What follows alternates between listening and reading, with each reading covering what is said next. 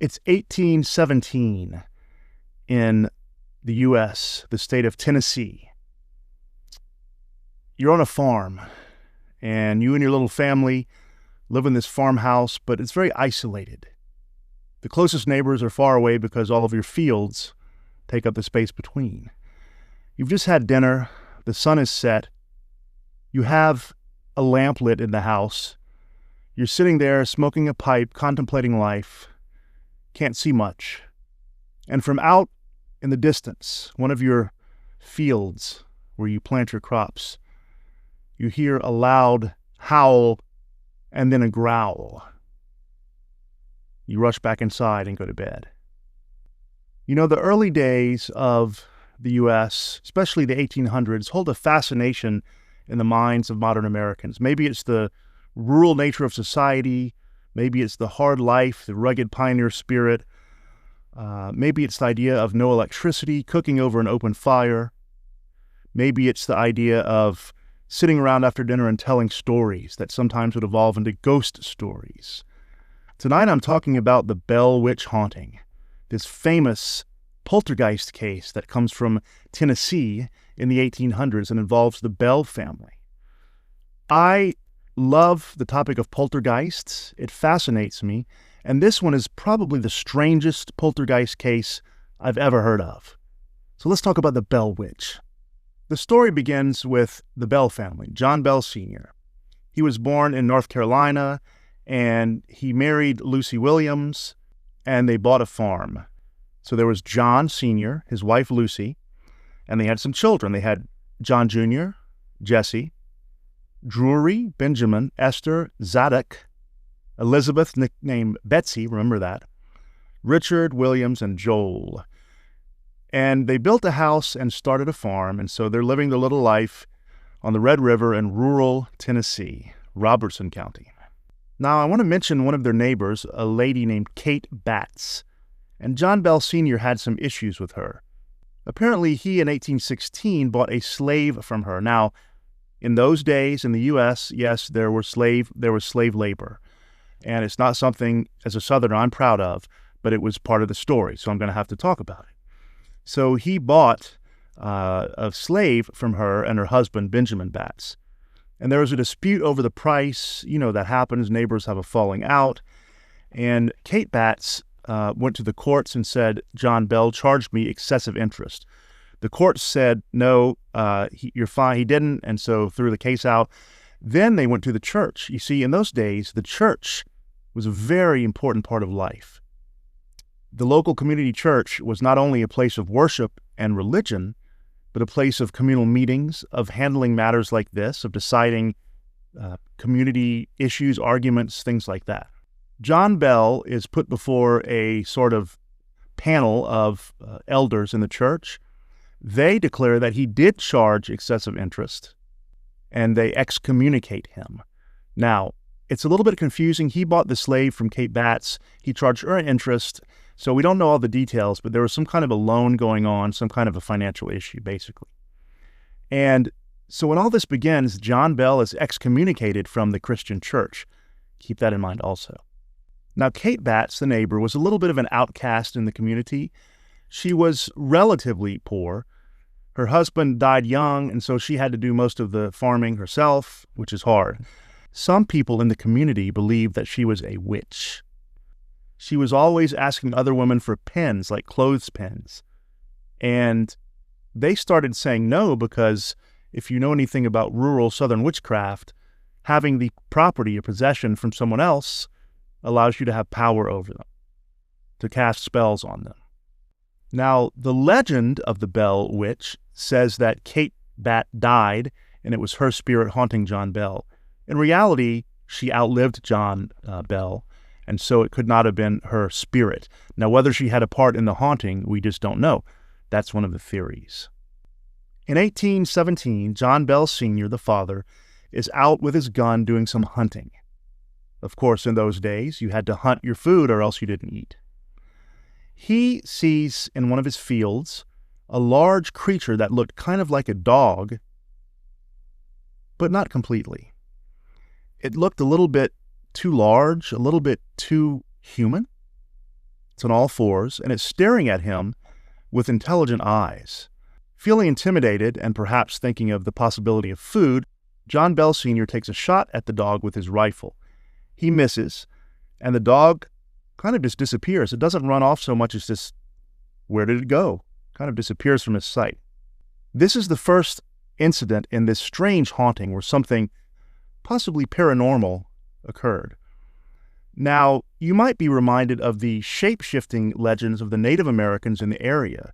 Remember that during this time, there are still Native Americans living in this area, and sometimes the white farmers who came over and basically took the land would get into arguments with the Native Americans. And so this giant dog that looks partially human reminds me a little bit of the Native American legends of the shapeshifters. Around the same time, a few weeks later, Drew Bell, one of John's sons, sees this strange giant bird-like creature in a tree, perched in a tree. Again, looks like a bird, but something's off about it. It's too large. It's looking at him with intelligent eyes. It looks a little bit human. The bird just flew off. Keep in mind, these are self-sufficient farmers. They know the land. They know the local animals. If they say that an animal was unusual or strange or not from there, they would know. The third incident, about the same time, daughter Betsy Bell, keep her in mind because she's a prominent figure in this story, she saw a girl in a green dress hanging and swinging from a tree branch, kind of like playing. She said that there was no such girl anywhere around. She didn't recognize her. She was not a neighbor, not one of Betsy's playmates. And again, she would know because she lives in this area and people are few and far between in rural Tennessee in the 1800s. Those three incidents begin the haunting. Let's talk about some other things that happened. Now, the Bell witch haunting, the story is a little jumbled because the sources we have, the journal of one of the Bell family members, and then the accounts from people who lived in the area, they don't follow a linear pattern. They kind of just describe what happened in events. And so that's the way we're going to have to do it. One of the Bell's slaves, named Dean, told the Bells that he was walking outside at night. He was followed by a large black dog. Sometimes, he said, the dog had two heads. Other times it had no head. Keep in mind that in medieval myths and even in the early South United States, a black dog is the symbol of the devil. It's an ominous thing. It's a demonic thing. And Dean also claimed that the dog once turned into a mule. Now that's weird. That's bizarre. Think again about shapeshifters, possibly.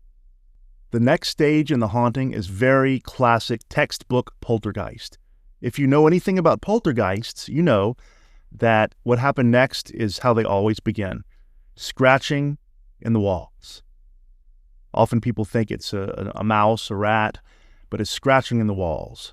The scratching becomes knocking, and that happened to the Bells. Then they heard dog-like sounds throughout the house, but there was no dog there. Panting, whining, barking, and gnawing on bed frames. Imagine you're sleeping at night or you're trying to go to sleep, and you hear the clear sound of an animal like a dog gnawing on your bed frame. Imagine how terrifying that would be. It's pitch black because you live out in the country. There's no electricity to switch on, so you're in the darkness hearing this right below your bed. At other times, they heard wings like a bird flapping around the house. There was no bird there. Right up by the ceiling, they would hear the flapping of wings. Keep in mind again that the dog, the giant black dog, and the bird were the first two indications that something strange was going on here. They also heard the sound of chains being dragged across the floor. That's almost your stereotypical haunting from movies or cartoons, right? It goes dragging chains across the floor. They heard that throughout the house. This is unsettling to me. They heard the sounds of disembodied choking as someone's, but no one was there. Coming from the corners, coming from another room. They would run in and no one was there. And then another very classic feature of poltergeist hauntings, they would hear the sound of furniture being destroyed, thrown against the wall, smashed, crashed, loud booms that terrified everyone. They would run up to the room and nothing was out of place. The furniture was just fine, exactly where they had left it. Then the entity begins to harass the children. At night, when they're trying to sleep, the blanket would slowly be pulled off of them from the bottom of the bed. They couldn't see what was there. They dared not look. But the blanket slowly crept down their torso, down their legs, and off the bed. If you do know about poltergeists, you know that in most cases, not always, but most, there is an adolescent in the household. And in this case, that's Betsy Bell. The Bell Witch, they called her that because they believed she was the witch of Kate Batts, as I mentioned.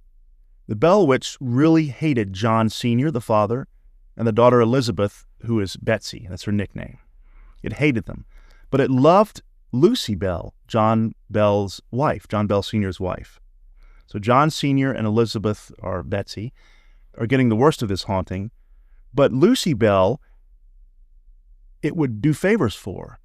Now, the ghost started talking at some point. Started talking, and it would use very different voices, and it would just come from the air around them, from the ceiling, from next to them, disembodied voices. And it would talk to Lucy Bell, and when she was ill, it would sing to her. It would tell her news from her family back in North Carolina. The news always proved to be true. It would make things appear and fall from the ceiling like tropical nuts and fruits from around the world that you could not find anywhere near Tennessee. Once the word got out of this strange thing happening at the Bell farmhouse, neighbors began to come and see. They wanted to see. People are interested in this sort of thing. So as the haunting progressed, the ghost started pinching and poking and slapping the family members it didn't like, especially Betsy. And when the neighbors came over to see, it would do the same thing to them, and some of them ran out screaming, refused to ever set foot in the Bell farmhouse again. There was one member of the family whom the poltergeist seemed to respect. So it hated John Sr., it hated Betsy, the daughter, it loved Lucy, the wife, but it respected John Jr., John Bell Jr., for he was the only member of the family who didn't act scared of it. He would say things like, "Oh, leave me alone. I know what you are. You can't hurt me." And it seemed to work. He didn't seem to be scared or fazed. In fact, the voice would engage in philosophical and religious discussions with John Jr. They would have debates. One time, John Jr. asked the entity if he could touch it. She said, "Yes, I will shake your hand, but you can't grab onto me and try to hold me." He gave his word. He reached his hand out and felt a cold, kind of clammy hand grasp his in a handshake and then let go. And true to his word, he didn't try to grab it. Other things the entity would do, it would sing dirty songs, like bawdy drinking songs, just sing them all night long. No one could sleep. It would apparently attend church because it would come back and tell the Bells everything that the local preachers had talked about in their sermon, sometimes even repeating the sermon in the preacher's voice.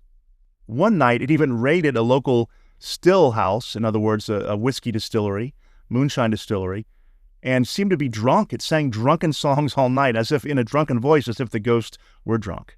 William Porter, one of the Bells' friends and neighbors, stayed over one night. He was interested to see what this was all about. As he slept, he felt someone climb into bed with him. It was the entity because no one was there. He panicked, he sat up, and he threw the bedsheet over where the entity would be. It made a large human form. He grabbed it and tried to throw it into a burning fireplace, but he said it was too heavy and it smelled terrible, so he couldn't do it. Now the family, of course, as you might imagine, asked this entity, this voice, "Who are you? What do you want?" One of the things it said, I quote, "I am a spirit. I was once very happy, but I have been disturbed and made unhappy. I am the spirit of a person who was buried in the woods nearby, and the grave was disturbed. My bones disinterred and scattered, and one of my teeth was lost under this house. I am here looking for that tooth." The men of the family searched under the house an entire day looking for that tooth, never found it. That night, the entity laughed at them and told them it had just been joking with them, and laughed at their foolishness. Another time, the entity claimed to be Kate Batts, the neighbor from earlier.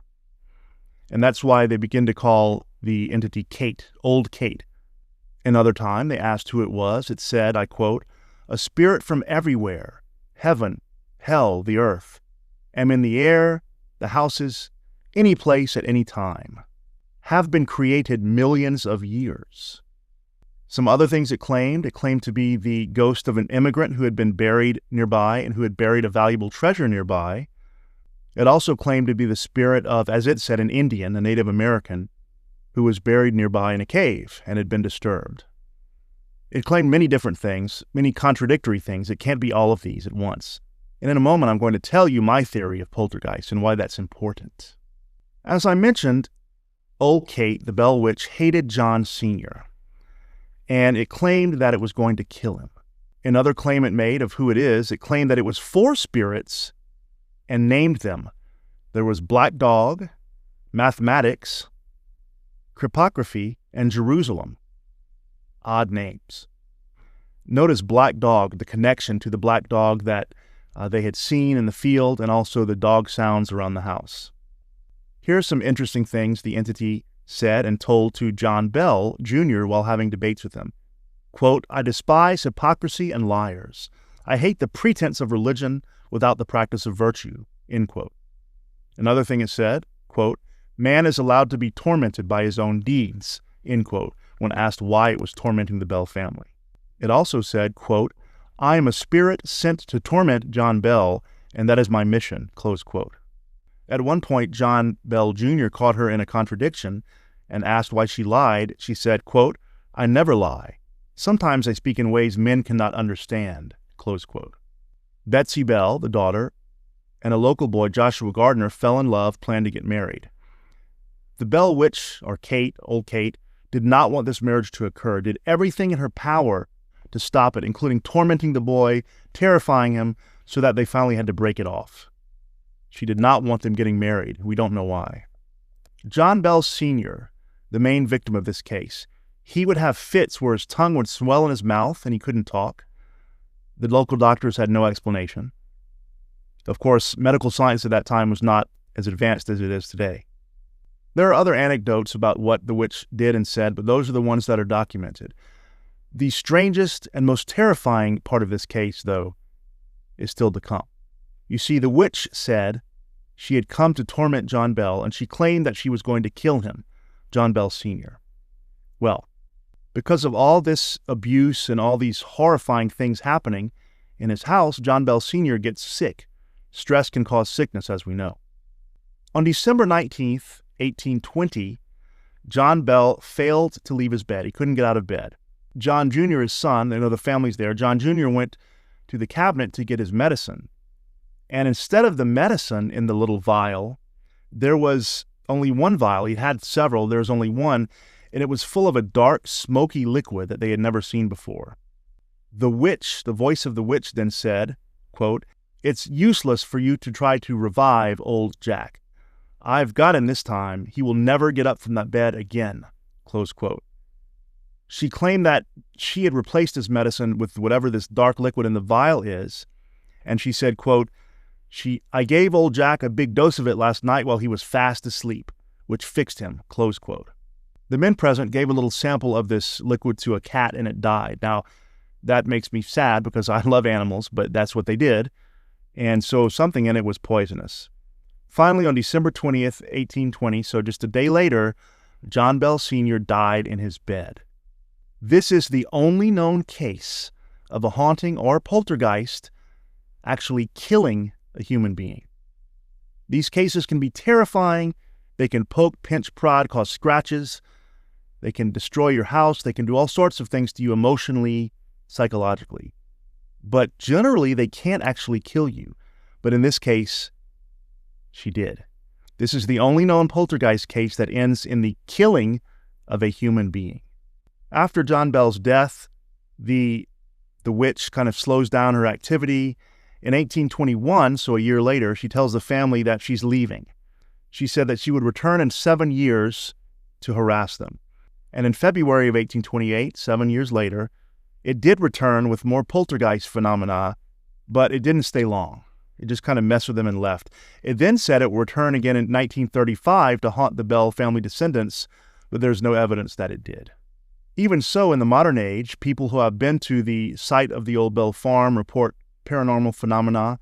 There is a cave nearby called the Bell Witch Cave, and it's just a natural cave. You know, Tennessee, Kentucky, they're full of these natural caves, that area.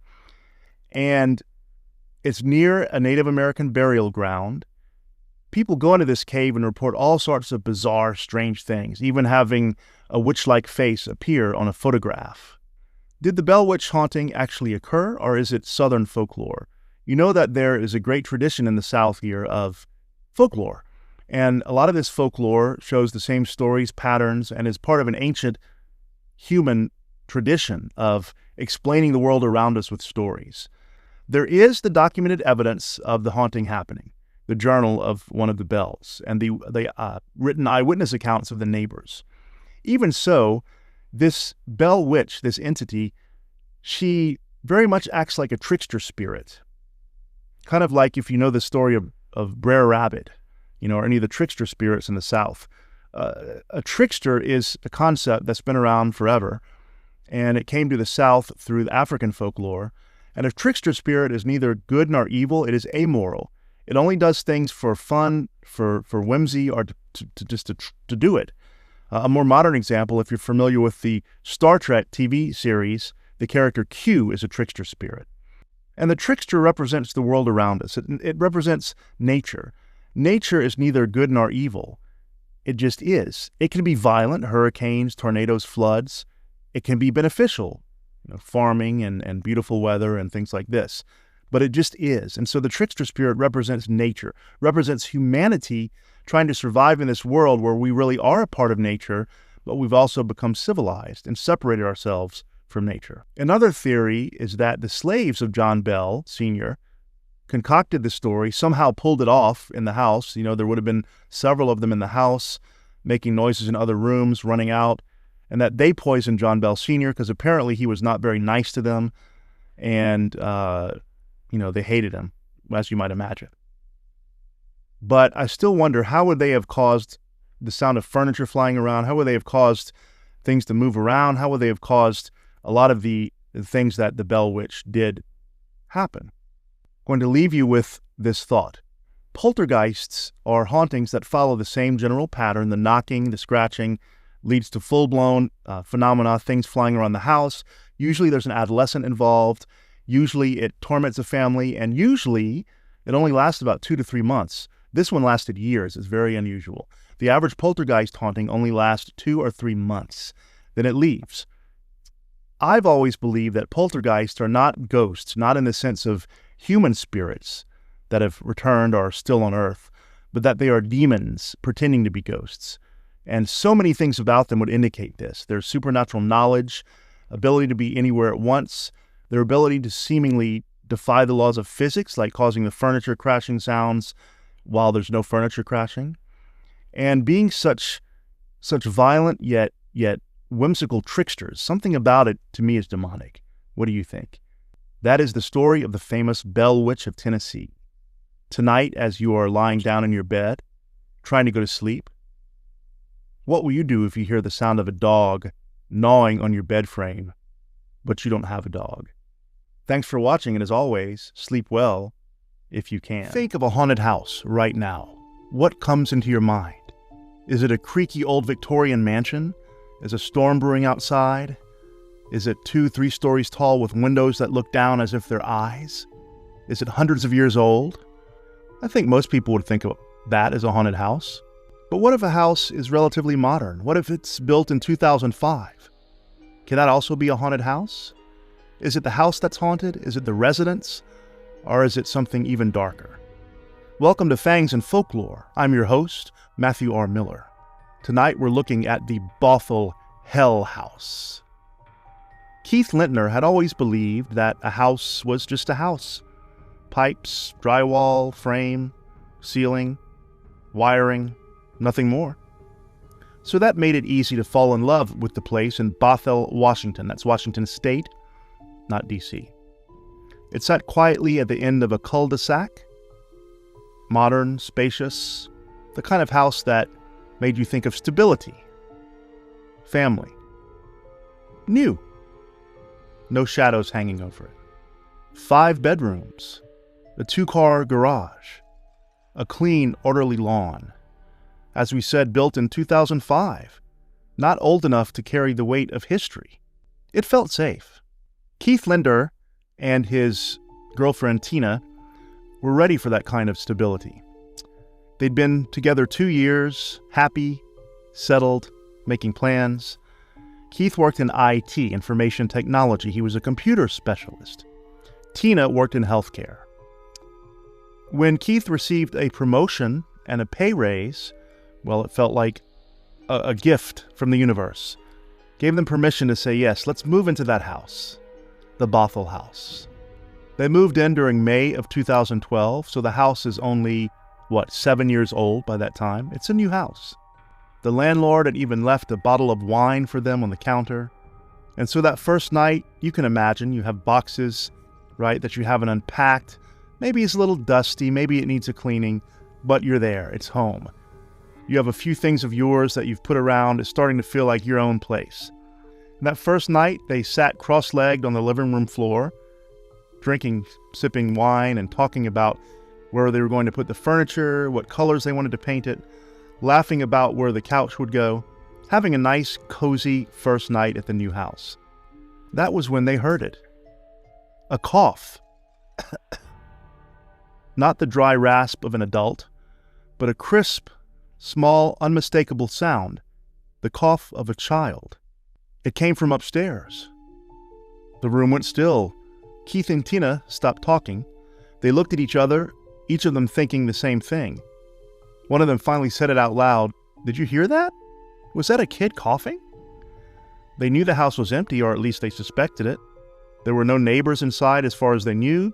The house was theirs. They had no roommates, or, it's not a shared house.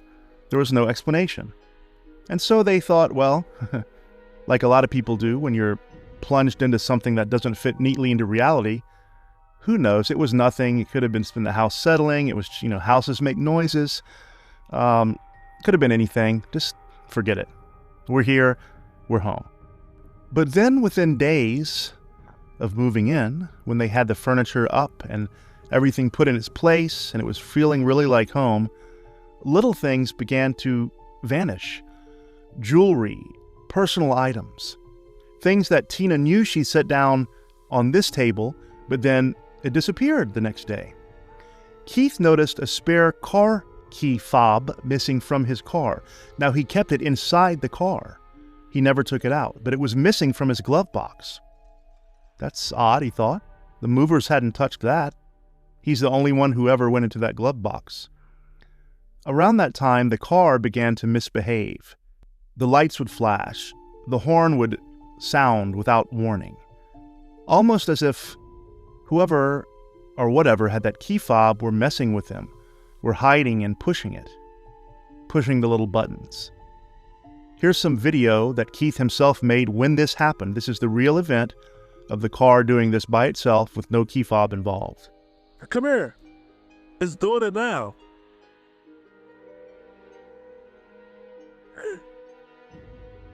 It's doing it. Oh my freaking God, dude. What's going on?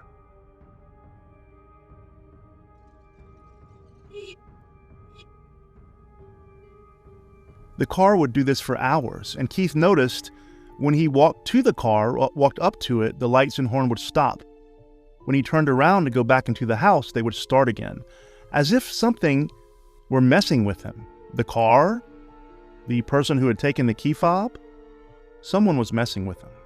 Around this same time, they would wake up in the morning, walk downstairs for coffee, and they would see children's toys scattered across the kitchen floor. But the thing is, they didn't have children. They didn't own any children's toys. Then, another strange thing happened. They would go into the kitchen, and the cabinet doors and drawers would all be open wide, as if someone had gone cabinet by cabinet, drawer by drawer, and methodically opened them during the night. Now, if you know anything about poltergeist cases, you know this is a very common way to begin. Little things missing, kitchen cabinets open. Those toys didn't stay put. They began appearing on the staircase, step by step, one by one, each morning a little bit closer to their bedroom door. The first step, the second step, eventually the top step. That's when Keith's unease sharpened into something else. If this wasn't the house doing this, then it had to be a person. Someone was breaking in the house. Was it the landlord messing with them? He had a key, a copy of the key, I assume. Was it some weird neighbor? Was it a burglar? Was it something darker? So Keith did what was rational and what a lot of people might do. He was in IT, right? So he knew technology and computers. So he installed a full security system, motion detectors, sensors on every door and window, armed day and night. No one was entering the house, no one was exiting, but the phenomena did not stop. One evening they were watching the Rockford Files on TV, when something moved in the corner of their eye, the peripheral vision. They looked and it was a plant, a house plant, a potted plant. It lifted off the floor, spun in midair, and fell onto its side. There's a picture of it right here. Keith jumped up, his heart pounding, goosebumps on his skin, and he thought, okay, now I know someone is messing with us. Someone is doing this. That was too hard to explain away. A little item missing here or there. We're all forgetful, right? Sometimes all of us do that, put it in the wrong place, misremember where we'd left it. But a houseplant rising in the air, spinning, and crashing down, that was impossible to explain away. There had to be strings or wires or a pulley or something weird that someone had set up. Again, maybe the landlord? Was he a prankster, or was he some kind of a strange person who enjoyed messing with others? But there was nothing. No strings, no wires, no pulleys, no ramps, no machines to move the plant. It had moved clearly on its own. That's when the house crossed a line. Things began to move, objects began to move, not just little things misplaced, but things moving right before their eyes. Flower pots, potted plants would sail past them and shatter against the walls. Explosive bangs would shake the entire house as if dynamite were being blown up upstairs. Sounds that seemed to come from everywhere at once. When they would go investigate, nothing was out of place. The neighbors hadn't heard it. They called electricians, lights were flickering on and off by themselves, nothing wrong. Electrician said, your wiring's fine. If you're familiar with poltergeist cases, once again, this, is also very common. When objects start to move, when you hear loud banging or crashes or explosions when there's no disturbance there, this is kind of like the next phase of a poltergeist infestation. So you can see what might be happening here. Then, Keith saw her. Tina was taking a bath and Keith was just working in his home office, and the office light clicked off. Not electrical wiring flashing on and off, but the click of the light switch. The light switch physically moved, and his office was plunged into darkness. And there in the doorway, by the light of the hallway, stood a woman. She was much smaller than Tina. She was thin. She was gray. She was lit by the hallway light, and she wasn't looking at him directly. Rather, she looked confused, as if she didn't know where she was, or maybe when she was. She didn't understand why she was there. Keith, as you can tell, is not a cowardly man. He's a brave man. Stood up, rushed towards her. She just disappeared. Then reappeared at the other end of the hallway, running down it and disappearing around the corner. He followed. No one was there. It clearly wasn't Tina. I think Keith might be a braver man than I am. If you see a ghost, what do? Most people run, but he ran towards the ghost. That night, he confessed to Tina. He said, you know what? I think I saw a ghost today. She didn't argue. She didn't call him crazy. She understood. But they chose to stay in the house. Most people do. I know this is a horror movie cliche, but you've just moved in, you've spent the money, you can't move out immediately. They were still under a lease.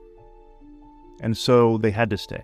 The strange things continued, but they were the only ones to have witnessed them so far. They had a housewarming party one night. They had friends, coworkers, and the room was filled with laughter, music, wine. You know, the kind of life that they hoped would drive out whatever weirdness was lingering in the house. It didn't. Every single guest noticed something. Women had their hair tugged by unseen hands.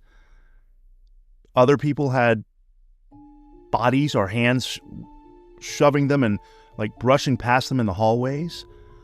They all saw objects moving on their own. One of the guests suggested, why don't we say a prayer? Whatever's happening here, can't hurt. So they gathered in the living room. They said their prayer. When they finished, they noticed in the kitchen, all of the cupboards, the cabinets were open. Again.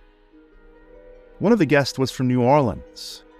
Now, if you know anything about New Orleans, which is where I'm from, you know it's an ancient, mystical, spiritual city full of ghosts and vampires and voodoo and legends. The woman from New Orleans hugged them goodbye and looked at them and seemed to say, I know where this is going. I know how this is going to end.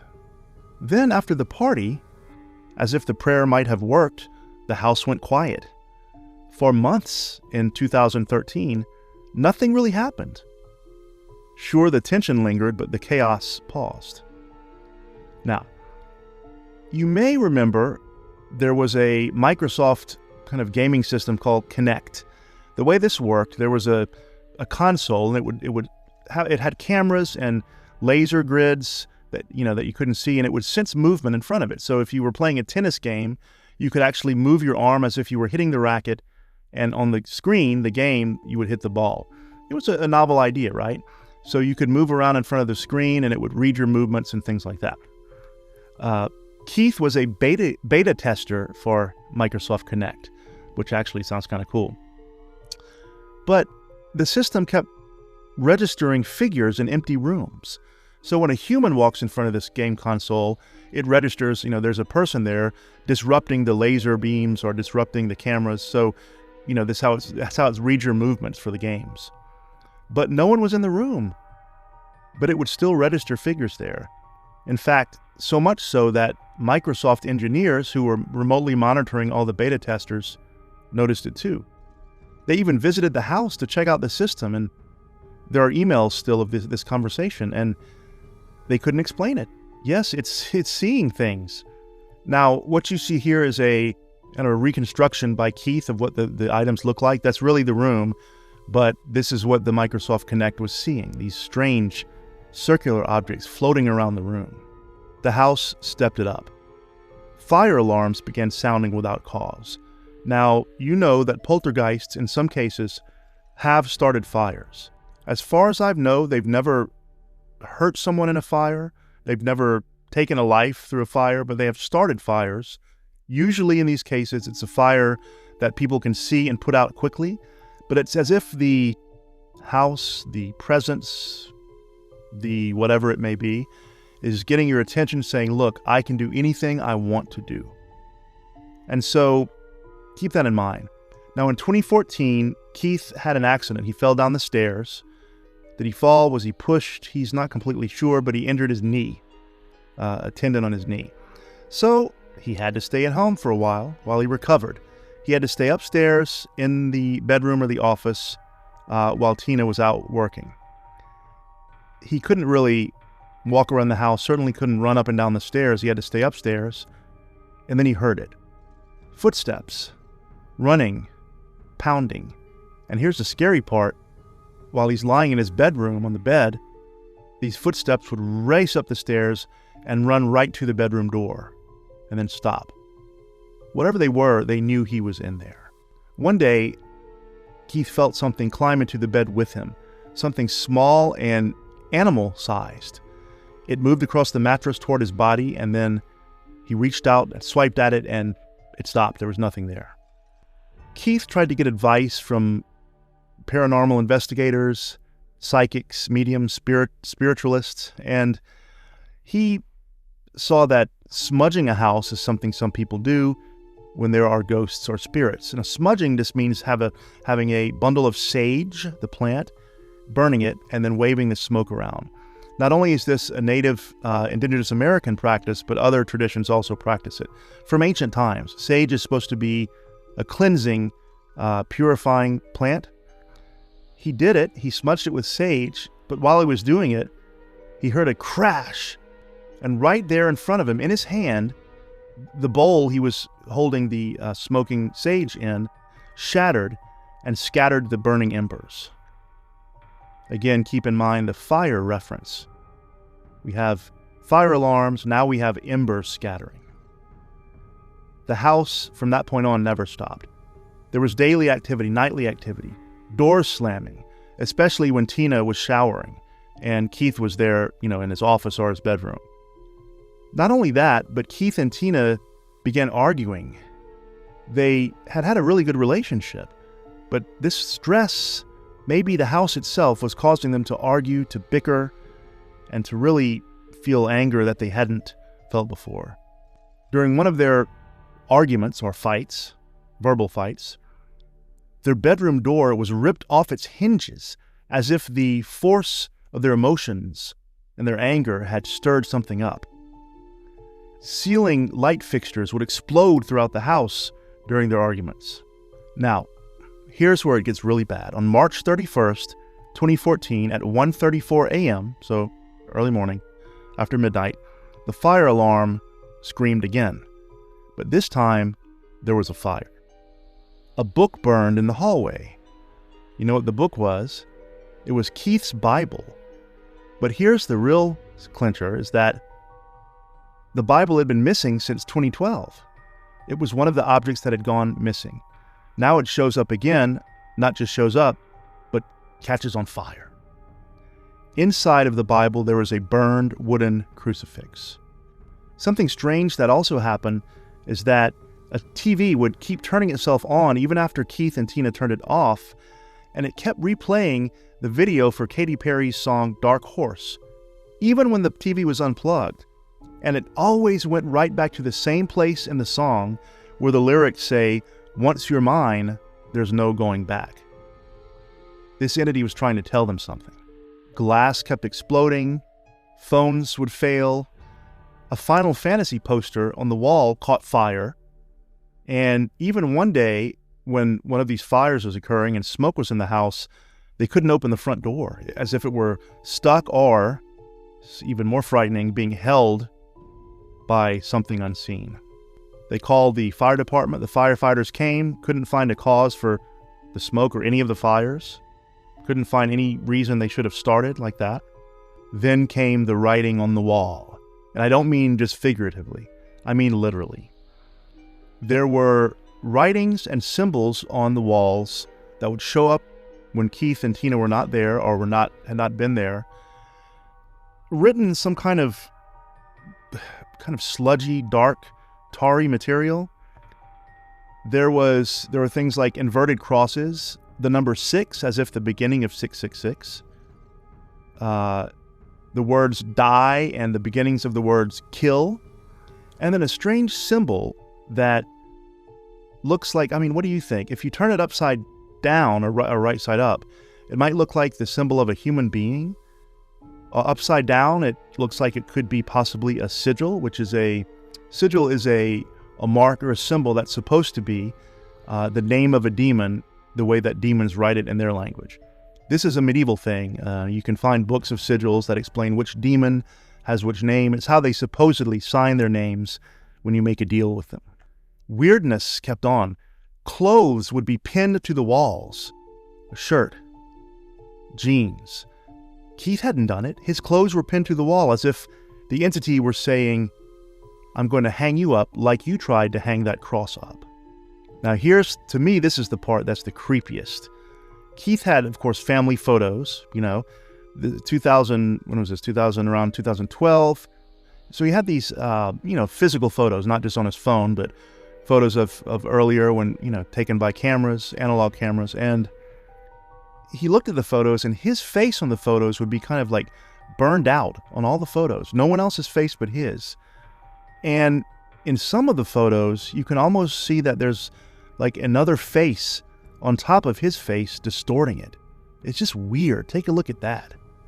It's really disturbing and bizarre to me that only his face was burned out, blotched out, taken over by some other face, as if the house, the entity, were telling him, I'm specifically targeting you, Keith Linder. Their emotions kept worsening, and things were out of control, so eventually Keith was able to find someone who had lived in the house before them, a lady, and she was open about it. She confirmed everything. She said, yep, the cabinet's opening, footsteps, shadow figures, I saw all of that too. In fact, after living there, her life had kind of unraveled. She had lost her sanity, I guess, and had sadly taken her own life. So what happened? Well, like most I think this is poltergeist, by the way, and like most poltergeist cases, the poltergeist will leave in one of three ways. One, exorcism. Often you have to repeat it. Two, it just stops for no apparent reason. Or three, the people living in the house move out. And that's what happened here. Eventually, Keith left, but not before having some paranormal investigators show up, several groups, to try to figure out what was going on. The most famous of these was Ghost Adventures. If you know that show, Zach Bagans, it's his show, and his investigators. It's a little controversial because they seem to find things in every episode, these amazing phenomena in every single episode. Whereas if you've ever done ghost hunting, as I have, you know that most of the time nothing happens. And there was some controversy when one of the members of Ghost Adventures left the show because he had admitted that they did embellish some things. He said not everything, but some things. Anyway, so Ghost Adventures is a controversial show, but they filmed there. While they were there, nothing happened. And they were, privately they were saying, I think he's faking all this. Can you imagine going through all this and having Ghost Adventures say that about you? But after that happened, people saw the show and they said, well, it's all a hoax, I'm giving up. The house never stopped, though. When Zach Bagans left, Keith was still living there, and he said, all right, had enough, I'm out of here. He left. What was this phenomenon? The house can still be visited. It's, in fact, a lot of paranormal groups will visit it and investigate it and still experience many things. To me, it's clearly a poltergeist. If you watch Fangs and Folklore regularly, you know that I believe that poltergeists are not ghosts. In other words, not the spirits of deceased human beings, but are dark spirits, or some call them demons, pretending to be ghosts. This case bears all the usual activity in a poltergeist case. Cabinets being opened, objects being moved, things crashing when there's nothing there, shadow figures, and even fires. This is all very typical in poltergeist cases. It's one of the reasons I believe that cases like this and other poltergeist cases are probably legitimate, because the people who experience them they're not experts in the paranormal. They just report what happens, and the same things happen in every case. Something weird's going on there. Now, what's different about this case is that Keith and Tina did not have children. There's no adolescent in the house. And often, not always, but often in poltergeist cases, there's an adolescent living in the house, and the poltergeist tends to revolve around or pick on that person. But in this case, no such thing. So what a strange case, the Bothell Hell House. Could you have lived there for a couple of years, a few years? I don't know about you, but after I saw the ghostly woman running down the hall, creeping around the corner, I think that would have been it for me. Keith is a braver man than I. So let me know what you think in the comments. Maybe it was a ghost. I think it was a poltergeist. Maybe it was the house itself. Maybe it was a hoax. I don't think so. Something watched Keith and Tina, something learned from them, messed with them, followed them, and clearly had malicious intent because it set fires in their house. So tomorrow morning, if you wake up and you can't find your car keys, not sure where you put them, don't remember, they vanished, well, take care and be careful. Thanks for watching Fangs and Folklore, and as always, sleep well tonight if you can. Some hauntings are fun. Some are thrilling. Some make you feel like you're watching a horror movie on a Friday night with a cozy blanket over you. And then some are much, much more disturbing. Tonight we're looking at one of the most disturbing paranormal cases in history. We're talking about the Moffat haunting. This case has so many details, lasted so long, that I want to tell it kind of as a scary story rather than just a list of facts, although it is a true story. So get settled, get your drink, get your blanket. Let's talk about Mr. Entity, an extremely terrifying thing. In the mid-1980s, a woman named Deborah was living in New York, and she had a pretty normal life. She was really into wrestling. If you grew up in the golden age of wrestling, I mean the professional wrestling on TV and Hulk Hogan and Roddy Piper and all those guys, then it was a big deal, right? It was fun. Everyone knew it was staged, but it was great. You could root for the heroes, boo for the villains. She was really into this. Somehow she met a man who lived on the West Coast named Bill Moffett Jr., who was also into wrestling like she was. We don't know exactly how they first got each other's contact information, but they became pen pals. This is the era before easy computer access, before everyone had a smartphone. So if you wanted to talk to someone across the coast, you could call them, or you could write them, or you could go see them in person. So Bill and Deborah became pen pals, and they bonded over this shared, really, obsession and fandom of professional wrestling. They would mail each other VHS tapes, the old way of recording video, grainy recordings of roaring crowds, dramatic entrances, costumes, bodies slamming into canvas. And somehow, over time, they decided, why don't we talk on the phone? So these letters and these VHS tapes turned into phone calls. Phone calls turned into visits. And before long, they fell in love, and Bill Moffett Jr. and Deborah were engaged. Deborah agreed to move west from New York to Southern California, to Rancho Cucamonga. I always liked that name. It's not far from downtown Los Angeles. It's kind of like a suburb of LA. And sunny, suburban, pleasant, fun, nice place, unremarkable. At least it seemed that way. So when you marry someone, you really marry into the family, right? So Deborah, now Deborah Moffett, is part of the Moffett family. And the Moffett family owned 3 houses that were side by side on the same street, on Archibald Avenue, which is a long road that kind of cuts through Rancho Cucamonga. And here's how we'll refer to these 3 houses to keep them straight. There was the corner house, the middle house, and the third house. So imagine that. 1, 2, 3. The corner house, the middle house, and the third house. The corner house was owned once by Bill Jr.'s grandmother. Okay, so his grandmother. And then the middle house is where Bill Jr.'s parents lived still at the time of his case. Bill Sr. and Lee. And then the third house was owned by Bill Jr. himself. So Bill Jr., who married Deborah, his father Bill Sr. and Lee live in the middle house, and then the corner house is to be rented out, let's say to tenants, make a little extra money. So you would think, all right, Deborah and Bill are married, let's move into Bill's house. But they didn't. And the reason is that Bill Jr. suffered from cardiomyopathy. This is a serious heart condition where shocks and stress are potentially fatal. And so what they needed to do was be very close to Bill's parents. And, they already lived next door. Isn't that close enough? Not with his cardiomyopathy. In other words, if he got stressed and fell down, he needed someone to immediately call the ambulance or immediately take him to the hospital. So it's a matter of safety. So Deborah and Bill Jr. moved in to their parents' house, the middle house, living with Bill Sr. and Lee. Now, Deborah says it wasn't weird or awkward. You think of the in-law family sometimes as people don't get along. She said it was fine. It was great. It was happy. We were enjoying life at first. Now, this was about 1987, and Bill Jr., her new husband, told her something about the corner house. I'll refer to them again as Bill Jr. and Bill Sr. because we need to keep them separate.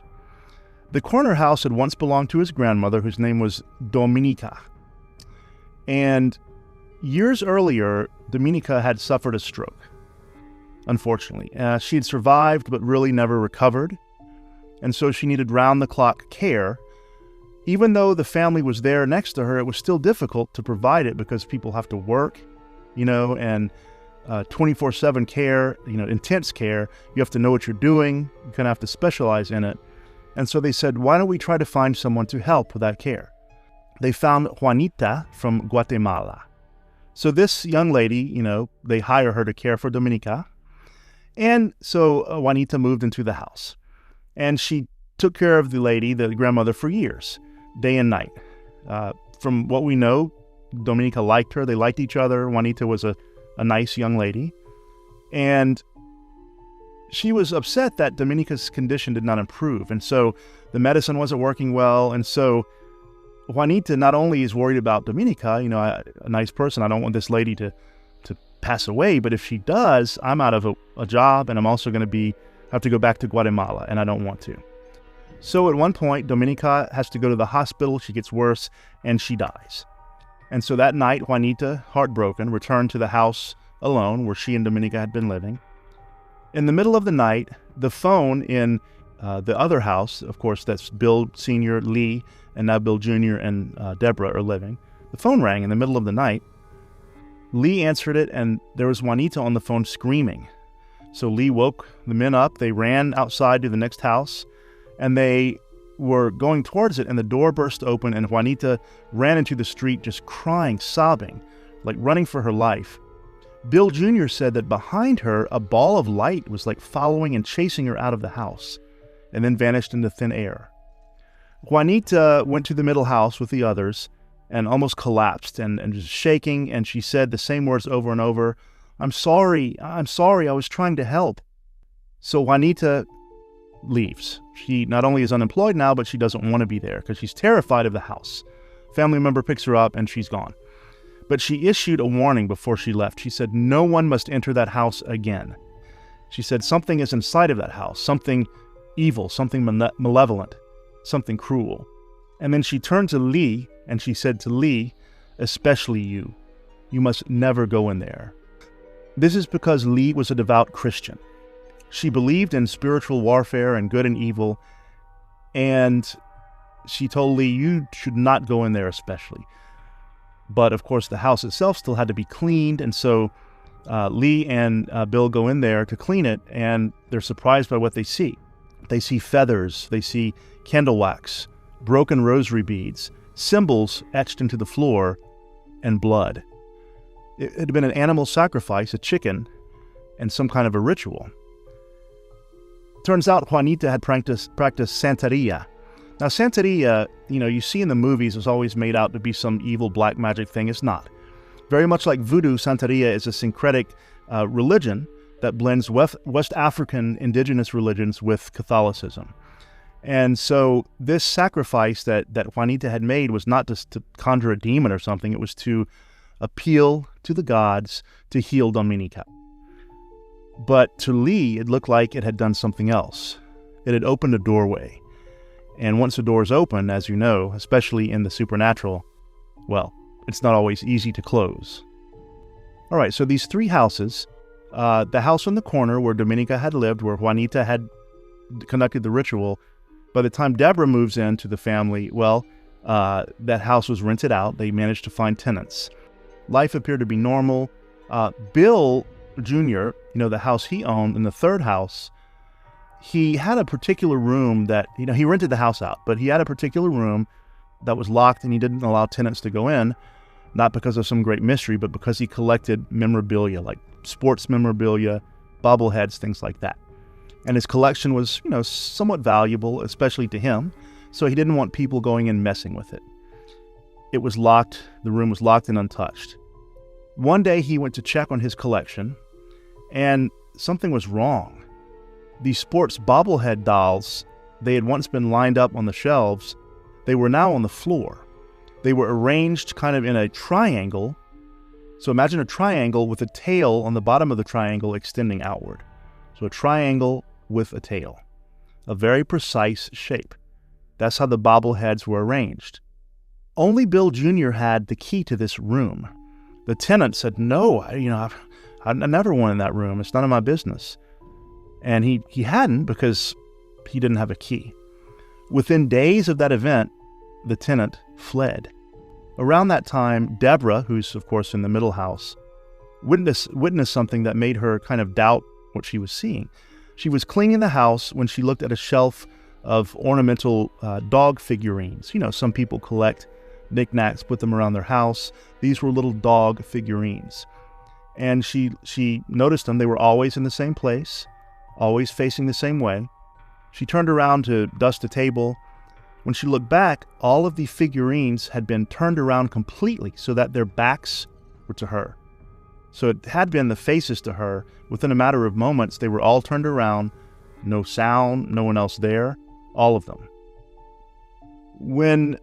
Most people, when we're faced with something like this, we try to rationalize it, to say maybe there's a logical explanation, or we kind of forget about it. I think it's a survival mechanism, right, for human beings.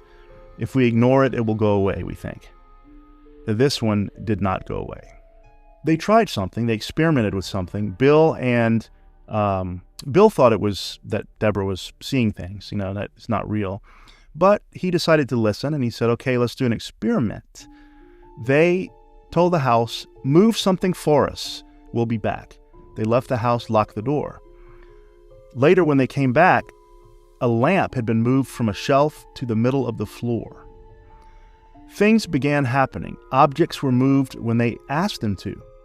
Pictures would relocate themselves on the walls.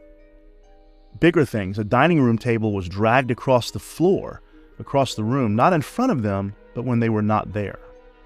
Bill and Deborah eventually had to agree and admit that something weird is happening in this house. It had already begun to do these weird things, and at first it was kind of subtle, right? Like I said, things moving, objects appearing where they're not supposed to be, not thrown across the room, but, one day you lose your keys, the next day they're in a completely other side of the house on a table. They had definitely not been there the day before. A lot of these things are common to hauntings and poltergeist cases, but this one doesn't stop there. Now, a lot of these things that happened in that corner house that Bill owned with his memorabilia collection. But now these phenomena began to spread to the middle house where Bill Sr., Lee, Bill Jr., and Deborah lived. Remember, Lee was very religious, and she had an altar with a statue of Mary and Jesus, some saints, things like that. You've seen those probably in houses before. If you, like me, you grew up in Louisiana, which is, a huge Catholic area, you've seen this in houses. Lee began finding items on that altar. It was things like jewelry out of nowhere. Then she would come in, there would be a sock on the altar. Then one day, a message was sent that was hard to misunderstand. A pair of men's underwear had been draped over the statue of Jesus as if to mock him, as if to mock Lee and her faith. What were these objects and where did they come from? They figured out that they were from the tenants in the other house, the third house. It was rented out. It was their items, the tenants' items, and no one had been in there to take them, watches, jewelry, things like that. They'd simply arrived. Now, we call this in the paranormal world, we call this apportation, things just kind of appearing, really kind of like transporting out of nowhere. This phenomenon happens a lot in poltergeist cases. Objects materialize, vanish, show up, where they're not supposed to be, as if something wants to be noticed or to prove a point. But this is not just an ordinary poltergeist case. This went farther. Deborah at first was not afraid. She thought it was kind of interesting, curious. She thought, you know what, I'm witnessing something here extraordinary. I'm actually kind of lucky to be seeing this. But Lee, the mother, Deborah's mother-in-law, was terrified. Bill Jr. was worse because you remember his heart condition. Stress could kill him. And whatever this thing was, it was stressing him out. It began to respond in real time. Deborah once called out, "Whoever's here, I dare you to move something in front of me. Move something I can see with my own eyes moving." Nothing happened. She left the room, came back a few minutes later, and a framed picture had been moved from the mantle above the fireplace to the dining room table, placed neatly there. She and Bill walked in, saw this, Bill Jr., and he almost collapsed, his heart condition. He was really scared now. Because now we don't just have interesting little ghostly things happening. We have something that is intelligent, aware, and knows that Deborah and Bill are scared and is interacting with them. Now, this is really weird. The third house was rented out to two tenants, Tom and Michelle. They were a couple. And Bill Jr., when he rented it out to them, he kind of said, "Watch out, the house is haunted," I guess half jokingly, to see how they would respond. They just laughed. At first, everything was fine. They paid their rent, no problems. But one morning, Deborah walked outside and saw Michelle, the female tenant, sitting on the doorstep crying. Deborah saw that Michelle's face had a bruise on it, as if she had been hit. Deborah said, "Are you okay? What happened?" Michelle said, "Tom hit me." She said, "I can't believe it. He's never done that before. We were having an argument, and he hit me." She was shocked. Deborah was shocked. Michelle said, "That's not like Tom." She said, "Since we moved into this house, Tom has changed. His personality has become dark, and his temper had grown volatile. A man who did not have a temper now has a big temper." Deborah urged her to get help, to contact authorities. Michelle said, "No, I'm not going to do that." A week later, Michelle just kind of disappeared. They hadn't seen her, so Deborah asks Tom, "Is everything okay? We haven't seen Michelle." Deborah's thinking, "I hope nothing happened." And Tom said, "No, we got in a big argument and she just left. She ran off." And so Deborah's thinking, well, possible, but let me keep my eyes open. And less than a week after that, just a few days later, Tom himself vanished, just disappeared. The tenants just left. When the Moffats entered that rental house to see what was going on, they were stunned. The house was spotless, a little too spotless. It had been bleached, scrubbed, sanitized. Everything was there except one thing, a large rug from the middle of the living room. You've probably watched crime scene investigation shows before, right? What does it usually mean when the investigators show up and someone's been scrubbing the floors with bleach? They thought, well, they didn't know what to do. They thought, I don't know why the rug, maybe he damaged the rug. He was embarrassed. What should we do? Should we call the police? Well, only a couple of days later, a man knocked on their door, the Moffats. He said, "Is Tom there?" Deborah said, "No, Tom doesn't live here anymore." The man paused, looking awkward, and then said something to them that seemed so horrible. He said Michelle had been found dead. Her body had been dumped in a landfill, wrapped in an old rug. She'd been beaten to death. The man turned and walked away. Put those pieces together, a rug missing, bleach scrubbed on the floor. It sounds like perhaps Tom had murdered Michelle and tried to get rid of the evidence. Now, Bill Jr. watched the news all the time. He said there was no report of such a thing. That's odd. Deborah said, "We need to call the police." Lee became terrified, the mother-in-law. She said, "We cannot call the police. Bill Sr., her husband, has connections from his past life, dangerous connections." She hinted at, criminals, mafia. She said, "If we call the police, it's going to be really bad for us. We can never talk to the police." So, gosh, what do you do in this situation? They kind of let the matter drop. Bill Jr. reasoned, well, it's not on the news, so maybe it didn't really happen. But something fundamental had shifted in their psyche, right? Things had turned really dark. By late 1987, the family decided to leave all three houses. Things were dark, things were still going on that were paranormal, and they thought, why don't we just leave, sell them, go away, and then it'll all stop. It didn't stop. On the moving day, Deborah and Lee were packing up, and they heard a huge, deafening crash from the kitchen. They ran in. The cupboards had all been ripped from the walls. Not just the cabinets opened, but ripped from the walls. Something powerful and violent had done this. Do you know how much effort that would take to rip the cabinets from the walls instantly like that? From the bedroom they had just ran out of, the windows exploded as if something had blasted them outwards. Deborah and Lee ran, and they would never enter that house again. Now, the family moved to a new house, a 2-story house. They thought, Let's move. Let's get rid of this. Whatever it is, I don't want to be there anymore. In the new house, things were calm for a while. One day, a picture that was on the mantle had been turned around to face the wall. And Deborah thought, oh God, is it happening again? Then at night, the burglar alarm would start going off. There were no intruders, no signs of entry. And then came the screaming. Ugh, this one scares me. In the middle of the night, they would be woken up by shrieks from the upper floors, from the upstairs. Not voices, not words, just shrieking, screaming. Can you imagine? No one's up there. That's horrifying to me. Then they would hear whispering, names being called, sometimes their names, sometimes names they didn't know. Then one day, Deborah walked into the bathroom and saw that on the mirror, written in soap, was a message. It said, "Talk to me." These mirror messages would continue throughout the rest of this case. It wrote, "Talk to me." It wrote once, "No escape." Sometimes it wrote helpful things. Once it said, "Bad wiring in the attic."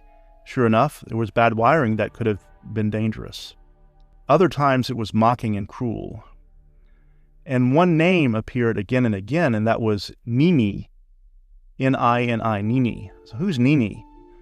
Lee said that was her childhood nickname, only used by her sister, who is now dead. No one else knew that name.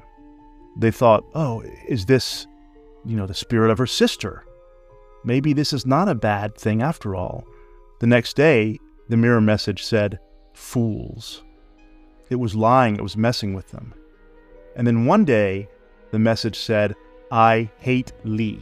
Bill Sr., furious, said, "Reveal yourself. Show yourself. Who are you?" And the next day, a single word appeared on the mirror, Prince, P-R-I-N-C-E, as if the son of the king, Prince. The messages became more aggressive on the mirror. Again and again, "I hate Lee." Once, "Lee, die." The family called a priest. He walked into the house and looked terrified. Nothing even happened, but he felt it. He walked into the foyer, muttered a few prayers, sprinkled some holy water, and left. He wouldn't go any farther in the house, so that was pointless. Right after he left, the entity reacted. It ripped up carpets as if they were claws. Symbols were carved directly into the walls and floors, as if with knives, like etched, cut into them. And the most common symbol was unmistakable. It was a triangle with a tail. You remember from Bill Jr.'s collection of bobbleheads, they had been arranged in that symbol, a triangle with a tail. What was the meaning of this? Was it some kind of a sigil? A sigil is the symbol that's supposed to be the name of a demon in a demon's language. Lee's religious altar would be attacked again and again. Statues now would show up broken, an arm broken off. They would repair it, the same arm would be broken off the next day. More than once, they heard a ruckus in a bedroom, went in and found the bed and everything in the room turned over, just completely ransacked. No one had been in there. It had happened in just an instant. At this point, the family, as you imagine, is terrified, so they said, you know what? Let's just all sleep on the first floor. We're going to sleep together, and we're not going to go to the second floor ever again, at least not unless we have to. But the activity followed them to the first floor. The messages in the mirror stopped appearing upstairs and started appearing downstairs in that bathroom. They sought help, psychics, investigators. One group of investigators told them that the entity was ancient, powerful, not human. It hated Lee for some reason, the mother. And it started throwing things at her. At first, shoes, then utensils, spoons, forks. One day she sat down at the dining room table and felt something sharp poke her leg. A knife had been embedded in the chair cushion, like upside down, blade upward, like a booby trap. Then knives would appear in the bed under the sheets. At one point, Lee was trying to go to bed. 6 knives were on her side of the bed, under the sheet, always near her. When they would leave or take a trip or go somewhere, the entity would follow them. They would see that symbol, the triangle with the tail, carved into walls in hotel rooms. They went to a restaurant once. They got home. The waitress's name tag was waiting for them at the house. It was clear that whatever this thing was, it was targeting Lee, the older lady, the mother. When Deborah was around Lee, the activity lessened a little bit, but when Lee was alone, it went after her. Now, Deborah met 2 Native American shamans and invited them to the house to cleanse it. They went, they burned sage. Now this incident here, to me, tells you what's going on with the entity. They burned sage, which is called smudging. The sage, went around the room, wafted up to the ceiling, but would not enter the attic. It was as if the smoke itself was being held back. One shaman said, "It's up there. It's in the attic." So the 2 shamans and Deborah climbed into the attic. The attic had insulation. Now you've seen this, insulation in attics. Sometimes it's sprayed on, sometimes it's rolled up, that pink stuff. It was like that. They all saw the insulation begin to move. It didn't fall, but it scrunched up into a form. A skull-shaped face emerged from the insulation with horns and hollowed-out eyes. Then it vanished. The 2 shamans ran out of the house and were never seen again. They said the entity was far stronger than expected and they were not going to deal with that. But before they left, they said, somehow this entity is connected to Bill Sr. Another paranormal investigator named Greg Kent came and he started taunting the entity. This is never a good idea, okay? Don't taunt a demonic entity. Within 1 hour, a book flew off the shelf and hit him in the head. His belongings were destroyed. He went to find his camera equipment destroyed. He had stayed with the family for a little while to investigate. Messages on the mirror mocked the way he looked, his body. Knives would appear near him no matter where he went. One morning, in front of everyone, his hair was cut. A lock of his hair was picked up, snipped off by invisible scissors, and fell onto the floor. He fled. Ed and Lorraine Warren became involved. You probably know of that couple. They said it's a demon, it's ancient, and it's not attached to the house, it's attached to Lee. They were doing a provocation ritual. Now, this is something Ed Warren would do. He would provoke the entity. He believed you had to get it to show itself to deal with it. During this ritual, Bill Sr., the father, started shaking, convulsing, growling and snarling like an animal. He barked at Ed and Lorraine Warren, threatened them. He ran at them. He was possessed of something temporarily. Lee was physically assaulted, shoved, dragged into the pantry, choked by unseen hands. Red marks appeared on her neck. Finally, Deborah gave a name to the thing, calling it Mr. Entity. Mr. Entity. She demanded that it leave her family alone. A mother, she's angry, said, "Leave my family alone." And on the mirror was written a message the next day. "I will not touch your child. I will not touch your husband, but Lee belongs to me." Now, the entity revealed a really weird backstory through these messages. It claimed that in 17th century France, there was a monastery where a group of monks began to perform forbidden rituals for power. They were planning to sacrifice a nun, a human sacrifice, but they never did, and so it left the demon unfulfilled and angry. It's said that Lee was the reincarnation of that nun, and that's why it had to kill her to get its sacrifice once and for all. It left a message one day that said, "Lee will die in 10 days. In 10 days, Lee had to go to the hospital for pneumonia. While she was there, she saw a black stain on the ceiling begin crawling across the ceiling toward her bed. It formed limbs, legs, arms. Then a second presence appeared. This was a womanly ghost, and she said it was her mother. And her mother drove the dark stain away. Lee survived the pneumonia, she thinks, because her mother's spirit was there protecting her. She returned home, but the entity didn't stop. It cut her oxygen tubes. It messed with her, it pushed her, poked her. One day, a spearhead, like the tip of a spear, appeared in Bill Sr.'s bed. It was 16 inches long, it was brand new, and it was from Africa. And a museum looked at it and said, it is indeed this African, It's African, but it's new. It's not ancient. With the spear came along messages on the mirror, and this is what it said. It said that you need to kill Lee. Kill Lee with the spear in a single, deliberate, fatal stroke, not just an act of rage, but like sacrifice her. It said her body is not to be buried, not memorialized, not even marked in a grave, but dumped in a landfill. The same landfill that the tenants, allegedly Tom, had killed Michelle and dumped her body there. The entity said blood must be shed, but you must not spill it. So the entity wanted Lee to be sacrificed with a spear. A lady named Dr. Evelyn Paglini, who's a practicing witch. Now, remember, witchcraft is not necessarily evil. It can be good, too. She came to investigate, and she concluded someone in the house was feeding the entity, giving it permission. She said that person is Bill Sr., Lee's husband. That night, Bill Sr. collapsed in a violent fit of coughing. Paglini said that the entity is one of the 7 princes of hell. She said you need to befriend it. They said no way. Knives were driven into pictures of Lee, portrait. Appointments were canceled. Lee would have appointments at the hospital for doctors, and she would show up, but they would say, oh, someone from your house called us and canceled the appointment.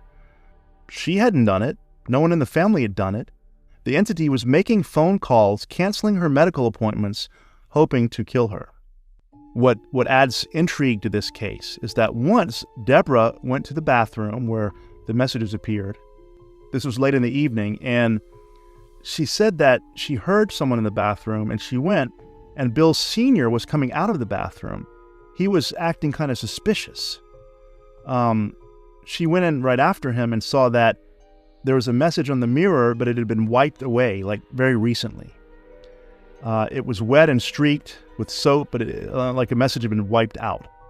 She confronted Bill Sr. about it. He hemmed and hawed, didn't really say what it was. He didn't admit it. He kind of just made excuses. This disturbed Deborah. She thought, is Bill Sr. communicating with this entity using the mirror? Would he write a message, go back and see what the reply was? That would certainly fit the claim that he was the one feeding the entity. Deborah asked the mirror in the bathroom, said, has Bill been communicating with you in secret? A new message appeared, and it said, this little prick wants me to kill Lee. He cannot command me. We don't know who wrote that, the entity Bill Sr. We don't know the meaning of it, but that's what it said. Deborah raised concerns with the doctor about Bill Sr.'s weird behavior, agitation, walking around at night, fixation on the mirror messages. He was actually interviewed by psychiatrists who involuntarily committed him for a couple of days into a hospital to kind of assess him. They decided he does not meet the criteria for, involuntary commitment, and so he went back home. When he was gone, the activity dropped. The level of activity dropped, but did not go away. Now remember that Gary, the investigator, he actually came back. He was a part of this case more than, several times. Remember, this took place over 5 years. He came back, and he was going to move to England, and he said, let me try this. He asked the entity, come with me to England. It refused, but then he said it agreed. And one morning, one final message appeared on the mirror that said, goodbye, my family, and then it was gone. The house was quiet. The activity stopped immediately. Now, I haven't mentioned Deborah's daughter in this. They had children. I haven't mentioned them because they didn't play a big part in the haunting itself. Deborah and the Moffats tried to protect them from what was happening. But years later, when Deborah's daughter was older, she found a bunch of photographs in a family album of the haunting. She asked her mom, what is this about? And her mom Deborah finally admitted, told her what had happened, said, we just wanted to protect you. That's why we didn't tell you about this. The daughter didn't remember any of it. She said, Mom, were you haunted? And Deborah said, we were terrorized. This demonic entity, I believe a demonic entity, was trying to kill Lee, was very blatant, and writing these messages, communicating with the family. It's a really weird case. Now, some people have a skeptical theory. They say that Mr. Entity was no supernatural force.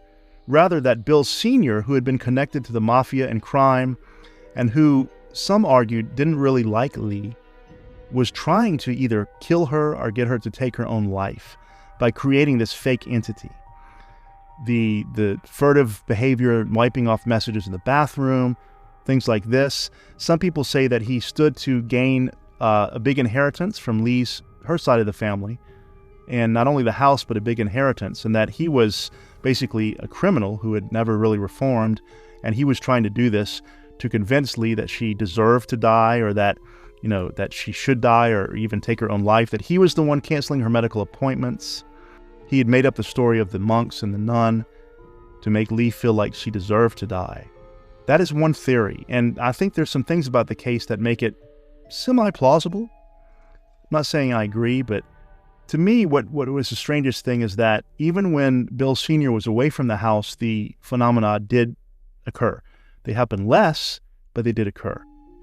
They involved other people, the tenants. They involved 3 separate houses. And I think it's fair to say something really supernatural was happening. How could Bill Sr. have ripped all of the cabinets out of a kitchen in like 1 second? It can't happen. What I wonder, was Bill Sr. on the entity's side?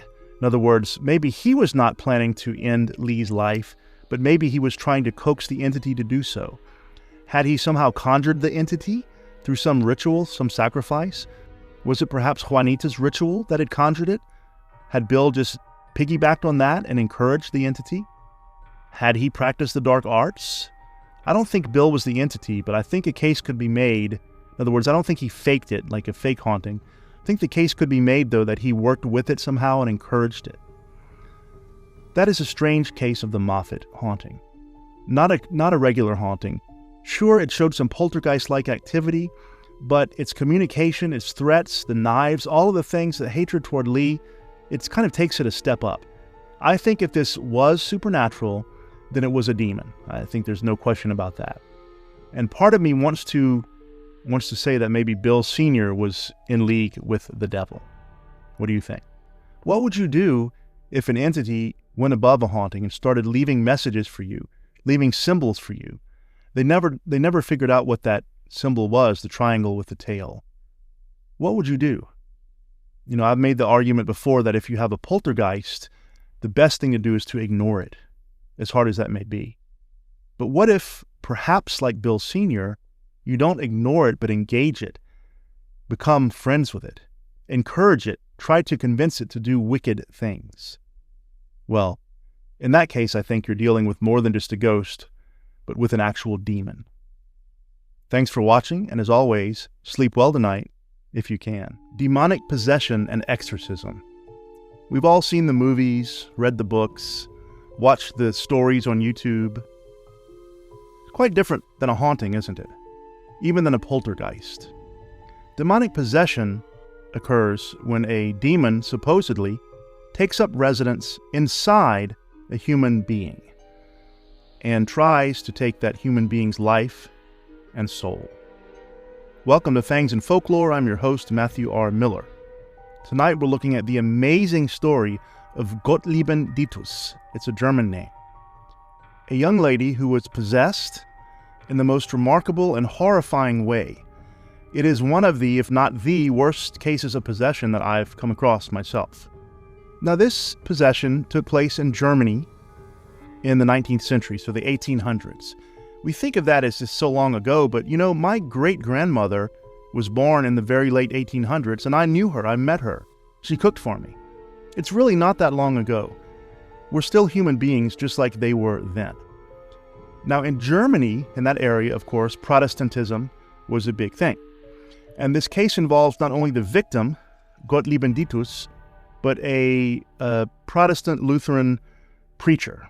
His name was Johann Christoph Blumhardt. And I'll just call him Johann in this video, and I'll call the victim Gottlieben. This case was recorded in a formal written report observed by many eyewitnesses, including the town mayor, medical doctor, respected members of the community, the neighbors, and of course, the priest or the preacher himself. In fact, Johann, the preacher, was so disturbed by this event, he didn't want to write about it, but the bishops in his church, the overseers, told him, yes, you must write about it. It has to be preserved. In fact, it affected him so much that the village, Mödlingen, where this happened, became a major hub of Protestant revival in Germany and is famous for that to this day. It's this case of exorcism that set off his Protestant revival. Mödlingen was a small village in southwest Germany, and it's still there today. Now it's part of a larger city. It's more like a suburb. But in this case, in 1838, it was just a little village. It was near another village called Hauptstadt. But the village we're talking about is Mödlingen. That's the name of it. There were only about 535 people in the whole village. And when this preacher, Johann, moved there to lead the church, there were 874 people in his parish, in his local church. He arrived there July 31st, 1838. Now, Johann was a very educated man. He studied theology, math, history, philosophy at Tübingen University, which is a prestigious university. And he taught, he was a teacher in Switzerland, returned to Germany to join the clergy, to become a clergyman. There he met his future wife. Of course, Protestant preachers and priests can marry, unlike Catholic priests. When he was 33 years old, which I suppose coincidentally is the year that tradition says Jesus died, he joined this church in this village. He was appointed to the local, parish church in Mödlingen. They greeted him, they welcomed him, but the outgoing pastor, Pastor Bart was his name, he said that, this is hard to preach here, he said, the people are nice, but they are bored. They fall asleep in church, during the sermons. I suppose that's not all that uncommon, really, in churches, is it, even to this day. But, they were not extremely fiery about their faith. Of course they had faith, but it was getting boring. Well, it wouldn't be boring for long. It takes place in a house, a little house, on Blumhardtstrasse, that's Blumhardt Street. And that house is still there to this day. You can go see it. It's a museum now to this particular case. This is a fairly well-known case in Germany, but not outside of Germany. I'm not sure why that is.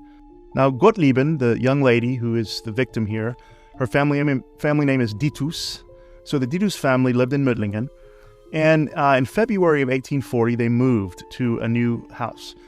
They never had any problems with the supernatural, paranormal, at all. But when they moved into this ground floor apartment of a house, things began to happen. Now, their parents had died young, unfortunately. And so there were basically 5 siblings, young adults, all unmarried. So it was 2 brothers, 3 sisters, one of whom is Gottlieben. They move in together. They say, well, we're not married yet, and mom and dad died, so let's just live together. We're a family, and we'll just make it work. They were not rich by any means. They were rather poor.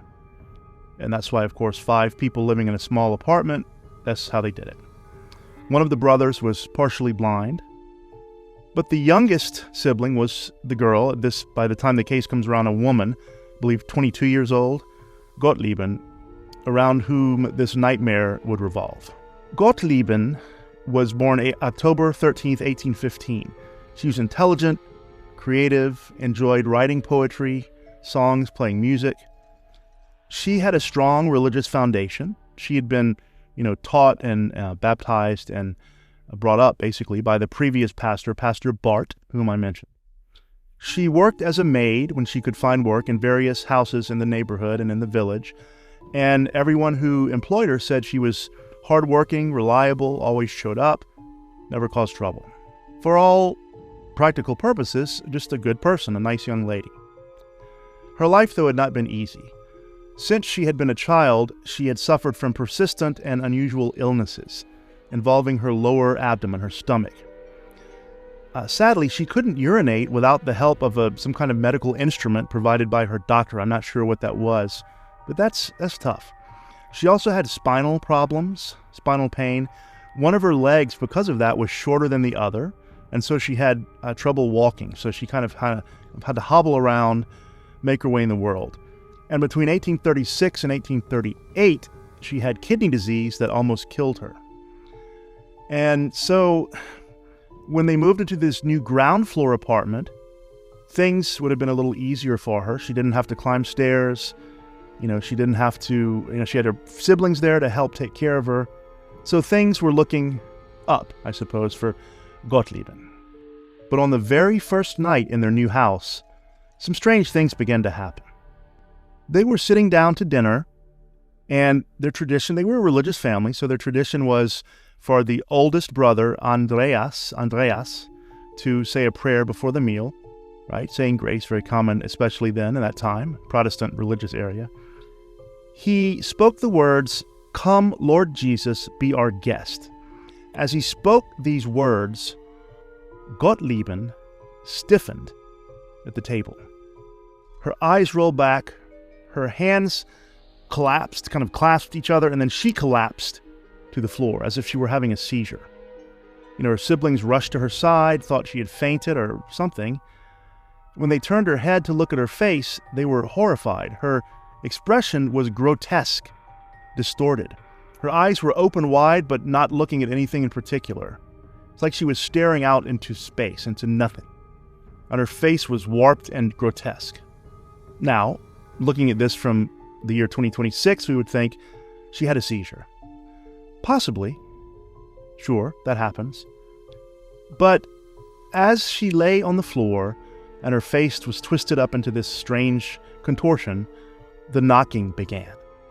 At first, it was very faint. It was like a tapping from the walls. It grew louder, and it began to move around through the walls and to the ceiling. Then from the floor directly beneath Gottlieben as she lay there. It was almost as if something were beneath the floor trying to knock to get up inside the kitchen or the dining room. Then the knocks became banging, then spread to the furniture, the ceilings, the walls, the floor. Loud banging. It was everywhere around them. Now this all happened at once as she lay on the floor from her seizure or her strange event. Of course, the siblings are terrified. They don't know what's happening. The candles in the room began to flicker violently. Johann, who is, of course, the preacher who would be involved, who kept detailed notes on all this, said that it wasn't a draft. They were violently flickering. The shadows cast by the candlelight seemed to move independently of the candles, as if they were shadows, as if they were things creeping across the walls. Then the floor itself began to shake like a minor earthquake. The table shook, the plates rattled, and every member of the family felt something pressing against them physically, but nothing else was there. And then, suddenly, Gottlieben sat upright, took a deep breath. The knocking stopped, and she said, "Something is here.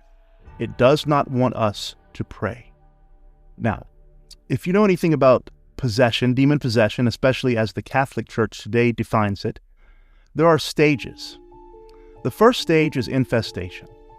This is when the spirits, presumably the demons, will do things like this, make noises, rattle things, assault the house, basically. Notice how similar this is to a poltergeist case. The next stage is oppression. This is when the spirits will focus on a particular person and begin to torment that person. Again, very similar to a poltergeist case. After that strange night at dinner, Gottlieben's condition got worse. She became more erratic. Sometimes she would have a hot fever, burning up with a fever, and then just moments later she would be just racked with violent chills, freezing.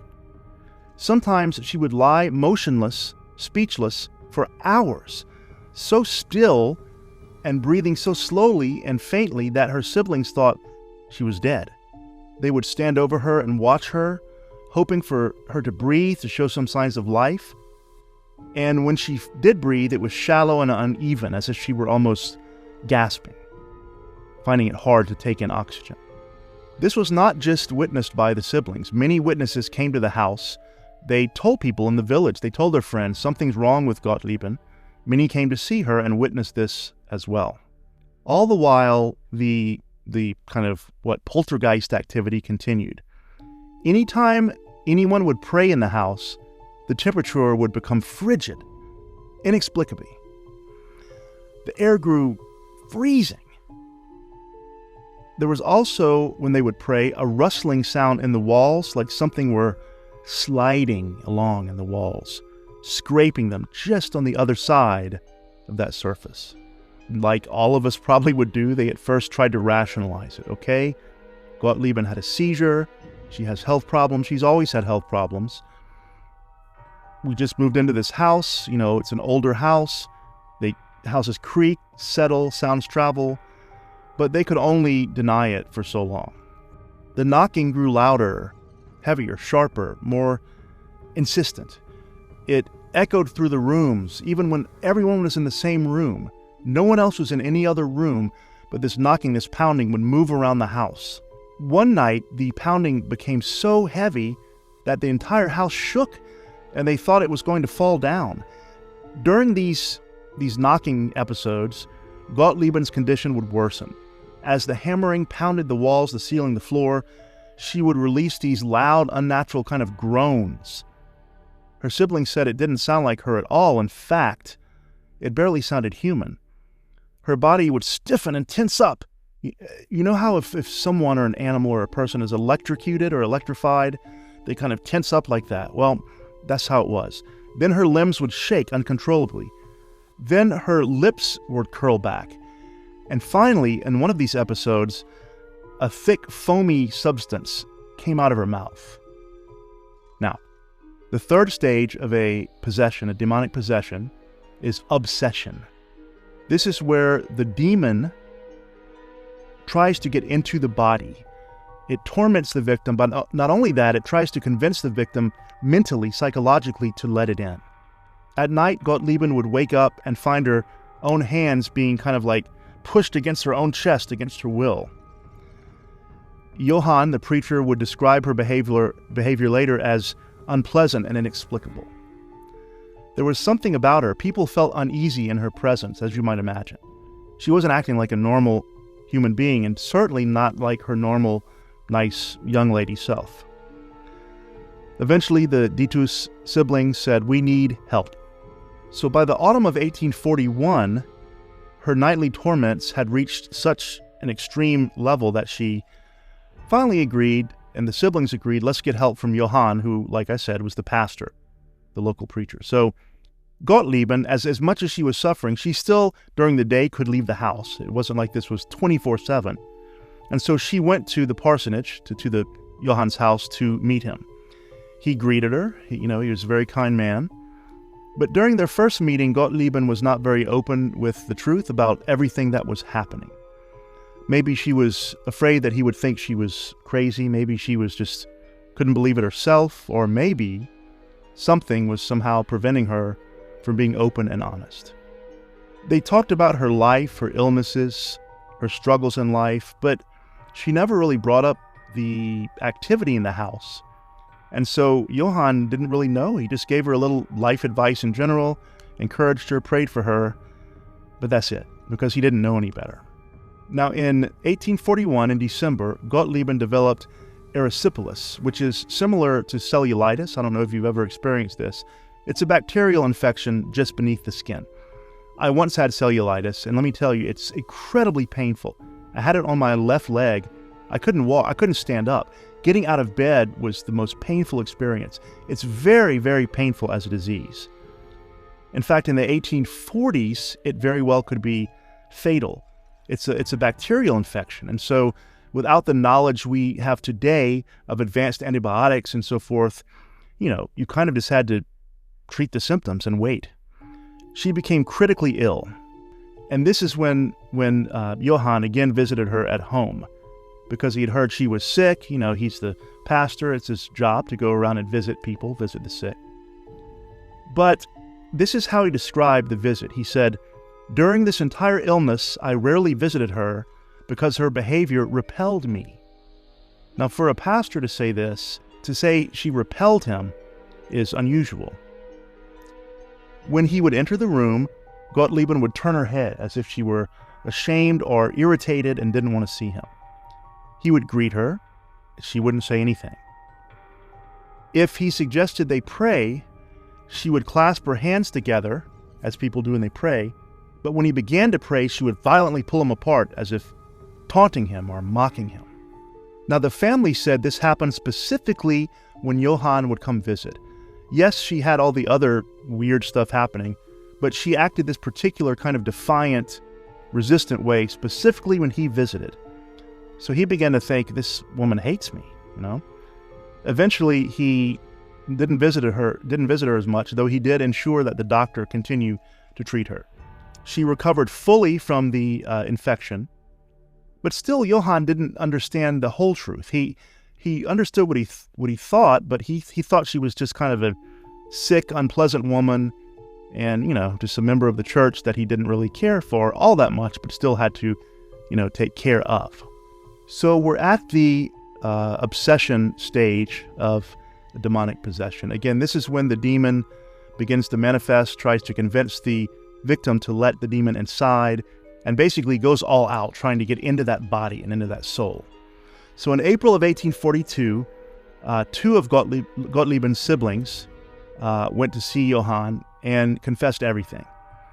They told him about the knocking sounds, the pounding. In fact, it had become so loud that people in the neighborhood could hear it. It was disturbing people at night. Even when no one was at the house, neighbors would hear the pounding and knocking.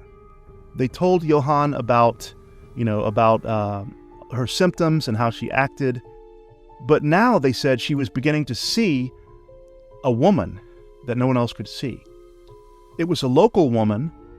People recognized her description, but it was a local woman who had died 2 years before. And every time Gottlieb saw her, this woman would be standing beside her bed. She knew the woman's name. She knew of this woman. She was a villager, just like Gottlieb. But the woman, when she would show up in the bedroom, was holding a child, a dead child. This apparition, this spirit, would stand and just stare at Gottlieb just by the bed.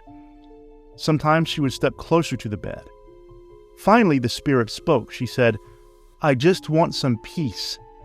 Give me a piece of paper and I will not return." That's strange. The siblings asked Johann, Pastor Johann, should we try to communicate with the spirit? He said, "Mein Gott, nein!" He said, "No, do not communicate." And that's good advice.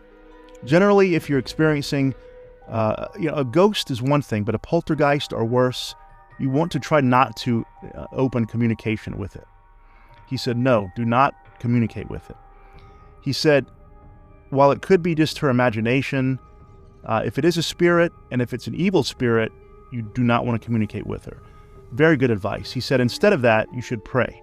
He thought maybe this would, the matter would resolve itself. He would, they would pray, or she would get better, stop seeing it, but that didn't happen. So Johann said, okay, I have an idea. Could someone sleep in the room with Gottlieb and kind of watch over her at night, make sure she's okay? So at this point, one sister in the family worked away from home. One brother also wasn't there very much. Another sister was kind of, I don't know about lazy, but not a big help.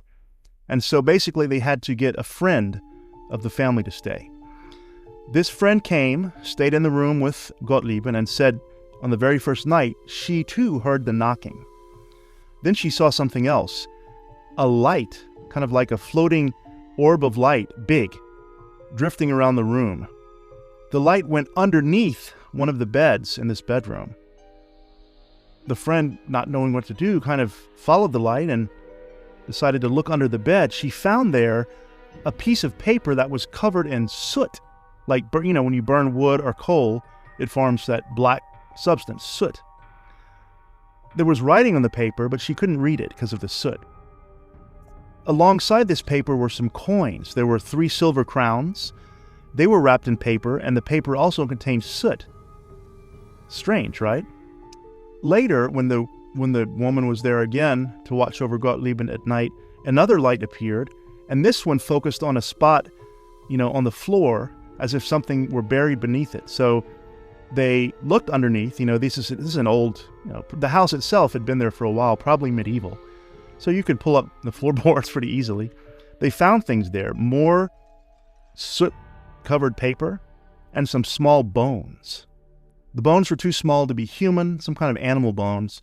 So Johann basically took everything, burned the paper, and then buried the bones and said, okay, we need to get rid of it. The knocking now intensified all day and night, pounding, knocking. People walking past the house in broad daylight would hear it. The knocking always got worse when Gottlieb was at home. Witnesses saw a table rise into the air and slam back down violently. This was becoming famous, in the neighboring towns. People would come from other towns to see the house. And Johann did not want some kind of weird hysteria, because it had not been so far before this time in history when the German witch trials occurred. And hysteria swept through villages like this, and innocent people ended up being killed. So he said, I want to avoid any semblance of that. So I want to investigate the house, but I want it to be a secret. So basically, he gathered about 6 townsmen who were known for being upstanding, good men, a relative of the Didus family named Mose Stanger, and then the mayor of Mödlichen himself, the very mayor of the town. June 3rd, 1842, 10 p.m., they go into the house. The moment they step inside, it starts pounding on the walls. They went all throughout every room and all confirmed the same thing. Yes, we clearly hear it, but there's no source for it. Villagers that night heard it also and said that it sounded like a New Year's gun salute. It was that loud. For 3 hours, they witnessed this phenomenon, and others. A chair flew in the air, windows rattled, sand poured from the ceiling. A strange substance came down from the ceiling. They discovered it was sand. At 1 a.m., Gottlieben said she saw the ghostly woman again. So they moved Gottlieben to another house. They took her out of this house. Still, the activity did not stop. The brother I mentioned, who was partially blind, he decided to stay at the house, and even when the the investigation party left and said horrible things occurred, he wouldn't even talk about it. Now, these men knew about the things buried beneath the floor, so they decided to dig beneath the floor again. When they pulled up the floorboards, and this man I mentioned, Mose Stanger, when he put his hand into the dirt, a flame appeared. A small flame flickered upward and then disappeared. They found more paper, soot, more coins, and a pot covered by another pot. Inside that pot, there was some dirt and some bones. These bones looked human. They had a gravedigger examine them, and he said they were child's bones. But the bones were taken to another town where there was a professor, an expert, who examined them, a doctor, and said, no, these are bird bones. So they were relieved. But Johann did say, okay, even though they were not human bones, surely this was some kind of black magic being practiced. These bones, these coins, the soot, some kind of offering to a spirit is what it sounds like to me, actually, an offering. The next stage of demonic possession is subjection. This is where basically the demon is forcing itself onto the victim, basically beginning to enter the victim. Panic spread throughout Mödlichen, the village, and so Johann knew he had to do something. So what he decided was, let's take Gottlieben and have her just leave the house, stop staying there for now. So she went to stay with a female cousin. Then she moved in with her uncle, Johann Stanger, who was related to Mose Stanger. In fact, it was his father. And this Johann Stanger had been there when they had dug under the house and found the black magic offerings. Johann made them promise not to say anything. He didn't want people following Gottlieben, didn't want her to be harassed or worse, accused of being a witch. People came from villages all around, begging Johann to let them sleep in the house overnight to conduct an investigation. See, 1800s, we already had ghost hunters. Even Catholic priests went there and asked to go into the house.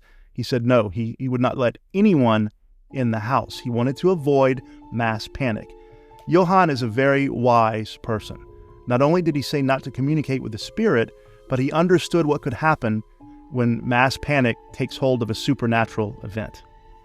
So they locked the house and had, locals in the village, local men, guard the house so no one could get in. But later in 1842, Johann received news that the activity had followed Gottlieben to the new house. Not only was there the knocking and the convulsions, but it became worse. This is the last stage of possession, which is possession. There's a stage beyond possession, by the way, called absolute possession, where some experts believe that the demon has taken hold so much that the only options are for the victim to die, like in the case of Anneliese Michel, or for the victim to just live possessed for the rest of their life, no matter how long that must be. That there's a point where the demon can't come out.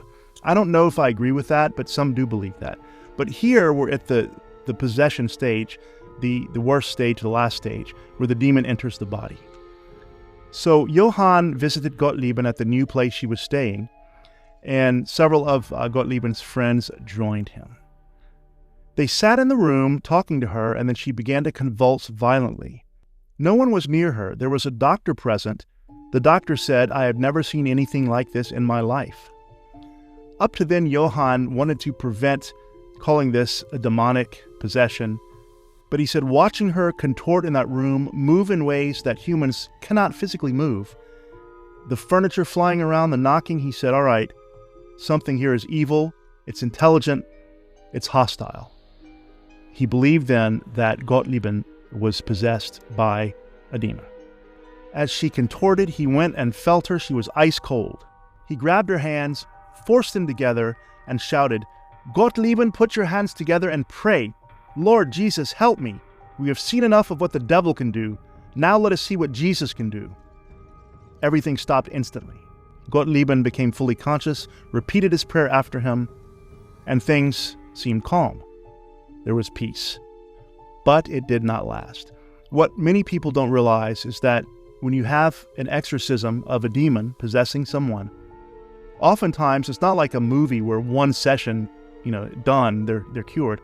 It often takes several exorcisms, sometimes lasting years, to drive the demon out. And so, as you can imagine, the peace that they experienced then did not last. As Gottlieben's condition got worse, she would begin staring at Johann with wide, bulging eyes. She once jumped up and lunged at him, tried to attack him, clawing at the air in front of him, screaming that she was going to gouge out his eyes. But no matter how much she tried, she couldn't reach him. Something invisible prevented her.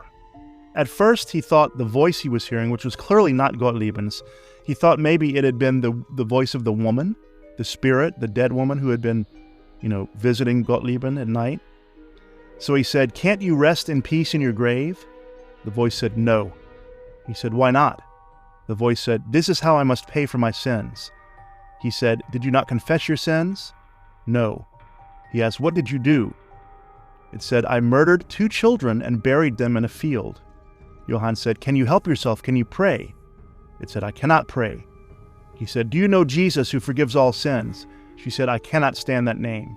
He said, "Are you alone?" She said, "No." He said, "Who is with you?" She said, the most terrible one."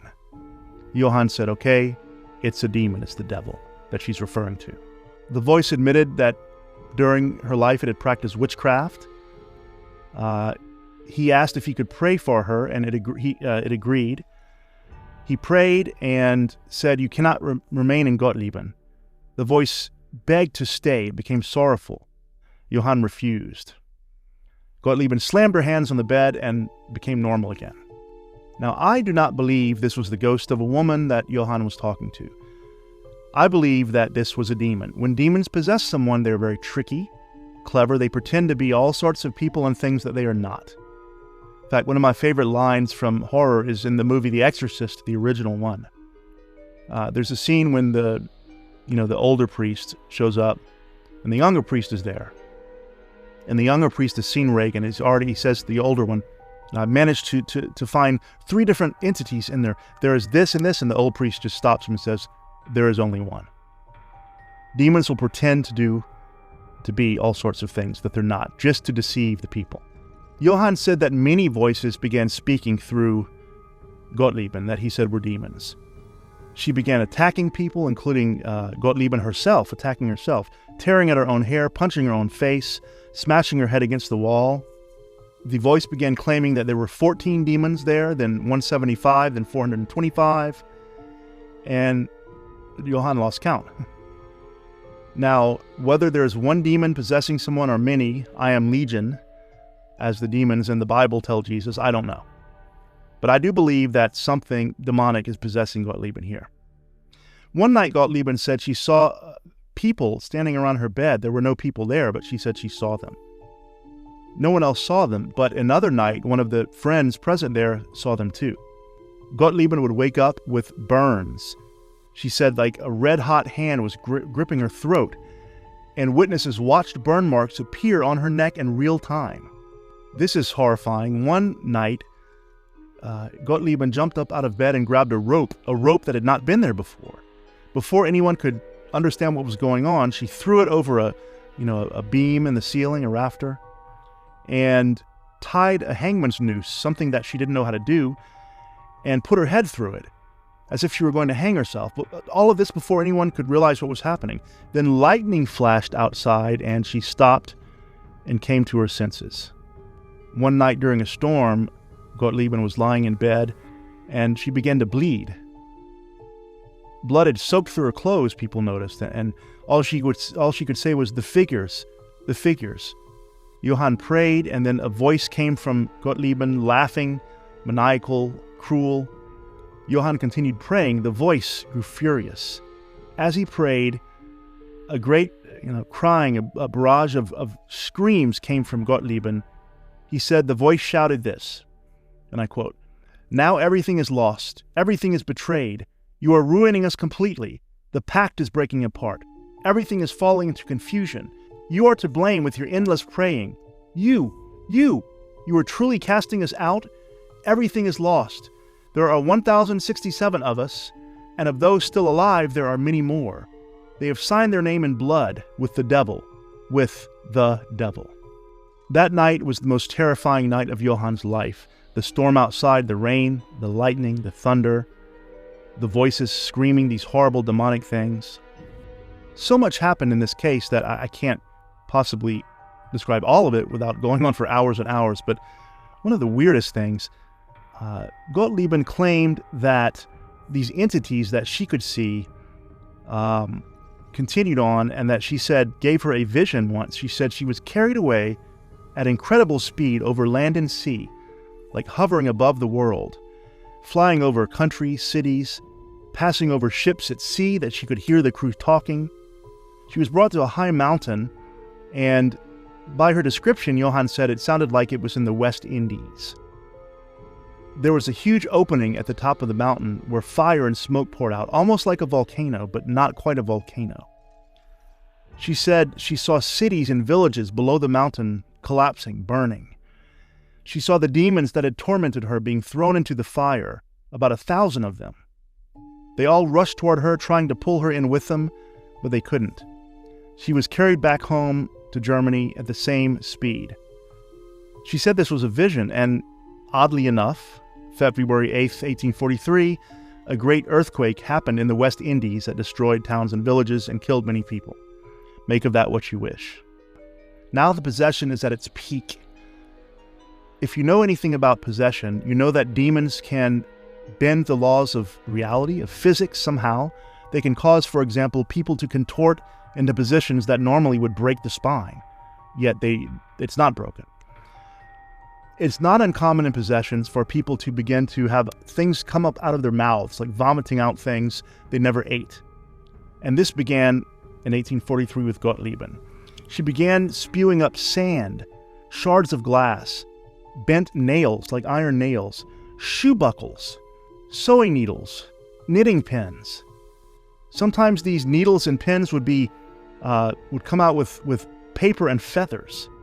Needles came out of her ear. Needles moved under her eyelids. They pulled them out of her eyes. Her jaw was filled with needles and they came out of her mouth. They found 2 long wires woven into her tongue that they had to remove surgically. Some witnesses, Johann didn't see this, but some witnesses claimed that enormous locusts came out of her alive and hopped away. Even bats, a snake like a viper, slid out of her mouth and vanished. A wound appeared on her neck. Then, in December of 1843, she began having nosebleeds. So much that it filled bowls of blood, much more blood than a human could possibly have in their body. It was black and smelled terrible. Blood came out of her ears, nose, eyes, and the top of her head. The stench was so bad that almost no one could enter the house.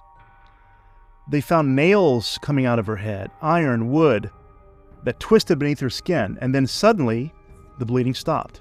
Now, as I said, demons, when they possess someone, can cause things to happen that are impossible to happen. Whether it's an illusion that they cause, or they make people see hallucinations, or they somehow bend the laws of physics, I don't know. But there's no way that you could have actual pins, needles, glass shards in your stomach come up out of your mouth without dying. It would cut up your insides. But she didn't die. Gottlieben continued to see these figures, these apparitions. Johann wondered if is this a demon, or is there witchcraft involved? Is someone cursing her and making these things happen to her? He wondered if, the spirits were those of dead people who were cursing her. What do you do? What kind of theories can you come up with in this situation? Gottlieben had an aunt who practiced witchcraft and had died. So he's wondering, when you have paranormal cases like this with demons, almost always there's some kind of sorcery, black magic, something that happened in the past that brings the spirit in. Not always, but almost always. So he's wondering, Gottlieben once walked out into the woods during all of this and tried to hang herself with a scarf. Tied the scarf to a tree, tied it around her neck, stepped off, but the scarf broke. She fell to the ground and came to her senses again. So that's twice she tried to take her own life. The final battle came in Christmas 1843. Two of Gottlieben's siblings, the brother who was partially blind and her sister Katharina, also began showing signs of possession. Johann didn't include all the details. He said it was too hard, too painful to remember all this. But he said that the other two started acting like Gottlieben. He said it's time for an exorcism.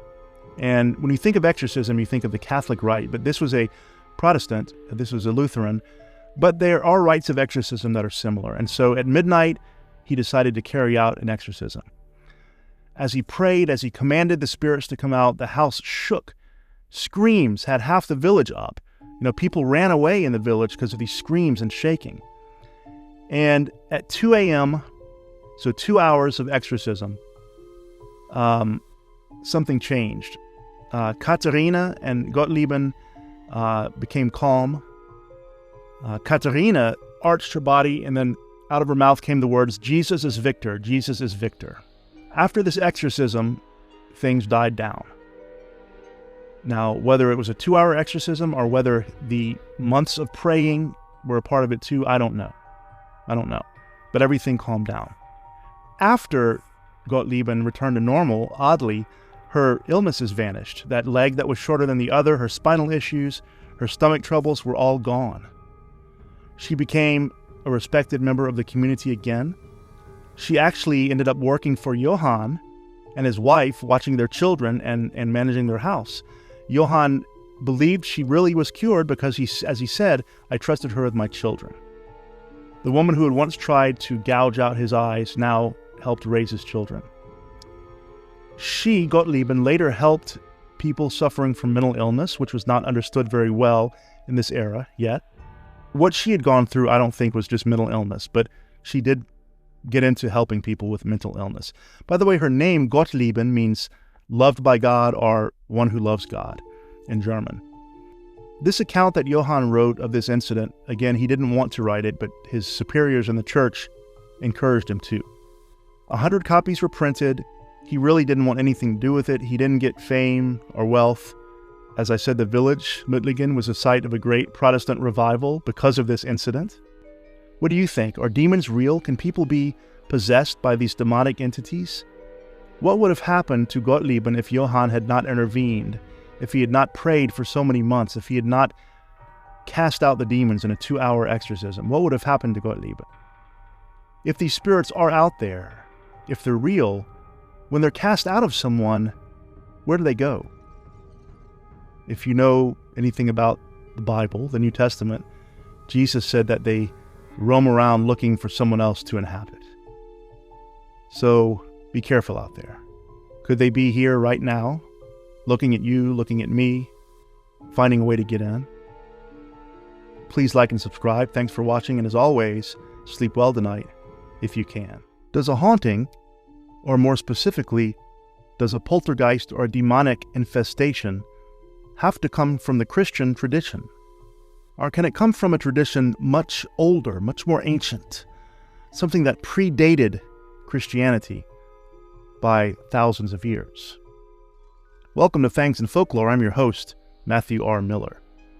Tonight we're talking about the incredible haunting of Heol Fanog. Now, Heol Fanog is a place in Wales. I don't speak Welsh, Gaelic, so forgive me if I mispronounce that, but I'm just going to say Heol Fanog. Now, long before the Christian missionaries went to the United Kingdom, what we call that today, to Britain, there were people there. There were people there with their own traditions and religions, their own myths, their own gods, pantheons, and their own devils, their own practices and rituals. One of these peoples was the Druids. They were there long before the Angles and the Saxons. The Druids had a religion that's based on nature spirits. They had a pantheon. They also practiced human sacrifice. Now, one religion's god is another religion's demon, and so when the Christian missionaries arrived, all of the pre-existing religions and gods were called demonic. What might have been a nature spirit to a Druid was now a demon to the Christian. And so begins our tale. Heol Fanog is a house today that is near Brecon Beacons in Wales. It was in the Middle Ages a manor house, a big stone manor house. Now, this farmhouse, which we would just call a house in the U.S., but a farmhouse in the U.K., this farmhouse was built later from some of the ruins of the former manor house. And so the house that we're talking about, Heol Fanog, is that farmhouse and not the ancient manor house. Begins with a family. Bill Rich, Liz Rich, his wife, and Lawrence Rich, his son. Bill had been married before. He had divorced. And he had remarried Liz. Lawrence, who was 14 when this begins, a young man, an adolescent, was going through the usual things you might imagine when parents remarry. Now he has a stepmother, and to top it off, Liz at this point is pregnant. So Lawrence is going to have a new little sibling. Bill and Lawrence and Liz wanted to get a fresh start in life. And so they found a house for rent, this barn conversion. So it had once been a barn in that space for the manor house, been rebuilt into the farmhouse. And so this barn conversion only cost £50 a week in rent. And quite inexpensive. So they liked it. They said it was lovely. It had, fields around it. They could see themselves gardening, having flowers, having animals. They said it felt like, quote, a protective bubble. So they move in, and Liz has the baby, and so the family's going along. Lawrence, the son, lives upstairs, second floor, and the parents live on the ground floor. And of course the baby lives, down there with the parents for now. Those of you who follow Fangs and Folklore, you know that most poltergeist hauntings begin with scratches in the walls, puddles of liquid, things like that. This case did not begin that way. It began with a bang, quite literally. Bill and Liz were in the bedroom on the first floor. They were having some intimate time, we could say, and they heard banging, thunderous footsteps coming from the second floor. And so their first thought is, oh God, Lawrence heard us and he's angry, and I don't blame him because that's, hearing your parents having loving time is often very awkward, especially a 14-year-old boy. So Bill says, oh boy, I better go up and talk to him and handle this. So Bill climbs upstairs and goes to Lawrence's room. Lawrence is fast asleep, light off. He hadn't been up. Yet they had clearly heard these booming footsteps tramping down the floor upstairs, down the hall. They explained it away as, that most people moving into a new house with these kind of phenomena do. Maybe we misheard it. Maybe it was the house settling. Maybe it was the wind, a tree, a branch. I don't know.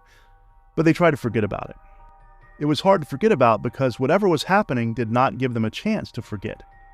Not long after, Liz was feeding her baby, and a door, the bedroom door, slammed shut. just slammed shut with violent force. It, of course, scared the baby. It terrified Liz. There was no wind in the house, no draft. The door had not done that before. It slammed shut. And so they began to suspect something strange is happening here at Heol Fanok. They began to experience cold spots and sometimes extreme heat. It would be hot as could be in the kitchen while it was cool outside. Or it would be hot or warm in one room and have an intense cold spot in one area. They also began smelling a sulfurous smell. If you know about demon infestations, this is common with demons. But I'm not saying it's a demon. Hold on. We're going to talk about that more. They smell sulfur, that kind of rotten egg smell. Then the room would be overwhelmed with cloying, like sickly sweet incense, like too much incense. These smells would alternate. Now these are things that perhaps they thought our senses might be deceiving us. Could be a million reasons for this, but one thing they could not deny was the evidence of their electric bill. The electric meter began to run really, really fast, to spin. And if you know some electric meters, the older kind before digital, had little dials that would turn based on how much electricity you used. And it would just spin nonstop. Bill received a bill, electric bill, for the first 3 months, and it was 750 pounds, much higher than it could ever have any right to be. I mean, for that kind of price, we would have to be running a factory on 24/7. And so he called the electric company, and they said, he said, this can't be right. $750. We use normal things in the house that people use to run a household, but nothing like that. The electric company sent a meter man, I suppose you'd call him, to the house, and he inspected everything and said, I don't see any reason why this should be. Nothing's wrong. You're not using excessive electricity. But the meter kept spinning. In fact, when everything in the house was turned off, every electric usage, every light, every electric appliance, the meter would still spin really, really fast. And so Bill at first refused to pay the bill. He said, this can't be right. They had electricians come out. They could find nothing wrong with the meter, the wiring from the meter, the appliances, the lights, nothing was off. There was no reason for this electric meter to be running so fast. Something else that began happening was that the car battery, their family car, anytime the car was parked near the house, the battery would die. But only when it was parked near the house. Brand new, fresh batteries. Car batteries last for years, but these would just die near the house when it was parked near the house. Now, Bill and Liz had kind of taken to the farm lifestyle. They had some pigs, just to have them, not to, eat them or anything like that. They just had some pigs, more like pets, I suppose. And one of the pigs' names was Lucinda, a normal sweet pig. And, would come to Liz, eat out of her hand, like the pet. One day, Lucinda became violent and attacked Liz. And then shortly thereafter, all the animals on the farm just disappeared. They ran off, disappeared, never to be seen again. Lawrence, who is, like I said, a teenager, going through adolescence, he begins to change. He becomes a little hostile, belligerent. You might think, okay, a 14-year-old boy, new stepmother, new house, that's not that uncommon, is it? But he becomes really angry and volatile, more than just what would be normal. And so, in an attempt to pacify him or mollify him, Bill says, look, why don't you make your room, your bedroom, your own? Paint it any color you want, and we'll support it. And Lawrence chose a deep, bloody crimson red. Now, you know how painting the walls different colors can make rooms feel different. White walls are considered neutral, open, feels like a lot of space. If you paint a room dark crimson red, it makes it feel closed in, oppressive, even sometimes depressive. Makes you feel weird and sad. But that's what Lawrence wanted. He began to stay up late watching horror films. I do that, so I can't really blame him for that. But it was uncharacteristic for Lawrence. He began watching horror films. So, worried about Lawrence, Bill and Liz call the grandmother, Bill's mother, and say, can you come talk to him? Maybe seeing his grandmother will, help him. Maybe you can figure out what's going on. And so the grandmother comes to visit Lawrence. Lawrence, who has been becoming, darker and darker, more and more violent, angrier. And he had always been a sweet boy. He loved his grandmother. She loved him. She went to his room to talk to him, and he told her in a deep and gravelly voice that sounded nothing like his to get the fuck out of the room, and spat in her face. This was not the Lawrence that they knew. This was a Lawrence, I won't say possessed, but in a totally different mindset than what would be normal. Bill and Liz, if you're going to criticize him for something, criticize him for this. They said Lawrence is too much to handle with a new baby, so they sent him to a boarding school. You never know the circumstances of a family. To me, that seems awfully harsh and cruel instead of dealing with the issues or getting him help. That being said, I wasn't there. So they sent him to a boarding school. As soon as he left, the weird activity in the house kind of died down. Not completely, but somewhat. Here's an interview, a very brief statement in an interview from Liz herself on a BBC show describing some of the things that they went through in the house. Had footsteps going all over the house, apparitions taking on varying forms. We had lasers flashing through the barn, unexplainable high electricity bills. The first time we noticed something was slightly wrong in Hilbanog was our husband got upstairs in the night and went downstairs to go to the loo. He heard these like hobnail boots, sort of like, bang, bang, bang, bang. He went upstairs to see who it could have possibly been, knowing that it couldn't possibly be anyone because I didn't have hobnail boots. Now, Bill himself was an artist, a painter, and did pretty well. It's hard to support yourself with art full time, but he managed. And they weren't wealthy, but they got by. And his paintings started becoming darker. He would paint dark, brutal landscapes, things like this, dark figures, dark faces, totally uncharacteristic. He usually painted on commission, things like animals and children, portraits, things like that. The things in the house continue, slamming doors, footsteps all night and day, banging. And so, not knowing what to do, they thought something paranormal is going on here. So they called a Catholic priest from Brecon, I guess it's pronounced Brecon, which is the little area near there, little town. And we don't know the priest's name, but he came. He blessed the house, walked around with holy water in each room, saying a prayer, blessed his house, and it seemed to work. There was a calm for a little while. As often happens, though, when you have a priest bless your house, the activity returned. It returned stronger than ever. Bill was becoming darker and darker. Like Lawrence, he was no longer himself. And Bill couldn't find work. He was hard for him to paint. He usually had no problem finding commissions, but he was down on his luck. But as luck would have it, one of his neighbors had a horse that he loved. The horse's name was Echo. And he asked Bill to paint Echo. And so Bill, of course, agreed. Yes, absolutely. He worked on that painting of Echo for a while, and he was happy with it. It looked great, but Echo's back right leg, his right rear leg, Bill just couldn't paint it correctly. It looked off. It looked out of proportion. It looked, too long now, too short here. He just could not get it right. He went over it and over it. He couldn't get it right no matter what he did. But he had a job to do, so he basically did the best he could and gave it to the neighbor, hoping that they would be okay with it. Well, they loved the painting. They said, it's fantastic, thank you. They paid him, and everyone's happy for a while. However, one day, not too long after that, the neighbor called. The neighbor's voice sounded a bit more distant, a bit colder, saying that Echo had experienced an accident and his right rear leg had been broken. The horse had to be euthanized because of this.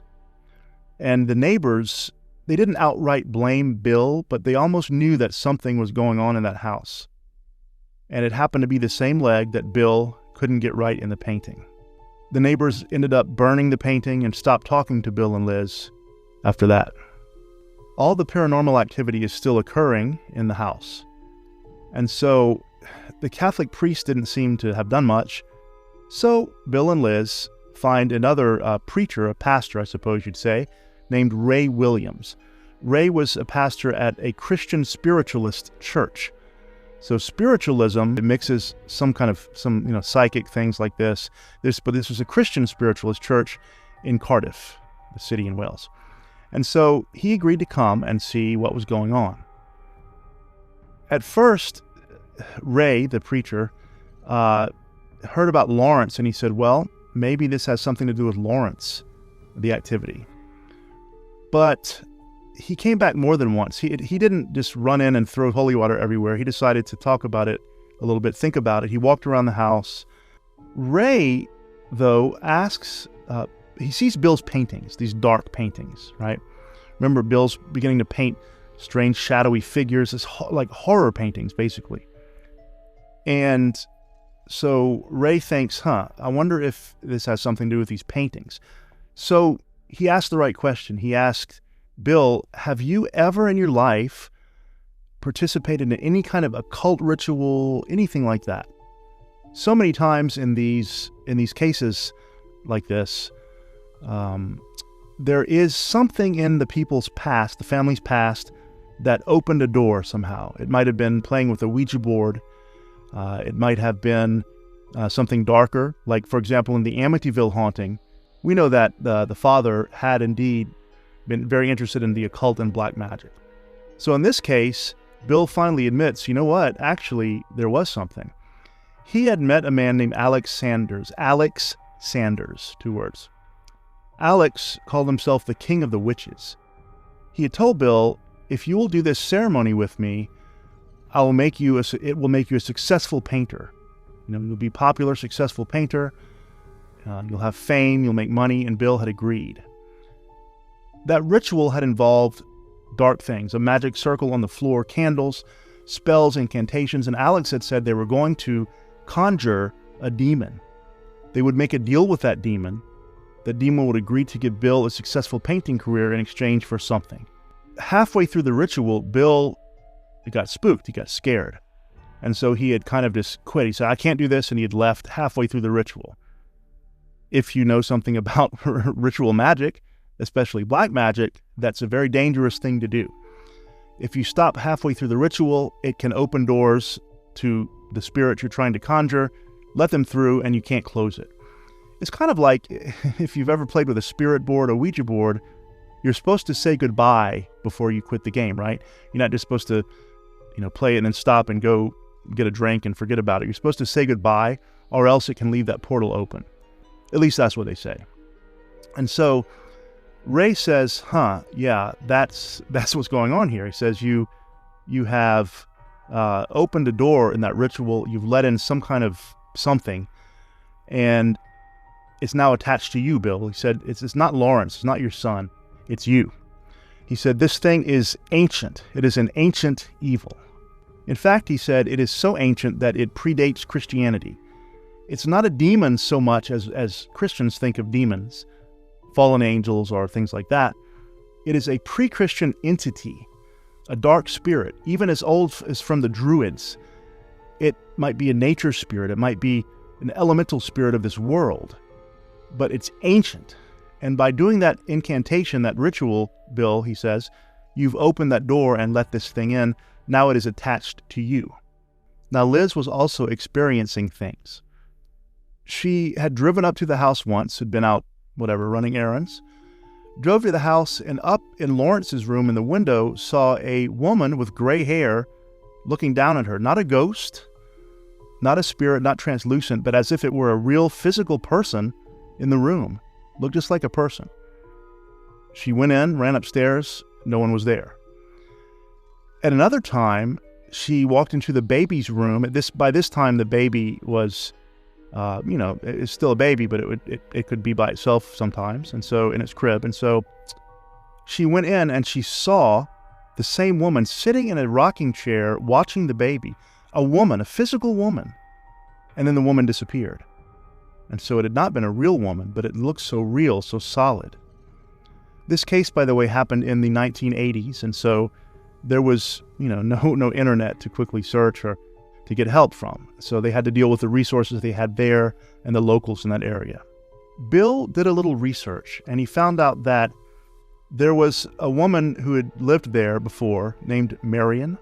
That in the 1960s, Bill found out there had been another exorcism in Hale Fanog. So about 20 years before, there had been an exorcism when the woman Marion had been living there. Marion apparently had been terrified of things going on there. And so by this time, Marion was deceased by the 80s. But there had been that exorcism. And Bill got some historical information, found pictures of Marion, showed them to Liz. To Liz's shock, Marion was the woman she had seen in the window and in the room with the baby. So whatever had happened with Marion, either that was her spirit or something was imitating her, I suspect. But was she there as a protective force for the baby? The baby's name was Ben, by the way. Or was she there to trick Liz? Or was she there for some other purpose, some other darker purpose? Bill got in touch with with the company that had built the farmhouse from the manor ruins. Now, the manor itself was beautiful. It's in ruins now, but it's from the Middle Ages, as I said. But the house had been built from some of those ruins. He got in touch with the company and talked to a builder, and the builder said, "I'm not surprised you're having things happening there." The builder said, "I'm not surprised you're having things happen there." He said, "We built that house using some of the gravestones from the manor, some of the gravestones from the little, cemetery that was with the manor." Right? So in the Middle Ages, you had a manor. It wasn't like there was necessarily a public cemetery. If you were rich, you lived on your little manor out in the country. When someone died, you buried them there on the property. The builder said, "We used some of those gravestones to build your house." Right there on the walls of their little farmhouse were grave markers from the manor grave. Bill heard this and, of course, was terrified. Never a good idea to build a house on burial grounds or with burial elements. Do you remember the movie Poltergeist, 1983 or 4, I forget, but remember the reason that the house was haunted? Because they had built the new housing development on the cemetery but had not moved the bodies. So that's how this Hale Fanog house had been built. Things came to a climax one night.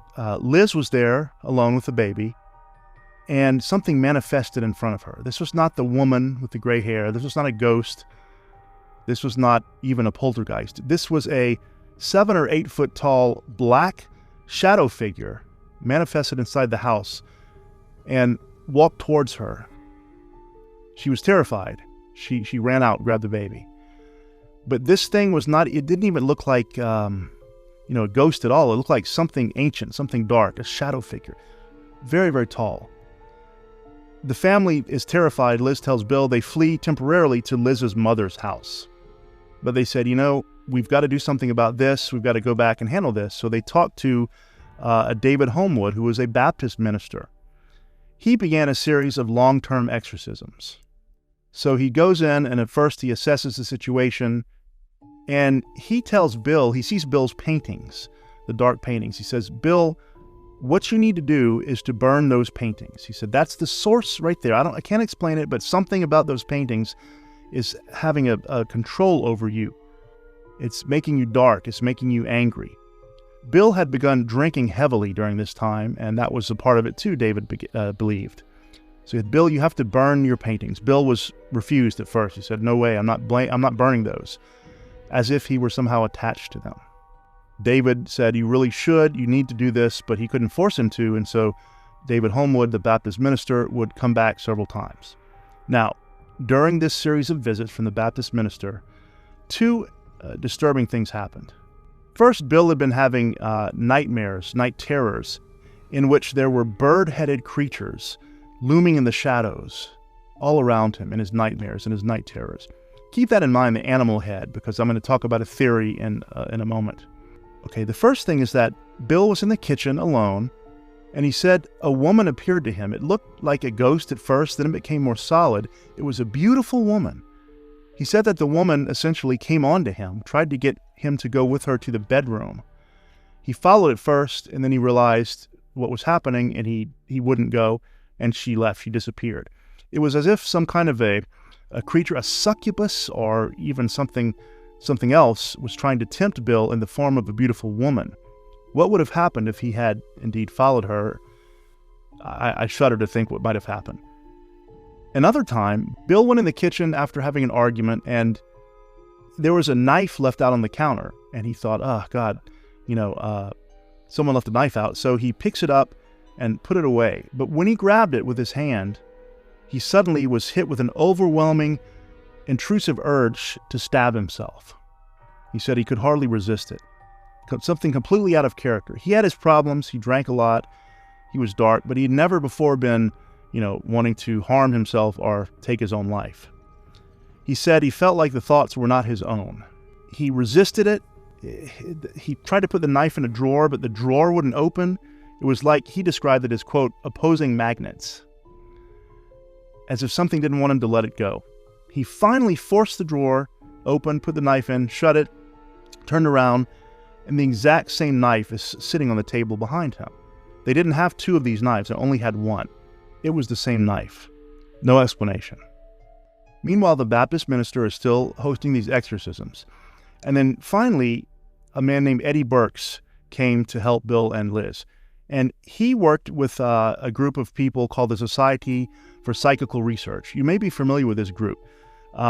Maurice Grosse, one of the members, was involved in the Enfield poltergeist haunting, famously with that. He also came with Ralph Noyes and Montague Keene. So they came and they investigated, and one of them had psychic abilities, and he said, something is in this house, but it's not a demon, it's not a ghost. He said it's ancient, it's pre-Christian, and it's malevolent. Remember, he's not the first person to have said this. He said something here is ancient. And he finally convinced Bill to burn all his paintings. They held a ceremony, kind of like an exorcism, to cast out the demon. And as they were recording, well, not the demon, but the entity, as they were recording with their paranormal devices, the tape recorder emitted an explosive crack, boom, and the atmosphere instantly shifted. Lawrence came back home, doing better. Lawrence the son, he was no longer as dark. Bill stabilized, he stopped painting the dark paintings. The electric meter stopped running all the time. It became normal again. The house felt lighter. Now remember, this incident with the Society for Psychical Research is one in just a number of exorcisms and cleansings that had taken place in this house. But for some reason, it seemed to be the one that stuck. Perhaps it had to do with Bill burning his paintings. Perhaps it had to do with finally identifying the being as what it really was, some kind of ancient god, some ancient druid god. In 1996, finally, the family moved out. Bill himself, unfortunately, died in 2016. He died of alcoholism. He couldn't stop drinking. So let's talk about theories that people have proposed about Heol Fanog. Some people say that there are ley lines under the property, L-E-Y lines.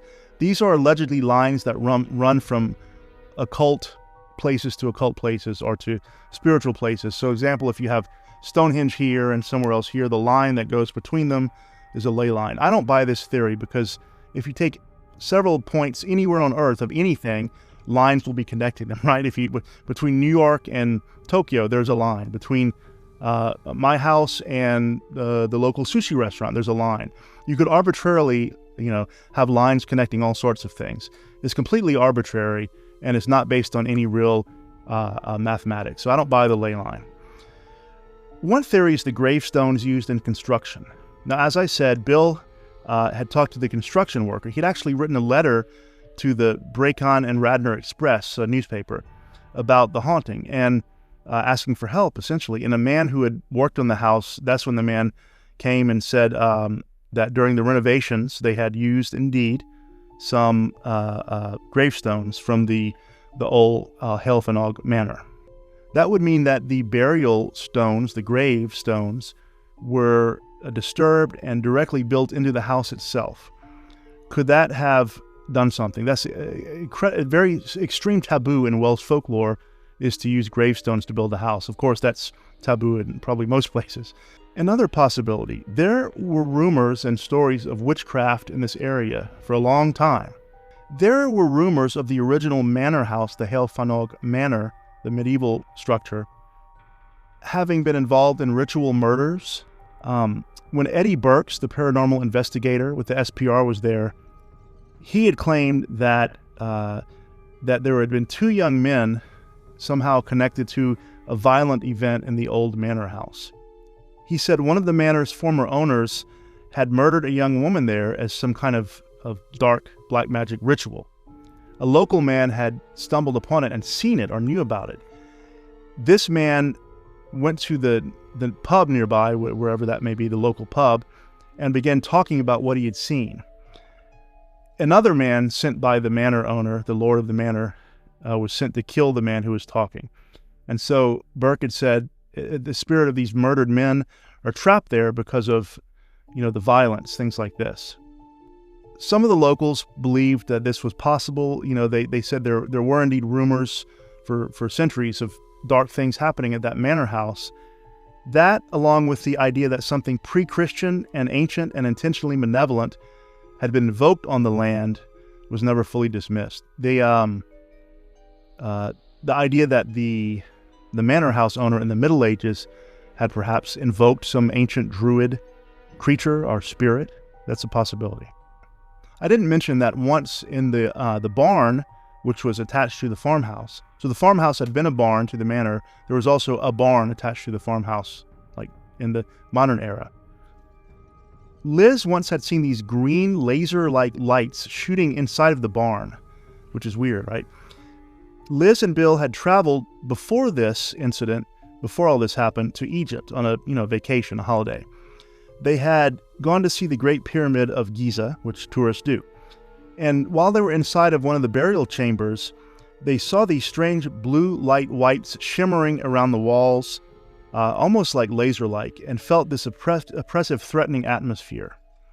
Liz said that before Lucinda the pig had attacked her, she had seen similar lights in the barn. And so people have thought, was there some connection there? Was that something, had they picked up something in the pyramid that had followed them back to Wales? Another theory is that it was just a hoax, right? Lawrence, though, Lawrence was sent to that boarding school. The investigators really did go there.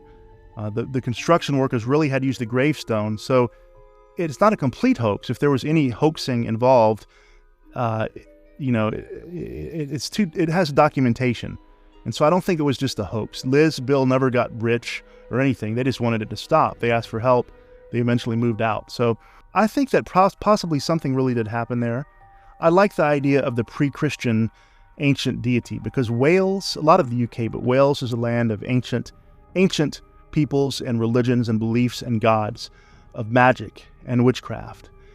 Some say even to this day. So what do you think about Hale Fanog? Would you have lived there? Would you have moved? When booming footsteps you're hearing during the night, doors slamming, entities, rushing at you 7 feet tall, knives appearing, the husband and the son turning dark and angry and violent. It certainly sounds like something paranormal. In these pre-Christian religions in Britain, the gods were nature spirits. They were the spirits of animals and trees and other things. And when rituals would happen, even among the Druids, which I said included human sacrifice, the participants would often wear masks or the heads of animals. So they look like, let's say a man's body with a deer's head or a man's body with a bird's head. And so those dreams kind of intrigued me. Was he dreaming about these entities that were so old? Was it a demon or was it something far, far more ancient? I think it was something far more ancient. They call Hale Fanog the Amityville of Wales, and I can see why. Thanks for watching. Fangs and Folklore. Like and subscribe as always. Sleep well tonight, if you can. What causes a ghost, a spirit, a poltergeist, to focus on one member of a family and manifest around that member mostly? Why do poltergeists seem to focus on younger people, adolescents specifically? Welcome to Fangs and Folklore. I'm Matthew R. Miller, your host. Tonight, I'd like to introduce you to the Sauchie poltergeist. It's been called the Amityville Horror of Scotland. And the name of the town is Sauchie. I saw it and thought it was Souchie, but I know nothing about, Scottish accent and pronunciation or Scots, so Luckily, I found that, so I'm not saying the wrong thing the whole time. So this begins in the early 1960s. The Campbell family were living on a farm in Ireland, first of all, in County Donegal, Ireland. So there was James Campbell and his wife Annie, and they had raised 8 children on that farm. It's a lot of children. And by 1960, they were both in their mid-50s, and all but one of their children had moved out. So 8 children, 7 of them were, either working at college, something like that, no longer living in the family farm. Only their youngest child remained. She was 11 years old. Her name was Virginia Campbell. Virginia enjoyed her life in Ireland very much. She had a good friend named Anna, and she had a dog she loved named Toby. And she was really happy there in that farm life in Ireland, as you might imagine. However, farming life was becoming increasingly difficult for the Irish in that era. There were some serious financial challenges for farmers, and government financial assistance and grants for small farmers would come from the Irish government later, but in 1960, those supports were not yet there. So families like the Campbells were entirely dependent on farm income.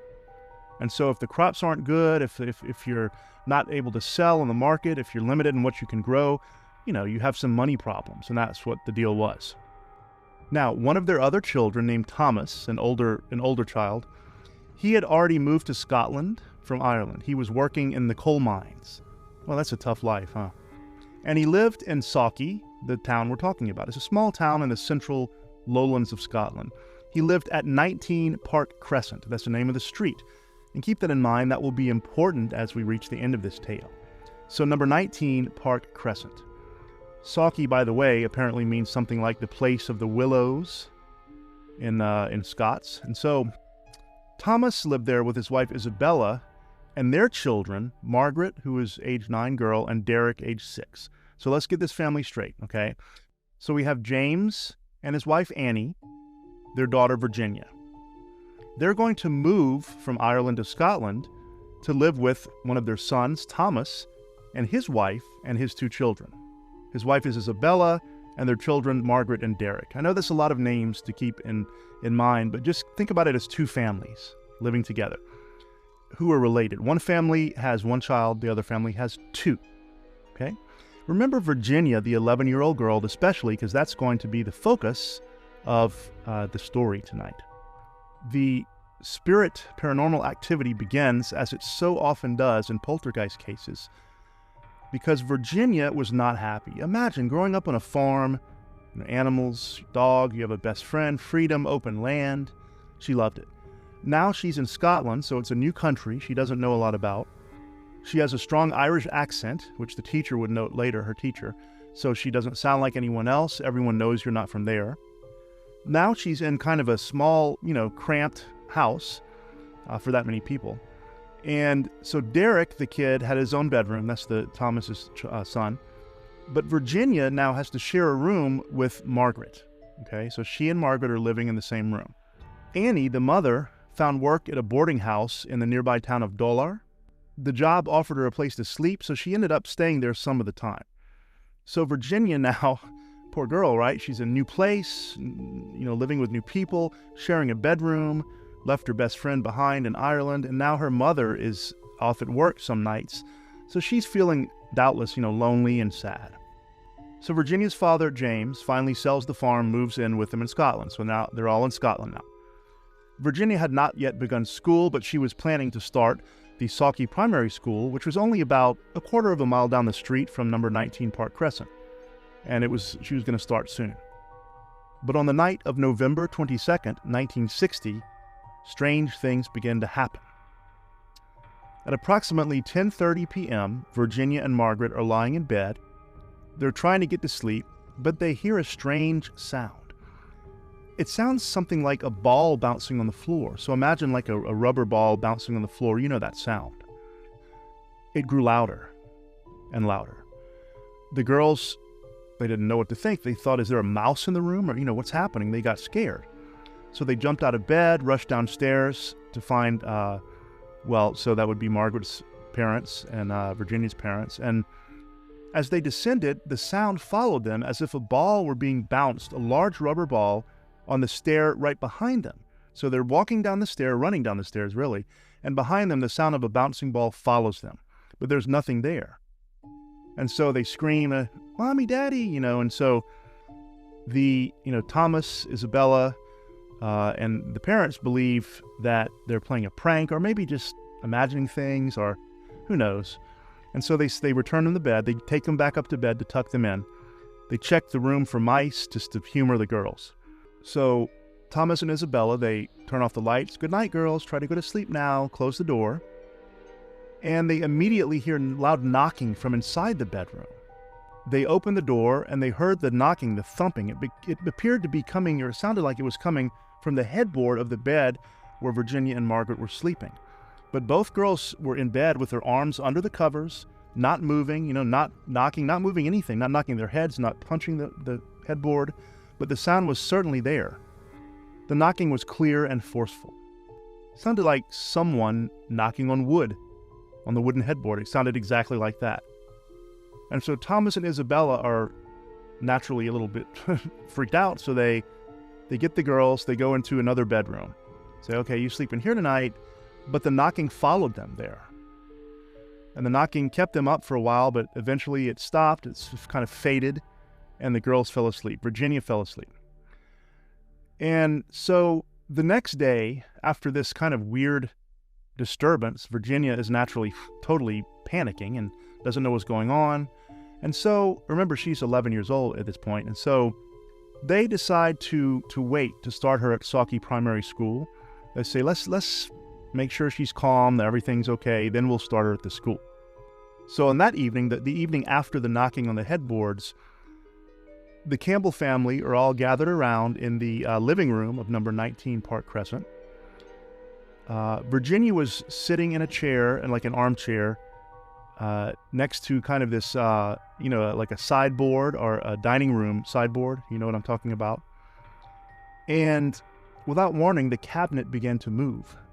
No one was touching it, but they all watched, stunned, as the cabinet slowly slid away from the wall, about 5 or 6 inches away. It wasn't vibrating, shifting, it was just kind of a slow, slide. It was clear, it was visible, it was unmistakable. And they stare at it, not knowing what to do, and then the cabinet, the sideboard, it stopped, and it reversed back into its regular position. I couldn't help but think this might be a neat and tidy ghost, right? It puts its things back after it plays with them. But right after the cabinet slides back into position, the knocking begins again. This time not just on headboards, but all over the house. The banging was so loud, so it started with knocking, became banging. It became so loud that the neighbors came over and were, is everything okay? So Thomas and Isabella, the child who lives in the house that the family moved in with, that's not Virginia's father, but Margaret's father and Derek, they think something paranormal might be happening. In a lot of these cases, people try to rationalize it as long as they can, understandably so. But in this case, they decided to deal with it quickly. They contacted the local Church of Scotland minister, who was Reverend T. Waterton Lund, L-U-N-D, of the Saukey Parish Church. And Reverend Lund was known and well-liked in the community. He was active in the church. He helped fundraise for new church halls, and he organized events for young people, adults. So he was a solid guy, and people liked him. They called him over, and he arrives at 19 Park Crescent just before midnight. And by this time, the neighbors were at the house, right? The banging, and so it's kind of like a lot of people there at the time. The neighbors, the Reverend, the whole families. And Reverend Lund listens to them, and they tell him exactly what happened. He doesn't disbelieve them.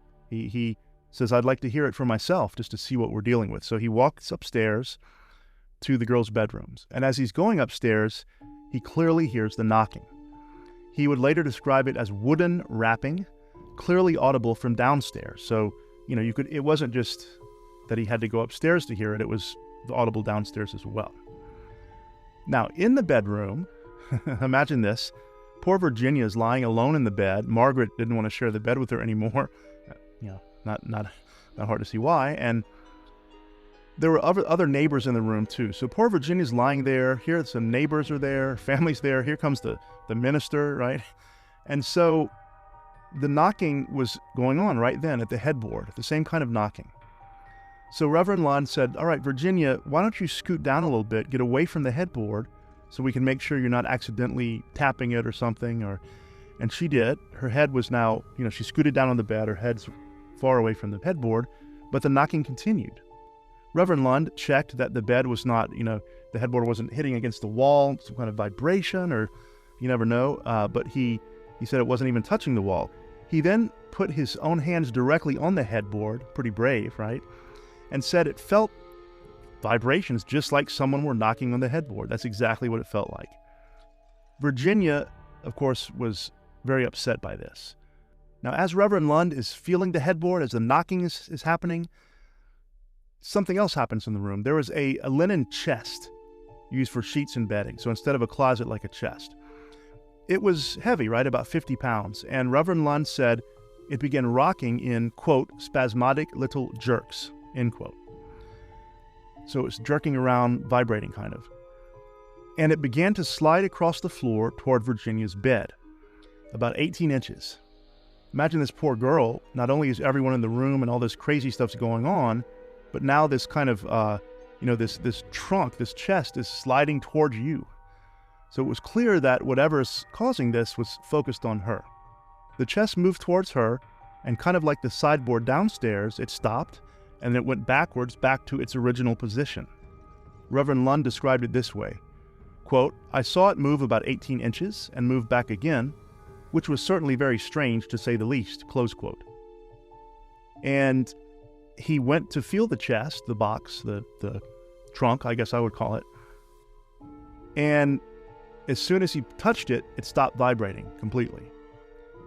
There was no explanation. And so the linen chest was taken out of the bedroom, put on the landing, like the upstairs landing, and Reverend Lund said a prayer with the family. Okay, now Margaret, who was not in the room at the time of the knocking, like I said, wasn't sleeping with Virginia. She came back in. Virginia wanted some company, and Margaret said, okay, we're going to try to go to sleep again. But then the knocking erupted violently. In fact, as Margaret would get near Virginia, the banging would get louder, as if whatever was causing it was angry, didn't want Margaret to be near Virginia, as if it wanted her all for itself. The knocking eventually died down, as it tended to do, and then the girls were able to sleep. But the next day, more things happened. Vases began moving around by themselves. James, who's Virginia's father, saw an apple rising up repeatedly from a fruit bowl and going back down, up and down, as if an invisible hand were lifting it. The sewing machine began operating on its own. That's something that bothers me when machines start operating on their own, because you never know. What if you're sewing and it starts and it sews your finger? That bothers me. So Reverend Lund now agrees something unusual is happening here. He has no problem accepting that it's kind of supernatural. He brings two doctors to witness the things with him, Dr. W.H. Nisbet, who is also a Baptist preacher, and then Dr. Logan, who was just another doctor. Now, as Reverend Lund watched, the pillow behind Virginia's head began to rotate. It rotated about, so I guess you'd say 50 degrees, so it's sideways, and it rotates slowly, so it's almost facing vertically. And Virginia was clearly not doing it. Her hands were under the covers. Her head was on the pillow, but she wasn't moving it. So Reverend Lund said, yeah, about 50 degrees. It wasn't dragged out from under her. It wasn't violent. It was just a slow rotating, as if something were, moving it with unseen hands. The linen chest, which was now back in the room from the landing, began rocking again. Then its lid opened and closed repeatedly, again like someone were doing it. The knocking continued, and then they heard a strange sawing sound, like a saw sawing wood. I have some audio for you. Let's listen to this now. It's Reverend Lund himself describing what you're about to hear, and then you hear from the case the knocking and the sawing. This is actual audio tape from the investigation, from Reverend Lund himself. And this is really what they heard. So you're hearing real sounds being made by a real poltergeist. Take a listen. The first recording you're going to hear, or the first part of the recording, is that in which the knocking or tapping sound is heard. This knocking and tapping was quite typical of the type of sounds heard during the nights in which the phenomena were present, and they really are self-explanatory. I would like to state here that I satisfied myself that there was no possible outside source causing these sounds. The microphone at this stage was just beside the bed of the child, standing on the linen basket, as a matter of fact, that features so prominently in many of the phenomena.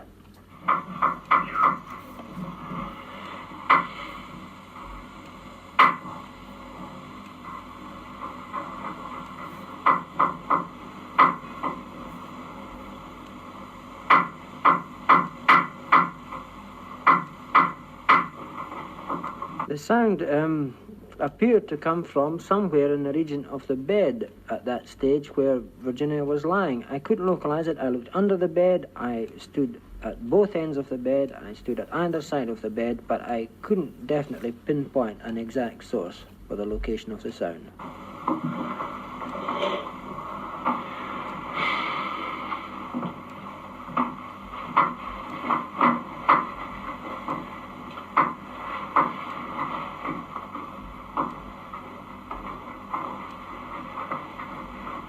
Okay, that's the first sound clip.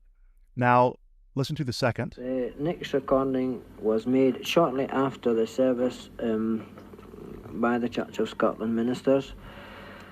The mother and father had been with the child for a time. They had gone out of the room for an instant when this present sequence of events took place.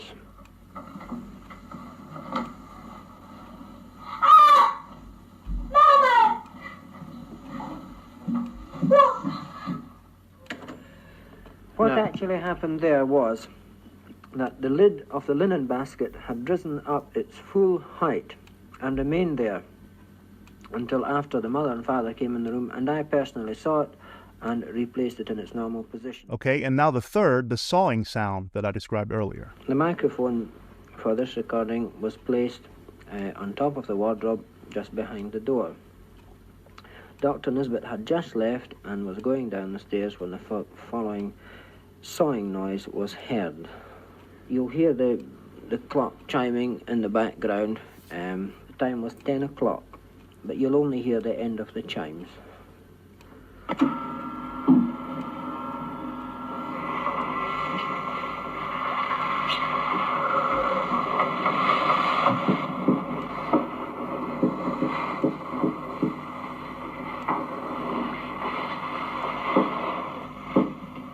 Those are some knocking noises. They're different in quality from the ones previously recorded.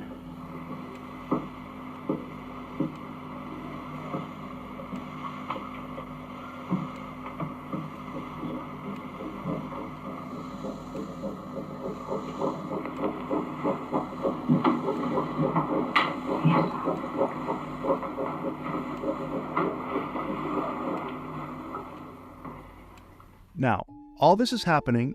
He also witnesses the blanket, the bed covers, rippling like this, like water. You know how water, if there's little ripples or waves, that was happening to Virginia's blanket. Bizarre. And she was not doing it, clearly. Now, Virginia, poor girl, imagine how terrified she must be. And she hadn't started school yet. They'd kept her out of school because of this trauma. But they said, you know what, maybe we should enroll her in school. She'll be out of the house, during the day. She'll maybe meet some friends. She might feel more normal. So they decided to start school for Virginia. They thought if she got away from the activity, the spirit, the poltergeist, she would get some relief, that it would stay at the house and she would go to school. But that's not quite what happened. This is one of the more unique poltergeist cases because in most poltergeist cases, the activity doesn't follow people around. It has, in the Sperl haunting, there was some of that, but usually it stays at the house. But here, Virginia began attending Sauke Primary School, and remember, it was very close to her house, a quarter mile away. Her teacher was Miss Margaret Stewart. And there was about 40 students in the classroom. So we have Virginia plus, plus a teacher. So about 41 witnesses.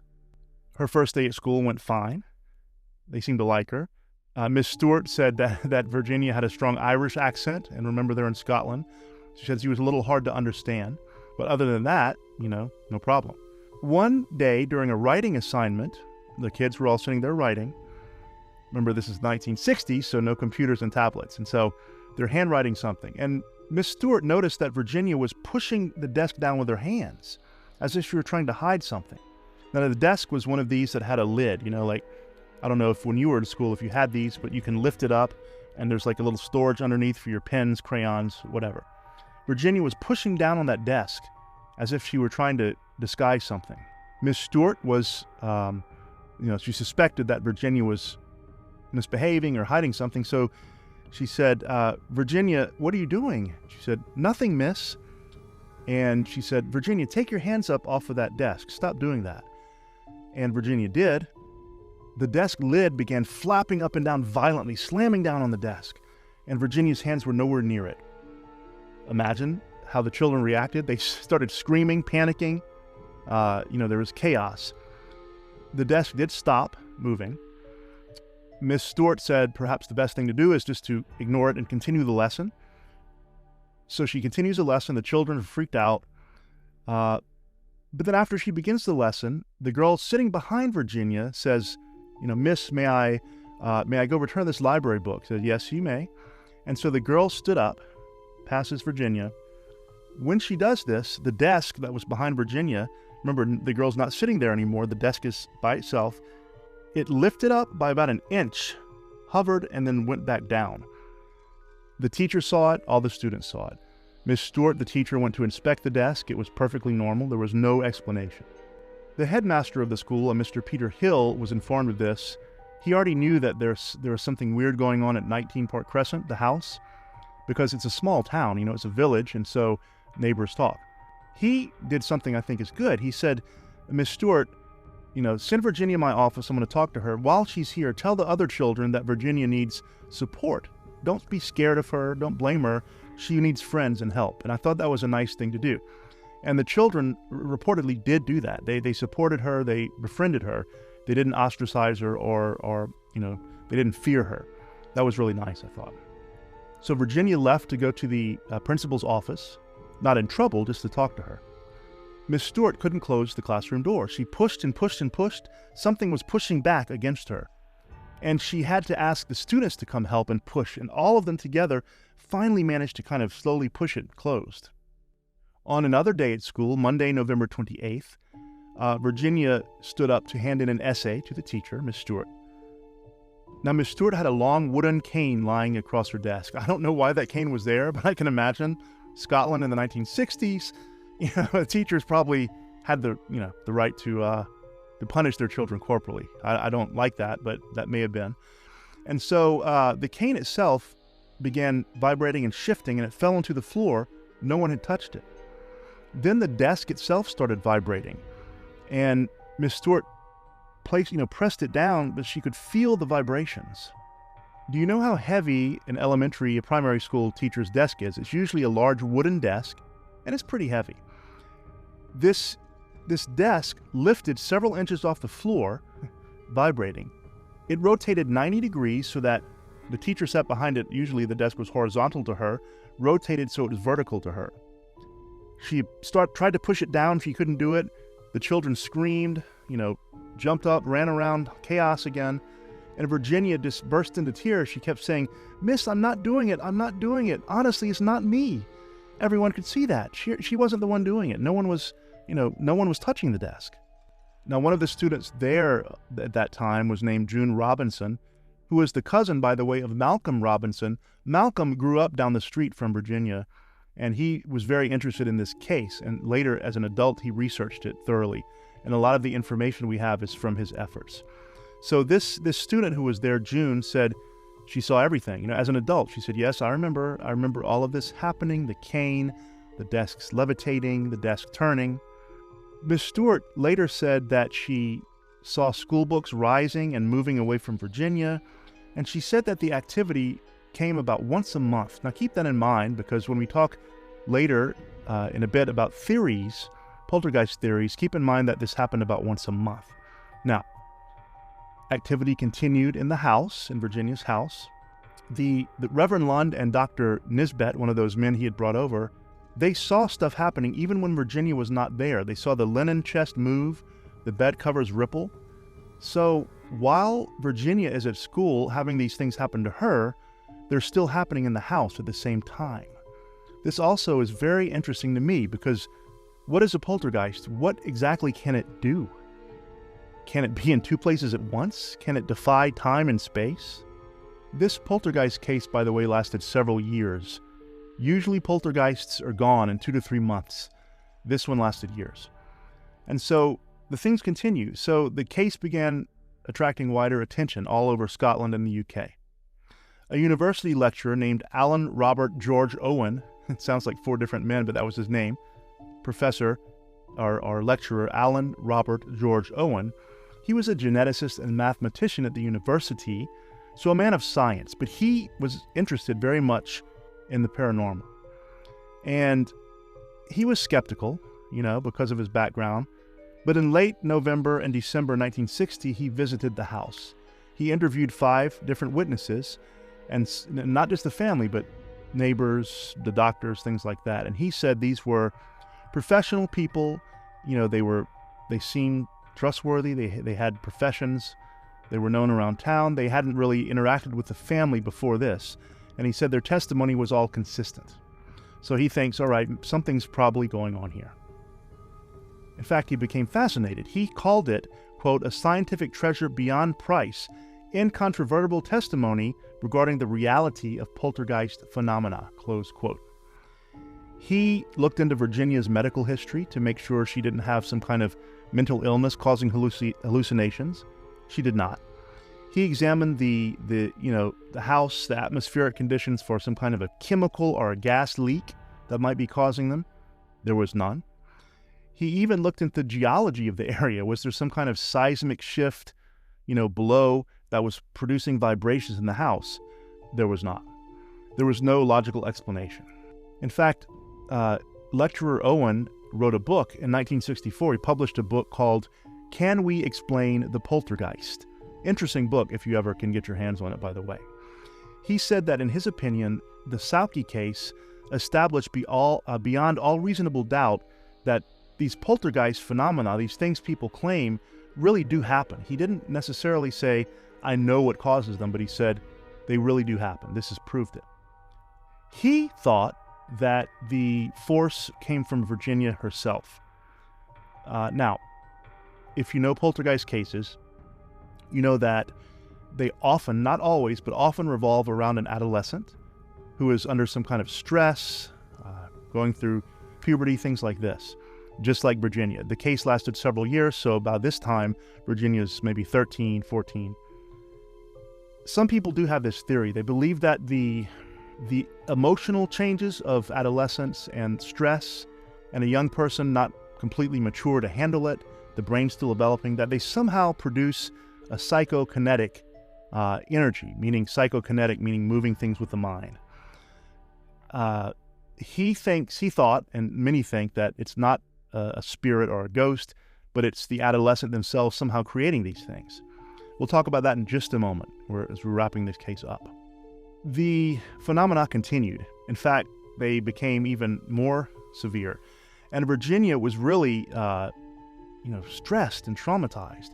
And so this Dr. Nisbet, he had an idea. He said, let's give her mild sedation. Now, he was a medical doctor, so he said, let's give her some medicine, a sedative, mild sedative, and see if it slows down or stops the phenomenon. It didn't. Everything continued. Remember the rotating pillow behind the head? Another man, Dr. William Logan, one of the men Reverend Lund had brought with him, witnessed that also a second time. And he also said that the green bed covers, the green sheets, turned red. I personally am intrigued by this. I've never seen that happening in a poltergeist case. Now, there are cases in poltergeists where they can make things change appearance or even form. But changing color, that's just an interesting detail. He said that at one particular time, he could see an indentation of a head on the pillow next to Virginia, as if someone invisible were lying there with her. Now, this Dr. Nisbet and Dr. Logan and Reverend Lund, they're the ones who brought in this audio equipment that I played for you, that we recorded the audio that I played for you. They wanted some evidence, and they got it.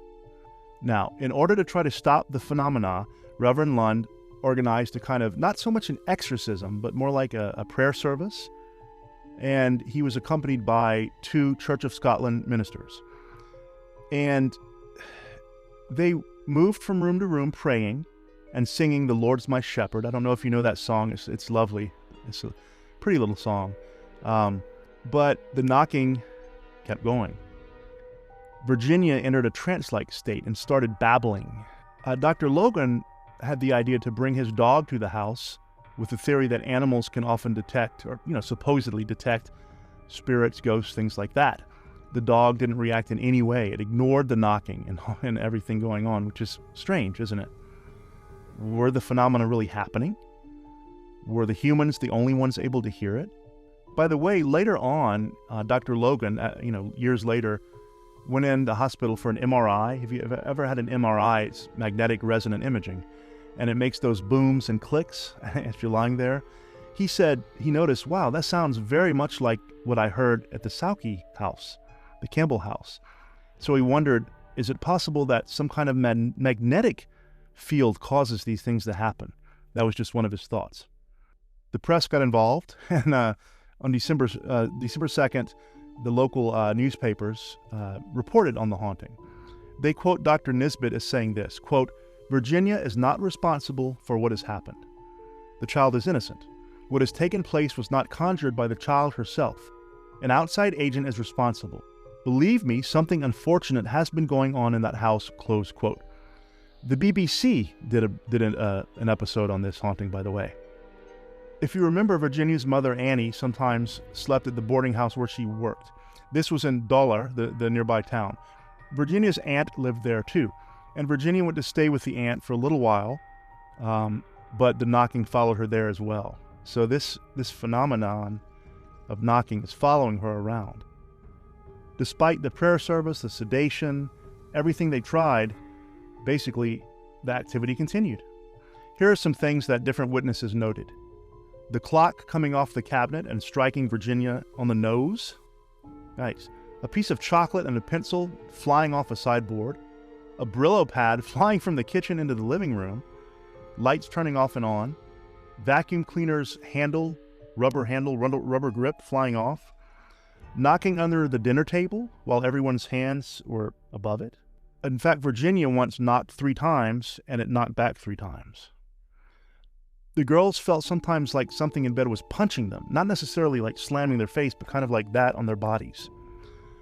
Hot water bottle tops would open. The sensations of being pinched and tickled. This one is something. They said that writing appeared on the girls' faces, not only Virginia, but also Margaret. Kind of like welts, as if you were to if you scratch your cheek with your fingernail hard, a red line would appear, right? And these lines said, hell, devil, and Satan. Virginia's lips turned bright red on more than one occasion for no explanation.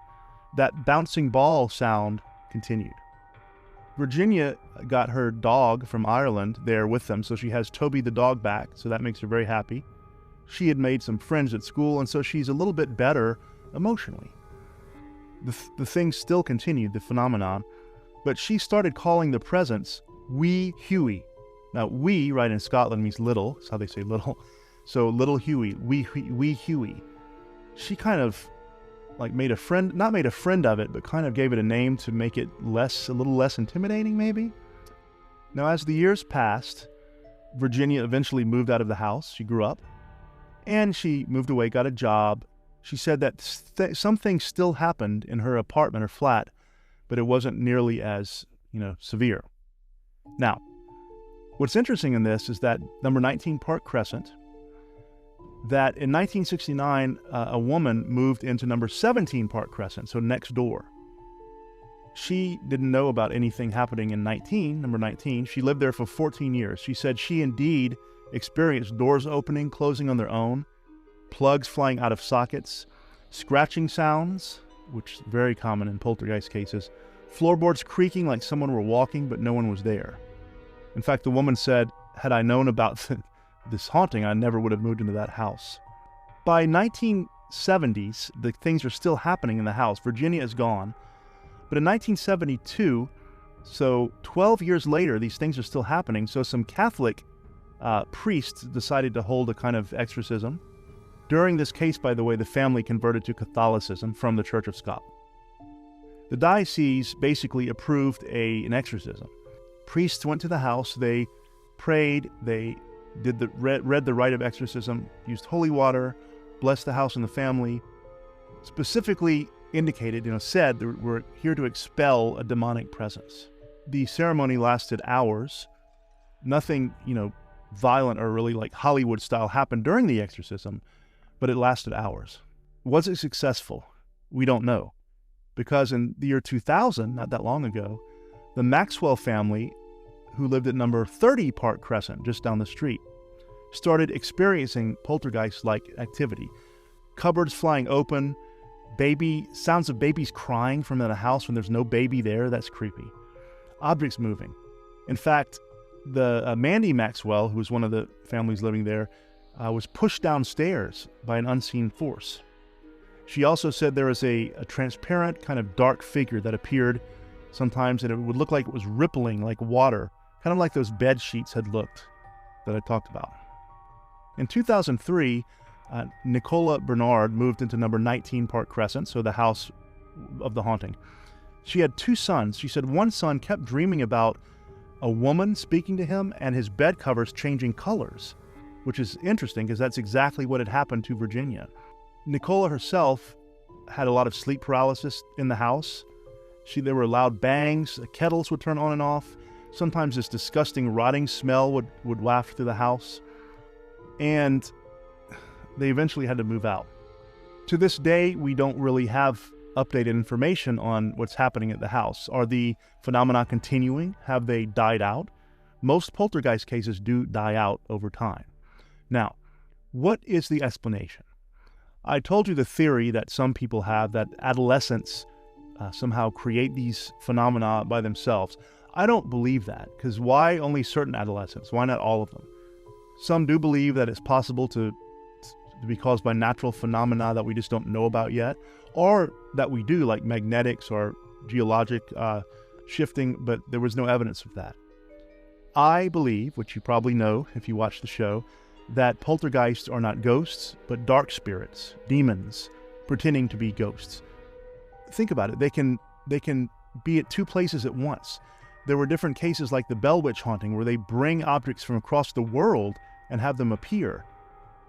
Whatever's doing these things is not just vibrating cabinets here and there. They're doing things that should be impossible. Moving objects, writing on the girls' faces, following Virginia to school, in front of witnesses, lifting up desks. These are supernatural and paranormal entities, in my opinion. And I believe they're dark entities that torment people. Why do they tend to choose adolescents?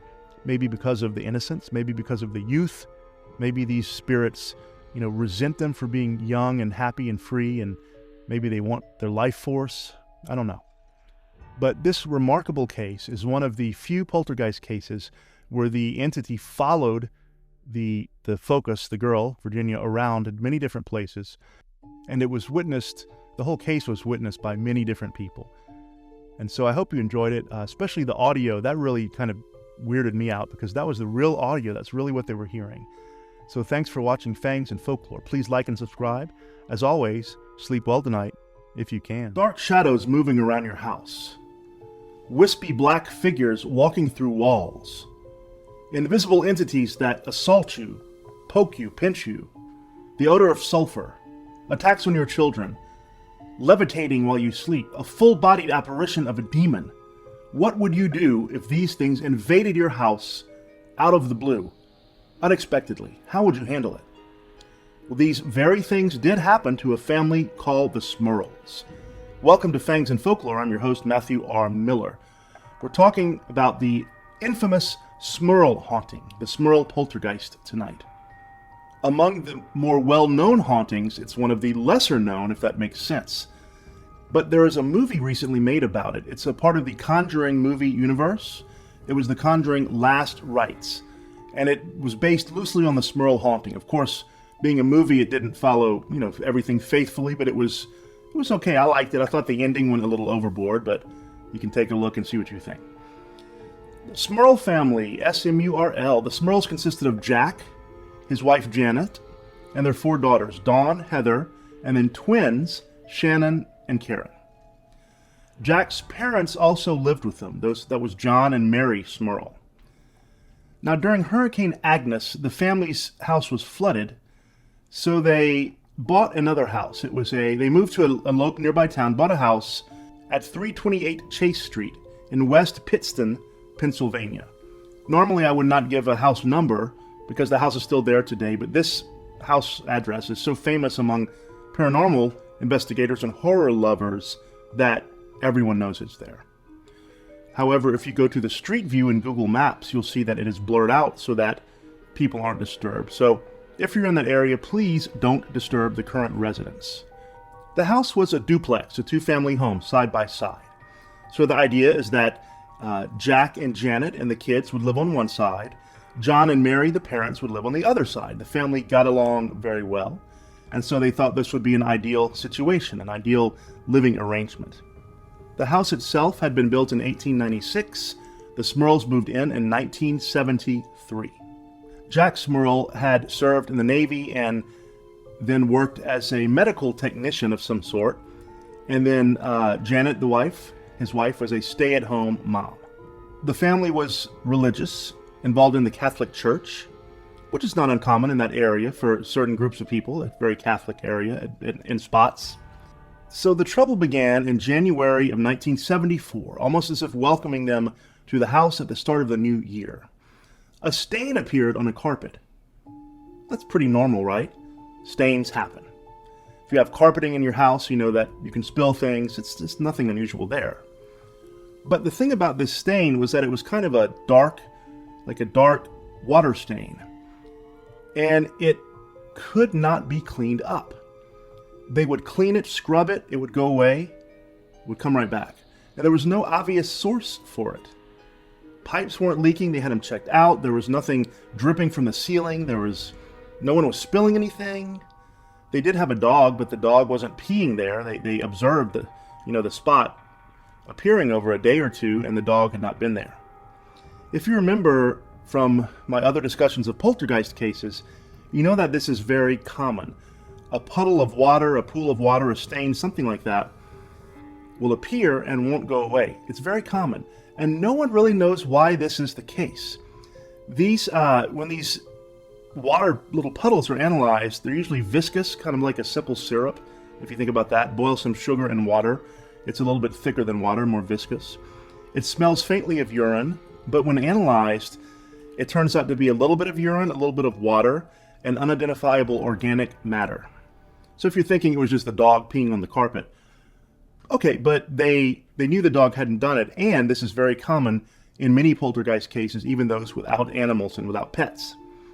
And of course, in 1974, before the internet, people didn't have access to the information we do now. They couldn't, go online and say, what is a poltergeist? Oh, puddle of water, let's fake it, right?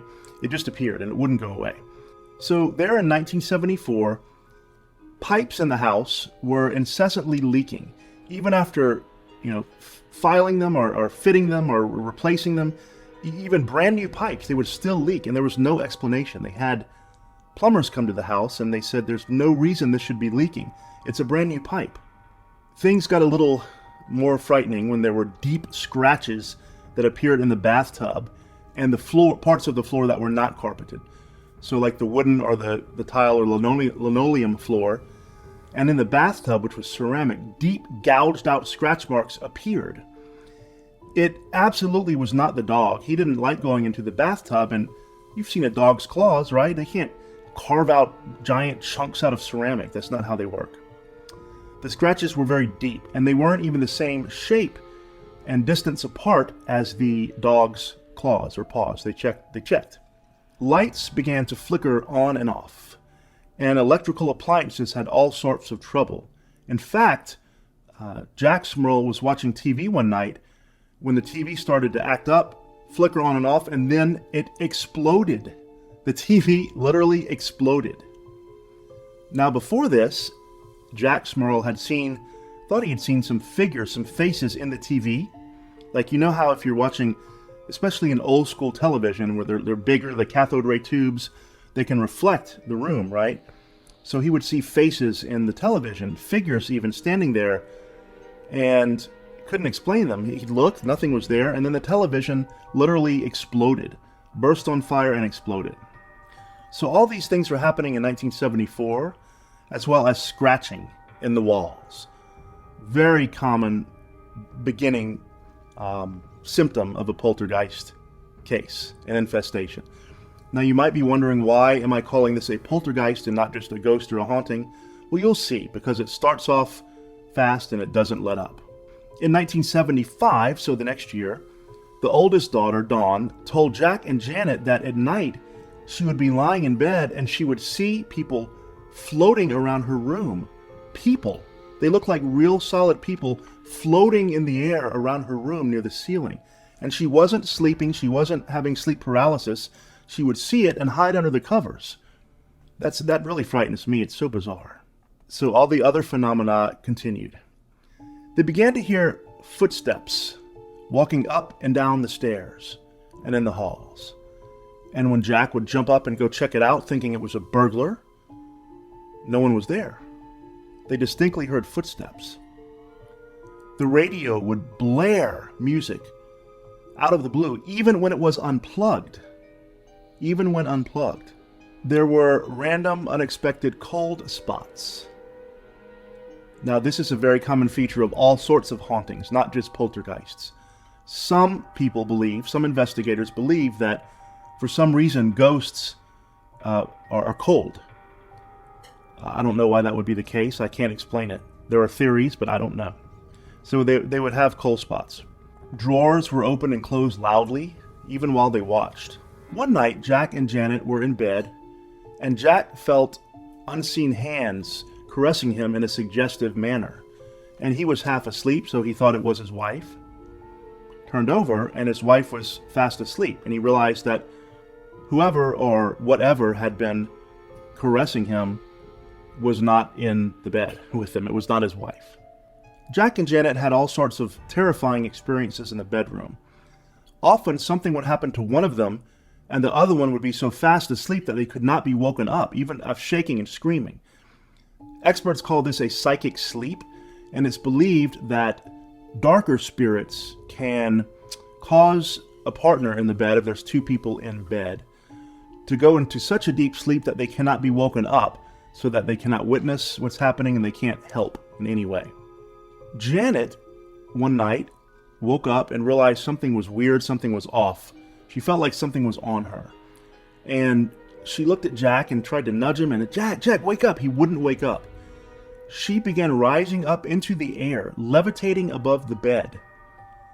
She screamed and immediately fell back down onto the bed. Now this is a phenomenon, the levitation, that is specifically associated with demons and dark spirits. Remember the movie The Exorcist, when Reagan levitated? Well, that's actually happened in cases of demonic possession.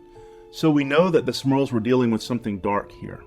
There was an odor that began appearing around the house. It was the smell of sulfur or rotten eggs or rotten flesh. It would come and go for no reason. They kept a clean house. There was no reason for that to have happened. This is all very disturbing and troubling and nerve-wracking to a family just trying to live their lives. And so Jack said in 1977, why don't we take a little break? Let's go on a camping trip. We like camping, and we'll get away from the house. It'll do our minds good, do our souls good. Maybe when we get back, things will be different. So they packed up and they went to a campground nearby. Now, two amazing things happened. Number one, while they were not home, neighbors and then people who happened to just be walking down the street heard loud yelling, arguing, banging from inside the house. No one was there. No one was there. And so even when the Smurls were gone, something in that house was being violent, wanted to be noticed. And while they were on this camping trip, they had an RV. As they're trying to sleep, scratching comes on the walls of the RV. Things began shaking. The electrical appliances there started flickering. The very same things that had happened in the house. What this means is that whatever this thing was targeting them, it was not bound to the house alone. It followed them. And yet, amazingly, it followed them, but at the same time was back in the house making noises that the neighbors heard and actually called the police about. And so we're dealing here with something that's not just a ghost or the spirit of a deceased person. We're dealing with some kind of entity that can be at two places at the same time. Now, all of these horrid things, they didn't happen every single day, but they happened often. And they would come in waves off and on. And those things happened for a few years. Then in the 80s, Janet Smurl gave birth to the twins, Shannon and Karen. That's when things really stepped up. Janet was in the kitchen one afternoon and felt something wrong. She looked up. She saw a very tall, very large black figure that was also misty. She could kind of see through it. It walked towards her, and as she froze in horror and terror, it continued past her and walked through the kitchen wall, like into the duplex, the other side where the parents were living. Of course, paralyzed with fear, Janet eventually got her wits back about her and then went next door to see Mary.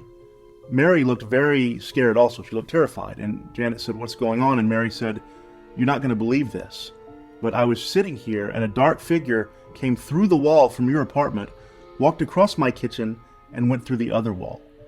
So this thing, whatever it was, it walked through one side of the duplex, through the wall, into the other continuously, and both women saw it. When it was time for the twins to be confirmation in the Catholic Church, which you know is an important event in the life of Catholics, it's when a child who has been baptized as a baby will now basically, before the church, state their commitment to serve God, to serve Jesus, and to be members of the Catholic Church. And so Shannon in particular, one of the twins, had this nice new dress that she had for the confirmation. And the kitchen had a ceiling fan, to cool things off. Jack and his father John had installed the fan themselves. They installed it tightly. They were used to doing handyman kind of work, and they insisted they had installed it very tightly with thick bolts. And as Shannon was standing there under the fan in her communion dress, getting ready to go, she stepped just a couple of steps to the side. The fan came crashing down right where she had been standing. It smashed down, and it would have absolutely injured her or worse had she been there. There was no reason for this fan to have fallen. It was tightly bolted into the ceiling. So whatever was happening here, it meant harm. Now it has become malicious, without a doubt. It wants to harm the family, to hurt the family, or worse, to kill the family. After this incident with the family began seeing scratches appear on their skin, sometimes before their eyes. They would feel a kind of stinging or burning sensation. Scratch it, look, and there would be scratches like from claws into their skin, making red welts. Often these scratches would come in sets of 3, which many believe is said to be mocking the Trinity of the Christian religion and mocking the number of days and nights that Jesus, was crucified, buried, rose again. So it's supposed to be mocking of the Christian faith. They had this happen. They had a dog who was a German Shepherd. Those are big dogs, heavy dogs. The poor dog one evening, while they were sitting in the living room, talking, watching television, levitated and then was thrown against the wall, the poor thing. He was fine. He wasn't seriously injured, but he was a heavy German Shepherd. And although he didn't act terrified like you might imagine, he was a brave dog, he was thrown across the room.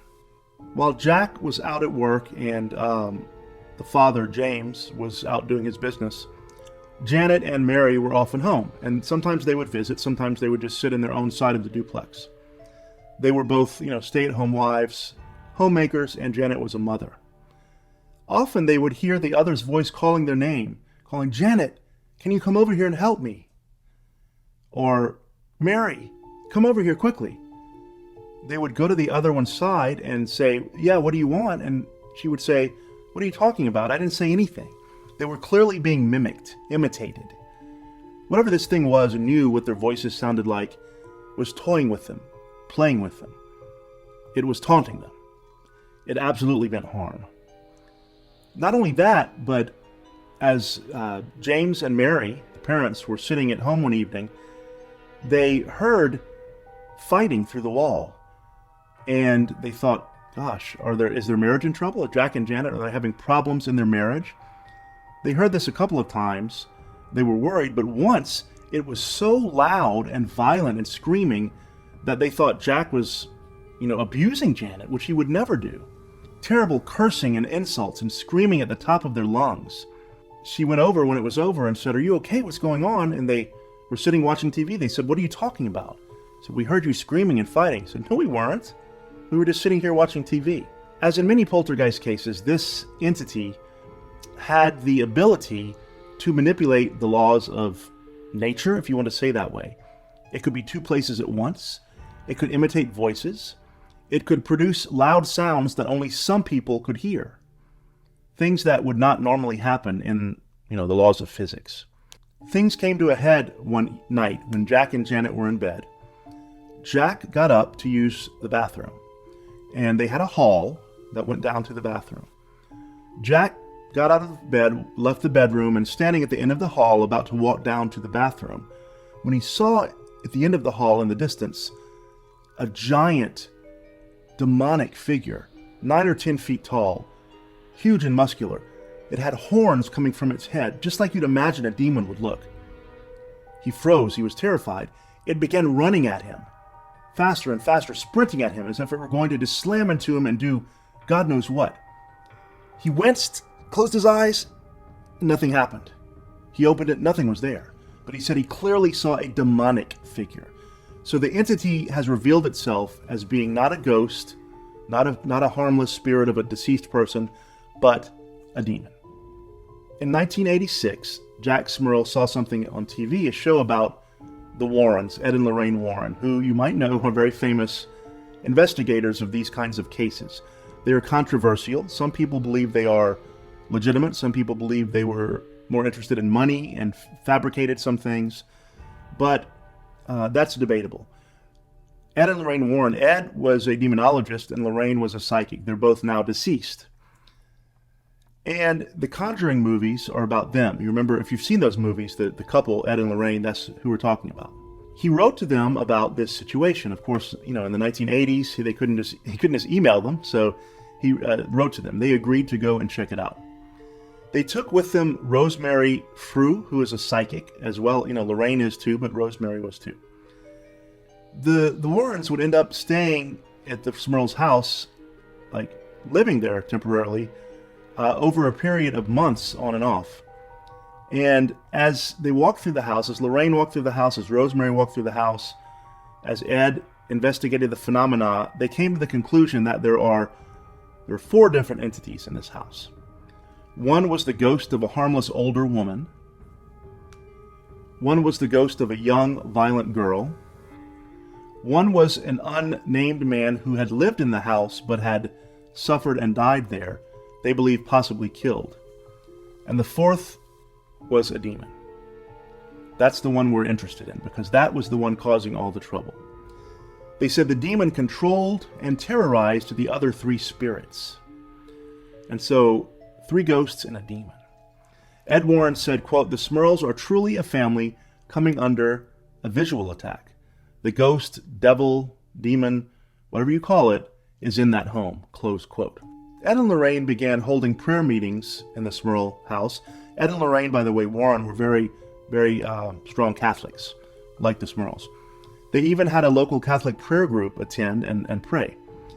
The meetings didn't seem to do anything. In fact, if you know these cases, often what will happen is you'll bring in a religious figure or religious ceremonies, it will seem to get better temporarily, then it will get worse, as if you've really pissed off the demon. So Ed and Lorraine say, let's try to get a priest here to exorcise the demon. As you may know, it's very difficult to get the Catholic Church to perform an exorcism. There's a long inquiry process, and often they'll say no, because they don't want, if it's not real, they don't want bad publicity, honestly, and they would rather it be something psychological or something, a hoax, or something that's just being misinterpreted. So the church denied the Smurls the exorcism. The Smurls were devastated. They had been faithful Catholics their whole lives, and in their greatest time of need, the church was denying them an exorcism. The Warrens, though, brought in Father Robert McKenna. Now, Father McKenna, he had worked with the Warrens before. He was an exorcist. He was approved by the Vatican as such, for sure. And so he would often help the Warrens kind of say off the books, off the record with these exorcisms, when the church would officially deny them for the cases that the Warrens investigated. Father McKenna came in and held the rite of exorcism in the Smurl household. As it often happens, like I said, it seemed to work. They thought, well, great, it seems to work, let's hope it sticks, let's hope it holds. But the demon came back with a vengeance. Father McKenna would perform a total of 2 exorcisms, but they didn't drive out the entity. Now, during the time period when Father McKenna was involved, the 80s, a medium named Mary Alice Rinkman went through the house and agreed with the Warrens about there being a demon and 3 ghosts. She came up with the same conclusion. She believed that one of the spirits was an elderly lady named Abigail, and the other was a man, a black man, she said. I don't know why that's necessary to specify that, but in the 1980s, I guess she did. His name was Patrick.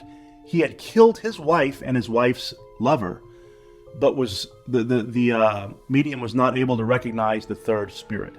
But she agreed that there is a demon there. During this time, by the way, another priest came and spent 2 nights with the Smurls, but nothing happened while he was there.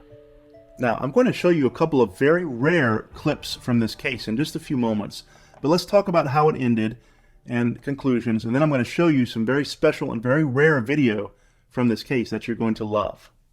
After these 2 exorcisms of Father McKenna that did not drive out the entity, things got worse, much worse. The demon was angry. The family began having not only scratches on their skin, but bruises and even bite marks on their body. They would feel something biting them and have actual bite marks that looked kind of human. Several members of the family were sexually assaulted.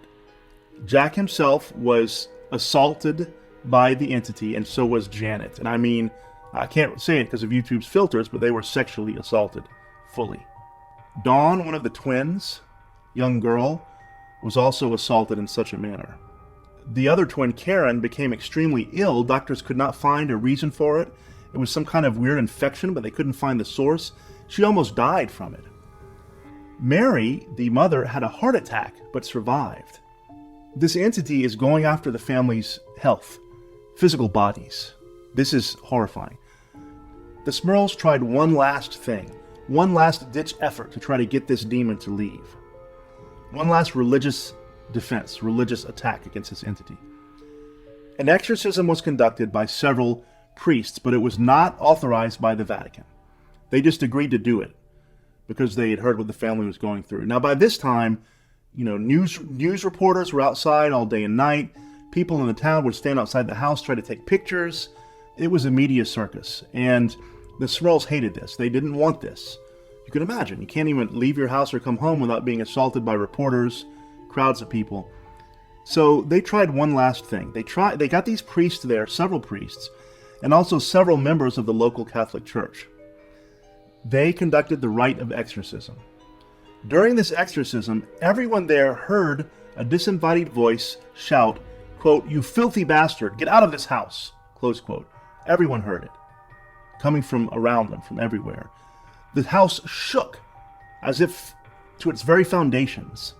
2 female ghosts in American colonial-era clothing were seen during this time. So the ghosts appeared, and were these really ghosts, or were they the demons pretending to be ghosts? We don't know. But the demon was pissed. After this last-ditch effort, this group exorcism, the activity ceased. In fact, it ceased for several months, and the Smurls thought they had finally been done with it. But alas, they had not. The paranormal activity began again, as if starting over, with knocks on the walls, shadowy forms. Well, by this time, the Smurls said, to hell with this, we're getting out of here. They'd had enough. So they sold the house, moved away in 1989. After they moved, they never again experienced any paranormal activity. The new owner, Deborah Owens, moved into the house, said nothing unusual happened there. No paranormal activity. I don't know who owns the house today. Again, don't bother them. I don't know. I don't care. It's their life, their house. But reports are that nothing has happened in the house since. Jack Smurl and his parents have since deceased. Janet was alive until a couple of years ago. I'm not sure if she still is, but Janet and the kids were doing fine, the last I heard. This is one of the longer poltergeist cases that I've ever encountered. It lasted from 1974 to 1989, 15 years on and off. Can you imagine 15 years of your life? What were you doing 15 years ago? Just think about that for a moment. So as I'm making this video now, it's 2026, it's the year 2026. What were you doing in 2011? Can you think back that far? Where were you? Where were you living? What were you doing with your life? Imagine that beginning then, continuing to this day right now, you were being tormented, harassed, assaulted by a horrible, paranormal dark spirit, a demon. How the Smurls didn't lose their minds, I don't know. But they finally had enough, and they left. It's one of the longest poltergeist cases I've ever heard of. The average time for a poltergeist is 2 to 3 months, and that's it. Then they leave. Now, let's look at those video clips I promised you. These are very rare and hard to find, and from the case itself. The first clip is Ed Warren in the kitchen, and he's commanding the entity to reveal itself. Let's take a look. In the name of Jesus Christ and the blood of Christ, I command you to reveal your identity. Give me some sign. Is that you moving something? Give me some sign that you're here. Good. Do you want this family to stay here in this house? I command you in the name of Jesus Christ to reveal your identity.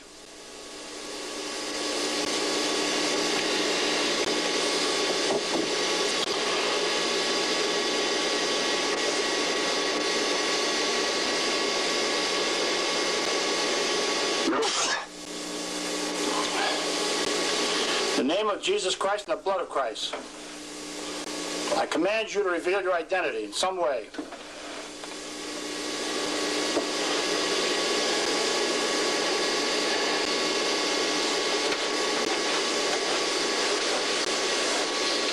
In the name of Jesus Christ, I command you to reveal your identity. So you can see that the kitchen table was moving by itself very clearly. The second clip is of one of the daughters sitting at that same kitchen table doing her homework. Take a look.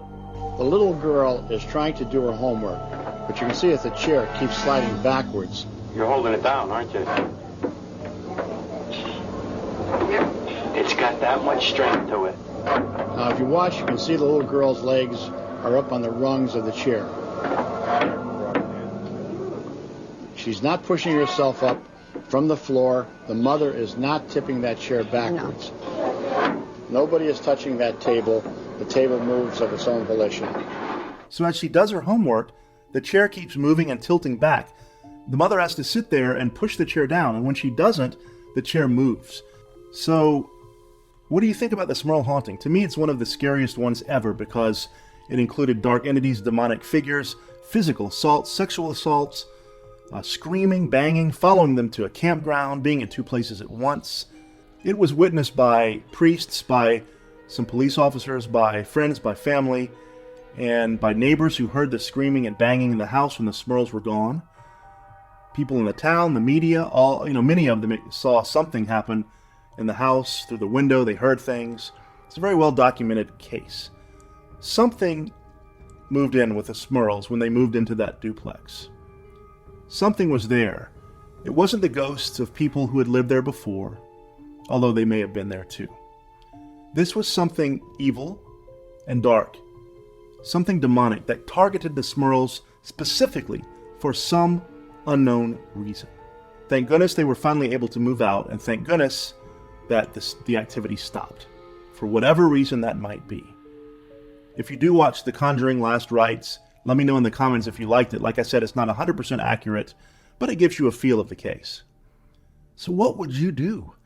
What will you do tonight if you're lying in bed and a dark, tall, demonic figure with horns runs at you from the end of the hall? Let's try not to think about it. Thanks for watching. As always, sleep well tonight if you can. A small English village. An older lady lives on the outskirts of the village, and she has knowledge of herbs and medicine. Many villagers go to her all the time for medical treatment. There's no doctor, so to speak, in this little village. And she also knows a little bit about using the wise arts, as they call them. She can help you with things. If you need your crop to produce more, she can work a little spell. If you want love, she can give you a potion. She's not a magician or an evil witch. She's just someone who uses a little magic, but mostly treats people with herbs for medical conditions.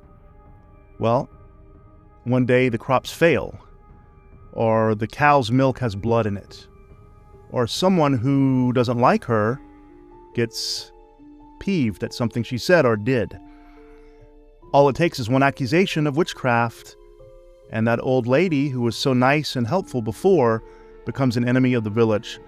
This happened throughout Europe in the 1400s, 1500s, happened in the Americas. Witch trials. And they were largely incredibly unfair. Innocent women were targeted and executed, forced to confess under torture. It was all unjust, terribly unjust, and created lots of suffering and death and victims. In a situation like that, can the emotions and the pain and the hatred and the insanity of such a witch trial leave its mark throughout history? Can it attach itself to a building? Welcome to Fangs and Folklore. Tonight we're talking about the haunted witch prison house. It's locally known as the Cage. The reason is that in the 1500s, when these witches were put to trial, they would first hold them in this jail. The house was the jail. The cage was the room where they would be thrown in and often chained up in darkness and filth, given very little food, and just terribly mistreated and tortured. Today, this is a house, and Vanessa Mitchell bought this house in 2005. She thought it was a piece of English history, and the house itself was lovely. She thought it was really actually pretty interesting to live in such a place, historical place like that. She had grown up in the town St. Osyth. That's where this takes place, in England. Now, St. Osyth was a martyr, a Catholic martyr, a Christian martyr, who died around 700 Common Era. According to the legend, she was an Anglo-Saxon noblewoman who became a nun and was walking one day when a Danish pirate kidnapped her and made demands on her that she refused. He demanded that she turn away from her God. She wouldn't. So he beheaded her on the spot. Much to his shock, she picked up her head, walked back to the convent she had founded, and died there. In fact, there's a tradition of Catholic saints who get beheaded and pick up their heads and keep walking. She's one of those. She's honored as a saint, and her feast day is on October 7th. So the town of St. Osyth is named after her, the saint herself. Growing up in this little village, Vanessa would have walked by this house all the time. Probably very interested in it, curious, probably knew the stories. Looked like a great house to live in, and she had the opportunity in 2005 to purchase it, and she did, and she moved in. The house had a modern section, but the oldest section dated back hundreds of years, having been built even before, probably in the 1400s. There were rumors, though, among locals that strange paranormal events happened at this house. She may have heard such legends, but she had spent about 10 years before she bought the house in Tenerife as a real estate agent. And so she moved back home and heard about these rumors. She heard about tenants who had rented the house and quickly, within days, weeks, maybe a month, would break their lease and just flee. Didn't care about the consequences. In fact, the former tenant of the house, the former owner of the house, had taken their own life on the property by hanging. St. Osyth, the town, the village, in 1582 had a witch panic. And 13 local women were tried as witches. 2 of them were hanged. That's actually unusual. In other parts of Europe, most of the accused, almost all of them, were executed. But in this case, only 2 out of 13. That's still terrible, but that's an interesting statistic. The most well-known of these was a woman called Ursula Kemp. Ursula Kemp. She was a midwife there in St. Osyth, and basically she also treated remedies, helped birth children, knew about herbs, potions, that kind of thing, and even offered to remove curses from residents. And like the story I started with, the same thing happened that happened all over Europe. Someone turned against her. They suspected her of having dark powers, and apparently what happened was that Ursula had delivered a baby for a friend of hers, a woman. And when this woman was pregnant again, she didn't ask Ursula to deliver, and Ursula was a little bit miffed at that.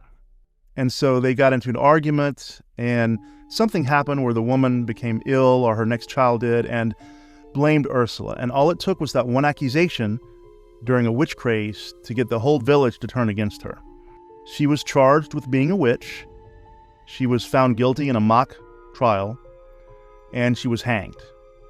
The building where Ursula was imprisoned, awaiting her trial, and where she was likely tortured to confess, even though she was innocent, was this house, the house that Vanessa purchased over 400 years later. And as soon as she moved in, Vanessa began experiencing strange events. Not only would things around the house, little decorations, be moved to different places, but she would see them with her own eyes moving in real time. Was this a poltergeist or a ghost or something else? We'll talk about that in just a moment when we conclude. But Vanessa began to see dark shapes appearing in the hallway. She took photographs of some of these, and I'm going to show you some images of what she says are the spirits of this house. Around the house, these dark splotches would appear on the floor, wall, ceiling. And she discovered that these were actually blood. Real blood was appearing in little spots on the ceiling and walls and so forth. That's scary enough. But very soon thereafter, she was physically attacked, assaulted. So Vanessa one day was just doing whatever, chores in the house, and she felt something grab her hair and yank her head back by her hair. Okay, imagine that. And nothing was there. There was no one there. Imagine that. You're in your house and something is yanking at your hair, pulling it, trying to rip it out, and there's no one there. There's no denying that something paranormal is happening there and that it's not good. It's a negative spirit. Ghosts. And this house you bought was in St. Osyth? Osyth in Essex? Yes. And it had a history. What was the history for this Well, house? the history was it was used as the old prison in the old days for the witches. The witches were sent there and kept there before they were taken off and tried. Stop right there, Vanessa. Why did you proceed? Would you have known there was a house full of witches? I don't think so, although I'm not terribly superstitious and I'm not a great believer in ghosts. So Vanessa was experiencing physical attacks. She was finding blood spots appearing on the ceiling and walls and floor, and she was seeing figures. Ghosts, basically, put it that way, seeing ghosts. She saw, among others, an older man and also an older lady, and then others at different points. So she got a flatmate, her friend Nicole Kirtley. So Vanessa and Nicole became flatmates, and they were friends. And maybe Vanessa thought, if someone else is here, maybe this will just go away, or maybe I'll see that I was mistaken, or maybe at least I'll feel better because someone else is here with me. But it didn't stop. In fact, as soon as Nicole moved in, she also began to experience paranormal events. Well, on a typical day, you'd be sitting there, things would fly across the room, door latches would go up and down the stairs, taps turning all the Right, time. Ruth would be gone. Now, she'd have packed her cases and be Ruth living would with be her having a mum. breakdown there, honestly. She would be gone. She'd be gone at this stage. It was bad, it was very active. How long did you stay with that and experience that without doing anything about it? About 3 years I had to stay in Now, there. Nicole worked as a bartender at a pub, a local pub. You know how these little English villages have their charming little pubs that everyone goes to, right? And it's kind of a community center in addition to being a bar. It's where people socialize, share news about the town, meet their neighbors, things like that. And so she heard lots of stories about this house. Even before she had moved in, she had heard, stories about the house. One of the most frightening ones is that a family had lived there years before and claimed that their son had acted strange and possessed, and had actually began to burn down his own bedroom. He set fire to his bedroom. Luckily, it was stopped before the house was destroyed, but he had burned his own bedroom. That's just one example of the things that happened. Other people reported seeing spirits, hearing things, basically terrified. No one could last there very long. So right when Nicole moved in, Vanessa was in the kitchen making some tea, and Nicole was unpacking her things, moving in, basically, setting up shop. And Vanessa felt the presence there. Someone was behind her, so she thought it was Nicole. But she turned around, and not only was Nicole not there, but Vanessa saw something that really disturbed her. She had seen some spirits before, but this thing, it was different. It was coming through the closed kitchen door. So the door was completely closed. This was moving through it as if the door were not even there. It was a dark black mass, a cloudy mass, a shadowy mist, a blob of something. And it essentially leaked through the wood. It didn't look like a human form, really. It looked more like just a cloud, a dark cloud, like a fog. And, of course, anyone would be terrified and startled to see that. At first, Vanessa said, I'm not going to mention this to Nicole. Maybe I don't want to scare her. She just moved in. I don't want her to move out the very first night she's here. But so what happened to Nicole, several times she noticed that the latch on her bedroom door would jiggle, and she thought it was Vanessa, and she'd get up and no one was there, and Vanessa was sound asleep. And so that latch started to be opened during the night while she was sleeping. Many of her personal possessions would go missing. Something that is disgusting and also scary is that one day the two flatmates were cleaning house, and they saw a rug in the living room, like an old rug, and they were going to change it out for a new rug. They saw the rug moving, undulating, as if something alive were beneath it. They pulled the rug back and saw, according to them, quote, thousands and thousands of maggots, close quote, squirming around. So many that it was beyond natural. There was nothing, dead there for the maggots to be eating. That's what maggots do. They were just undulating under the rug. And, of course, they eventually had to clean them up, but there was no source for this. And could these maggots have been representing the death, the torture that happened so long ago in that very house? Was this simply a poltergeist, or was it the trapped souls of the witches, or the guilty souls of their torturers and executioners trapped in this house and not allowed to go on to the next world? I don't know. Not only were there things missing and moved all the time, but when they would leave the house to go, to the store or for whatever reason, when they would come home, they said walking in was difficult. It was like walking into a wall of jelly, they said, like some kind of an invisible substance was pushing them out of the house.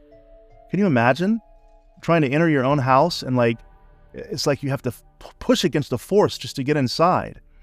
I don't know if I'd even return inside after that, but something invisible was there, and it clearly did not want them there. they noticed strange odors appearing out of nowhere. And you may be familiar with the poltergeist cases where it often smells like sulfur, rotten eggs, that kind of thing, or the smell of death, that kind of acrid, sour smell of death. But in this case, some of them were, for example, freshly baked bread. It smelled good. They had not baked bread, but the house was filled with that aroma. Then the aroma of pipe smoke would appear out of nowhere, and they could smell that. The house was always much too cold, which is a trait in hauntings. Now you might think, okay, it's a medieval house essentially, and England can get chilly. Yeah, fine, but it was often much colder inside than it ever had any right to be. Now, I mentioned that people in the village were aware of this house and its history. And so one day, Vanessa was there at home, and she heard someone knock on the door 3 times. Knock, knock, knock, 3 times. She opened it. There was a young boy. He was 12 years old. His name's Freddie Young. He was a guy, a young boy who lived in the village. And she said, well, hi, Freddie. What are you doing? And he said, well, my grandmother, he said, is a white witch. She uses her powers for good. And she said that this property, this house, the witch's prison house, is cursed. And that if he ever walks by it, he needs to go knock on the door 3 times. That will protect him. It would, his grandmother had said, quote, ward off evil, close quote.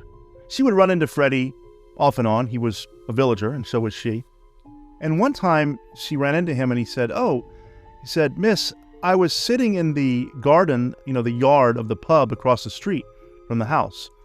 And he was watching the house, and something about it, he said, felt like it was calling him to watch it. And he said upstairs, he saw, quote, an old woman peering out of the window, close quote. And there, of course, was no old woman there. So Freddie, and his grandmother believed that something was going on in this house. And his grandmother was trying to protect him magically because she was a white witch, according to him. Once Vanessa and Nicole were getting ready for a Halloween party, and they were in their bedrooms upstairs, getting ready, whatever, and they heard this incredibly loud, booming crash from downstairs.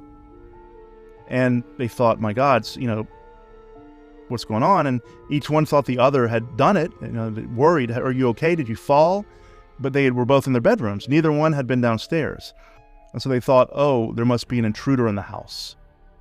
So bravely, they tiptoed down the stairs, peering around the corner, and there was no one there. And there was not only no one there, but there was no evidence of any kind of disturbance, breaking whatsoever. This happens a lot in poltergeist cases. You hear loud crashing, banging, booming, as if the furniture in a room's being torn apart. And then you go to the room and nothing's out of place. Whatever this spirit was in the witch's prison house, it could manipulate sound, could manipulate reality in a sense. They said as they walked around downstairs and saw that nothing was out of place and no one was there, they each independently suddenly felt a presence near them, impossible to ignore, somewhere in the room with them. They didn't see anyone, but they felt the presence, and they both had the very strong feeling that this thing, whatever it was, wanted to hurt them. At this point, they began living with this horrible feeling and atmosphere of anxiety and threat. One thing I think, if you're interested in these stories of haunted houses and paranormal activity, one thing we forget is that the people experiencing them are just human beings. Imagine having to live in a house where, things like this are happening. You feel imminent threats against you. You feel very strongly the house or something in it doesn't want you there. And you're constantly terrified, constantly looking over your shoulder, can never relax. That is very psychologically tolling on a person. And in an interview, Vanessa was asked, why didn't you just move out? And she made the point, because I bought a house. You can't have a mortgage. You can't just move out of a house you just bought. And a lot of times in these haunting cases, that's a deal. People can't just leave. They can't all pull an Amityville Horror and just flee in the middle of the night and let the mortgage go to pot. She couldn't do that. Other things would happen. They would be watching TV and the volume would turn really loud and then back down again as they're watching it over and over and over. They would often hear the sound of metal clanking. Now, imagine like chains beating against wood or other chains. What's interesting is that I said that this house had been a jail for the witches, especially the oldest part, the cage, as the room is called. The original doors are there still in the house to this day, which is a fascinating, historical, find. It'll be interesting to see, but the doors had chains hanging on them, obviously to lock in the poor women who were accused of witchcraft hundreds of years before. And so they would hear metal clanging, and they would run to where it was coming from. It was coming from those doors. The chains on the doors would still be swinging. Something had bashed the metal against the other chain or against the door. And it was swinging back and forth. And as if maybe one of the spirits or the witches were trying to get attention, were trying to say, help me, let me out. Another very weird and troubling element is that they would hear children in the house. Now, at that point, there were no children in the house. They would hear, children speaking, talking, laughing, crying, coming out of nowhere, sometimes right there by them, the voices of several children. And, what do? You're in your house alone and you hear children laughing right by you, but there's no one there. Why would there be children's voices in the house? House had not been a school or anything like that, but, well, what would happen in witch trials is that if a woman had children and no husband, the children would have to go to the jail with the mother being accused of witchcraft, because if she had no one else to take care of them. Sometimes they would not allow them to go, to see her, but sometimes they would have to go with her. So cruel. And could these have been the sounds of the children who had been yanked from their childhood, thrown into a prison with their mother being accused of being a witch, and trying desperately to be children, to still laugh somehow, to not understanding the gravity of what's happening here? They were there for years, and this stuff happened all the time. And so the two roommates eventually said, we have to do something here. Clearly this house is haunted. Clearly it's something dark that doesn't like us. And so they said, what can we do? Well, they talked to the local vicar, like the local priest, basically, in the Anglican church, and asked him to perform an exorcism. Now, the Anglican church, like the Catholic church, doesn't just, willy-nilly go and exorcise people or houses. It's a process. It has to get approved. And so the vicar, who is Reverend Martin Flowerdew, it's a nice name, Martin Flowerdew, he said, yeah, I'll come over. He said, I can't conduct a full exorcism. I'm not allowed to at this point, but what I'll do is I'll come over and I will bless the house. He said, I'm not really trained in exorcism also. It just never happens, but I'll come and I'll do a blessing on the house. How about that? They were thrilled. Yes. So he came to the house, said prayers, sprinkled holy water, that kind of thing, but it had no effect whatsoever. Nothing changed. Everything continued. Now, a few weeks after that blessing that did nothing, Vanessa's boyfriend was named Jay. He moved into the house with her because they were going to be married soon. And so, it's the modern age. He said, let's live together and then we'll get married. Whatever feelings of security Vanessa had at that moment of having finally her man move into the house were quickly done away with when nothing stopped. The activity continued. In fact, it seemed to increase with someone else in the house. For example, he and Vanessa were sitting watching TV one night when there was a can of Coca-Cola on the cabinet by them, and it just launched across the room, flew across the room, hit the wall, and exploded right in front of their very eyes. And it wasn't one of these things where, maybe I accidentally knocked it over, or maybe we shifted and it bumped the table and it fell. It flew across the room, it beamed across the room and crashed into the wall. So clearly something unseen threw it. Unfortunately, Jay couldn't take this activity. He was terrified, and that's understandable. He didn't want to live there anymore, so he moved out, and basically their wedding fell apart. They ended up not getting married. So this thing, whatever it is now interfering in Vanessa's love life. Around that time, Nicole also had a boyfriend. He also moved into the house. He didn't believe in ghosts, didn't believe in supernatural, but yeah, he started seeing things and he quickly changed his mind. In fact, he refused to be in the house alone. He said, if I'm going to be in this house, I want both of you here with me. He would not step into the house alone. Now in 2006, Nicole became pregnant. She and her boyfriend were going to have a baby.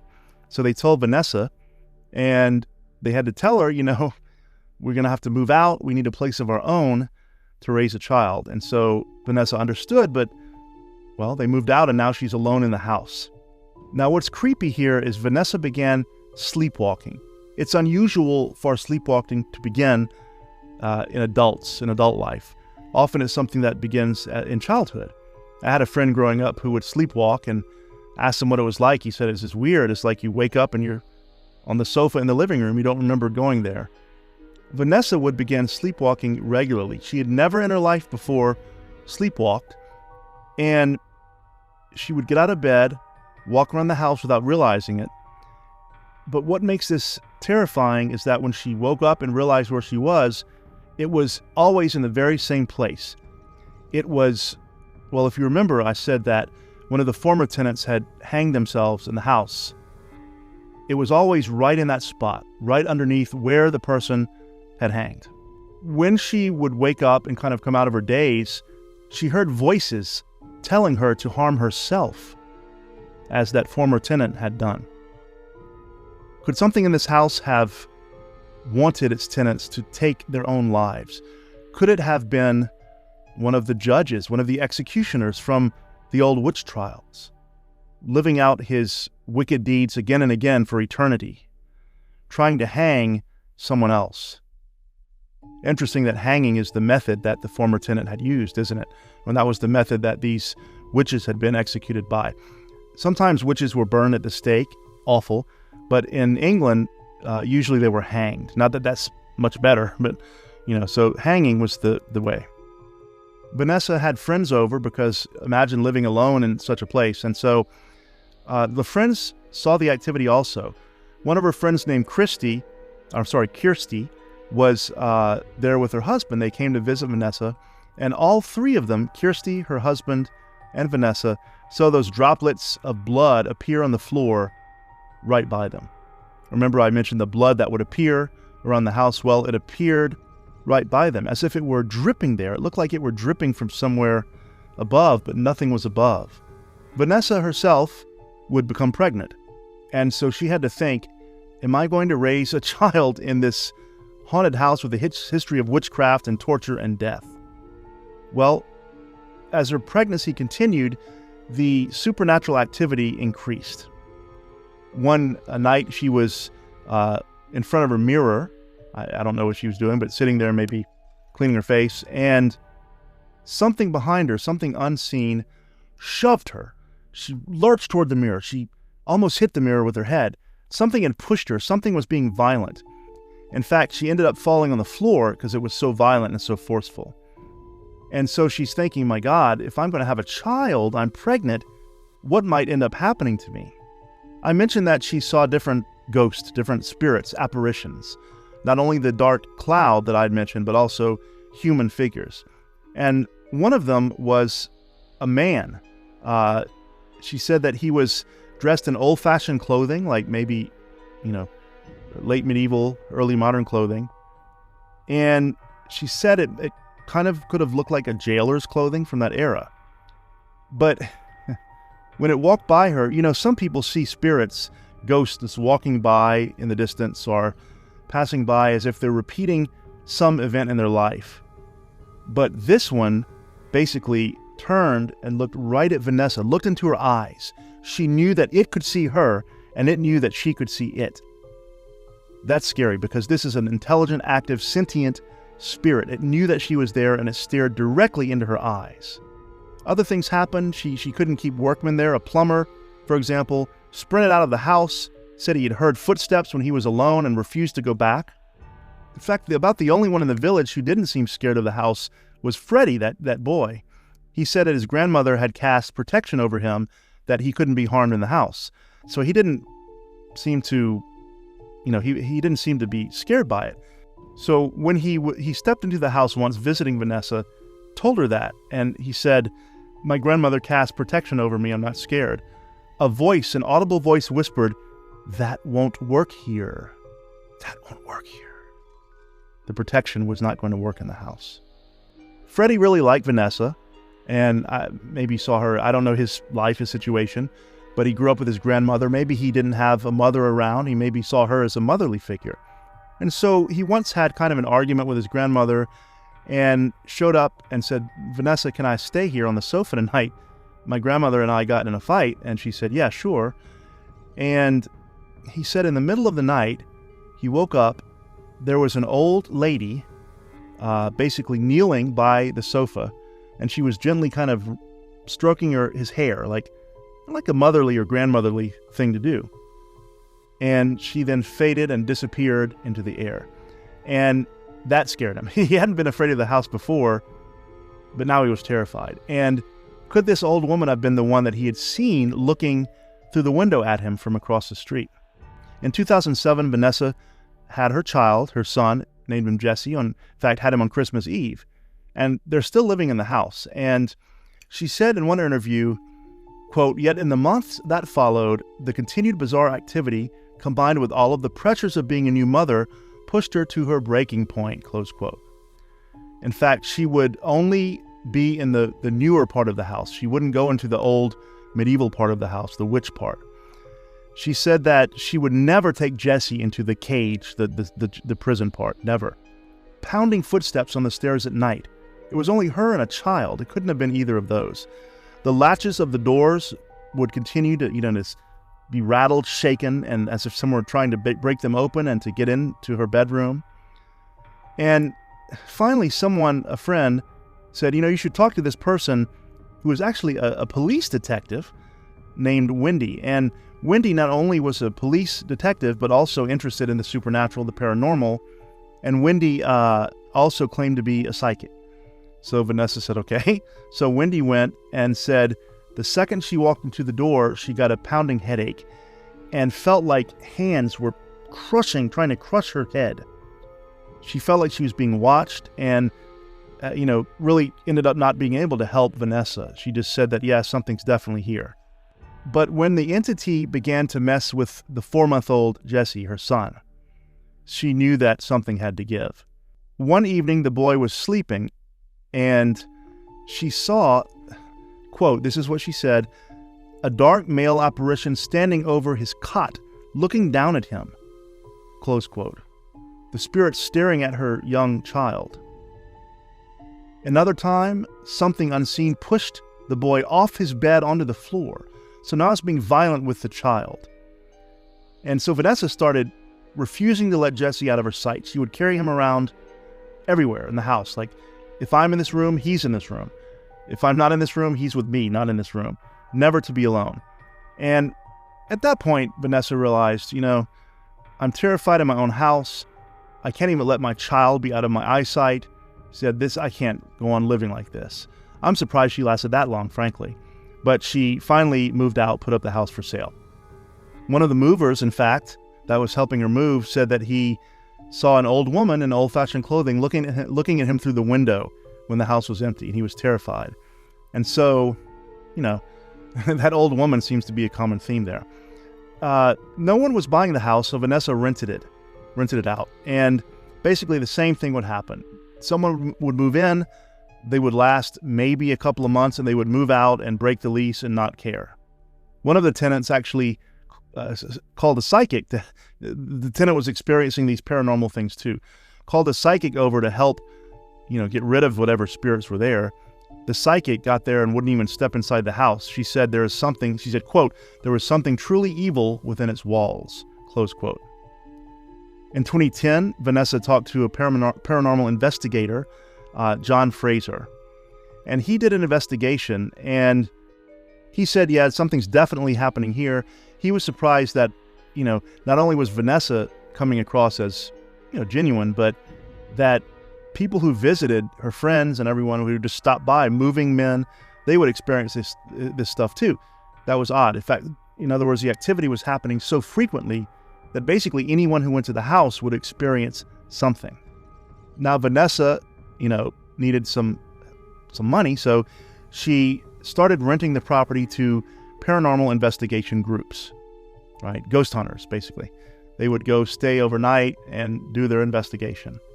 And one of the things I want to show you here, this is an amazing video where One of these paranormal investigation groups is there in the house, and one of the ladies involved, as they're trying to contact a spirit, her face looks like it changes into like a witch's face. Just take a look at this.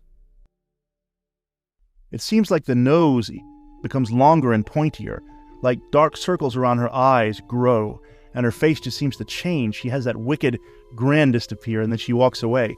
Let me show you again in slow motion.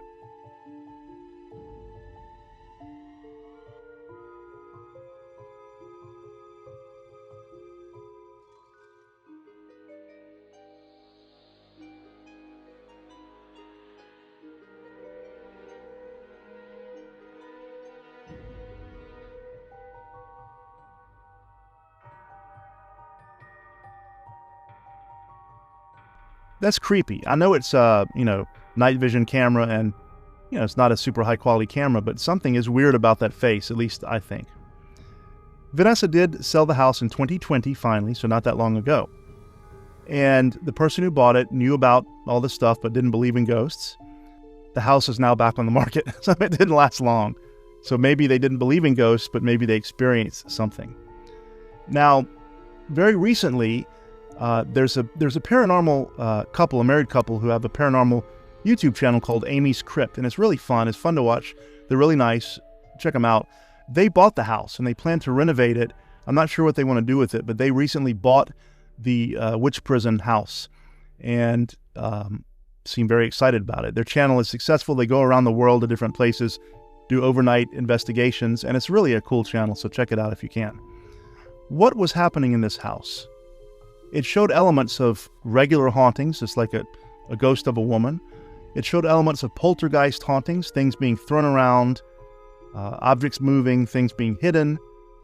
And it showed elements of something far darker, perhaps demonic, blood dripping onto the carpet out of nowhere.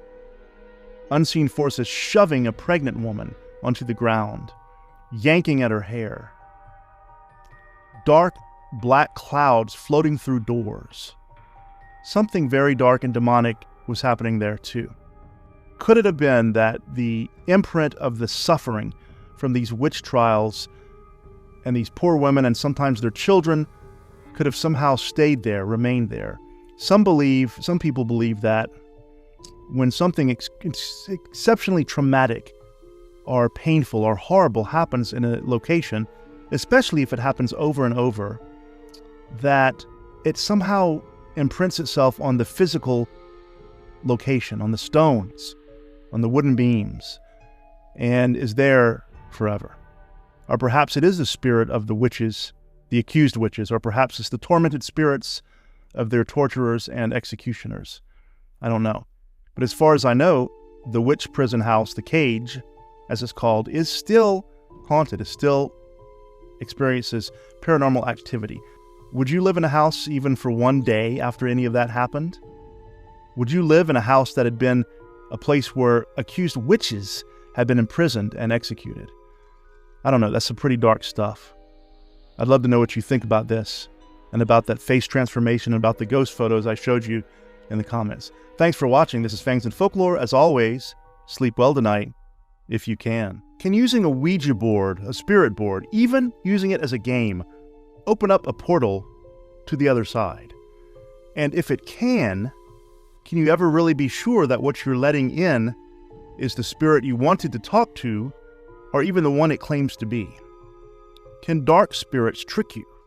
Can they enter this world, this realm, through the use of a spirit board? And if so, can you ever make them leave? Welcome to Fangs and Folklore. I'm your host, Matthew R. Miller. Boy, we have a good one tonight. If you are familiar with the Spanish horror film Veronica, or Veronica, from a few years ago, this is the real-life case on which it was based. The case centers around a girl named Estefania Gutierrez. And Estefania, which is of course Stephanie in English, lived with her family in Madrid, Spain. She lived in an apartment in a working-class neighborhood on Luis Marin Street, Calle de Luis Marin. She was one of seven children, so 6 siblings. She was raised by her parents. Her mother's name was Concepcion, and her father's name was Maximo. And the children, including her, went to a school nearby. She was in high school when all this started. They were all described as good students, and Estefania was described as being cheerful, friendly, caring, polite, had friends, and she often looked after her siblings, her 6 siblings. When you have a household and a family that large, sometimes the oldest child helps to look after the younger ones. And so she loved her siblings. They were all close. There were no family issues there, from what we know. Now, the grandfather also lived in the house, in the apartment with the family. And as you know, this is fairly common in many cultures to have multi-generational households. Unfortunately, the grandfather suffered from dementia. And if you know anything about the disease dementia, you know that it can change people's personalities. Sometimes totally different, sometimes for the better, sometimes for the worse. And it can make them do and say things that maybe they never would have done or said had they not had the disease. Now, before he, got dementia, the family, the children described him as affectionate, a good grandfather, a good grandpa.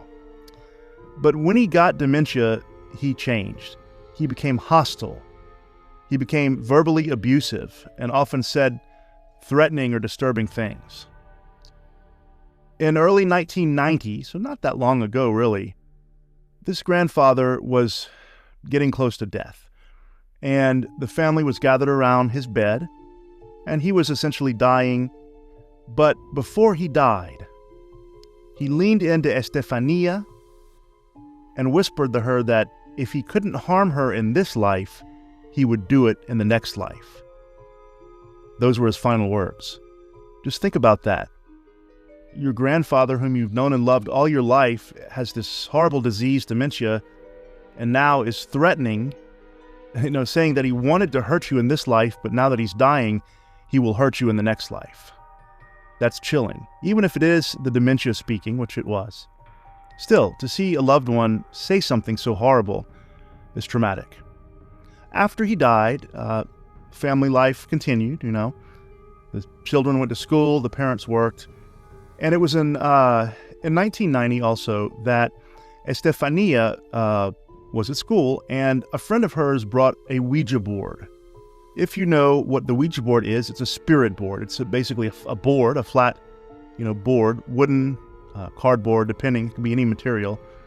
On the board is the entire English alphabet, the words yes and no, and the words goodbye, and the word goodbye. And so the idea is that it's a way to communicate with spirits, with ghosts, with the deceased. You can ask questions. It can answer yes or no if it's a yes or no question. Or if it's an information question, it can use the alphabet, allegedly, right, to spell out the replies.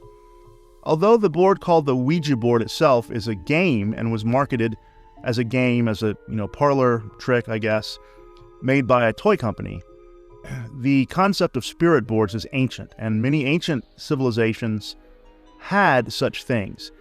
If not a literal board with writing on it, some were, but also things like stones or things you could, choose yes or no and move around, ways to communicate with the spirits.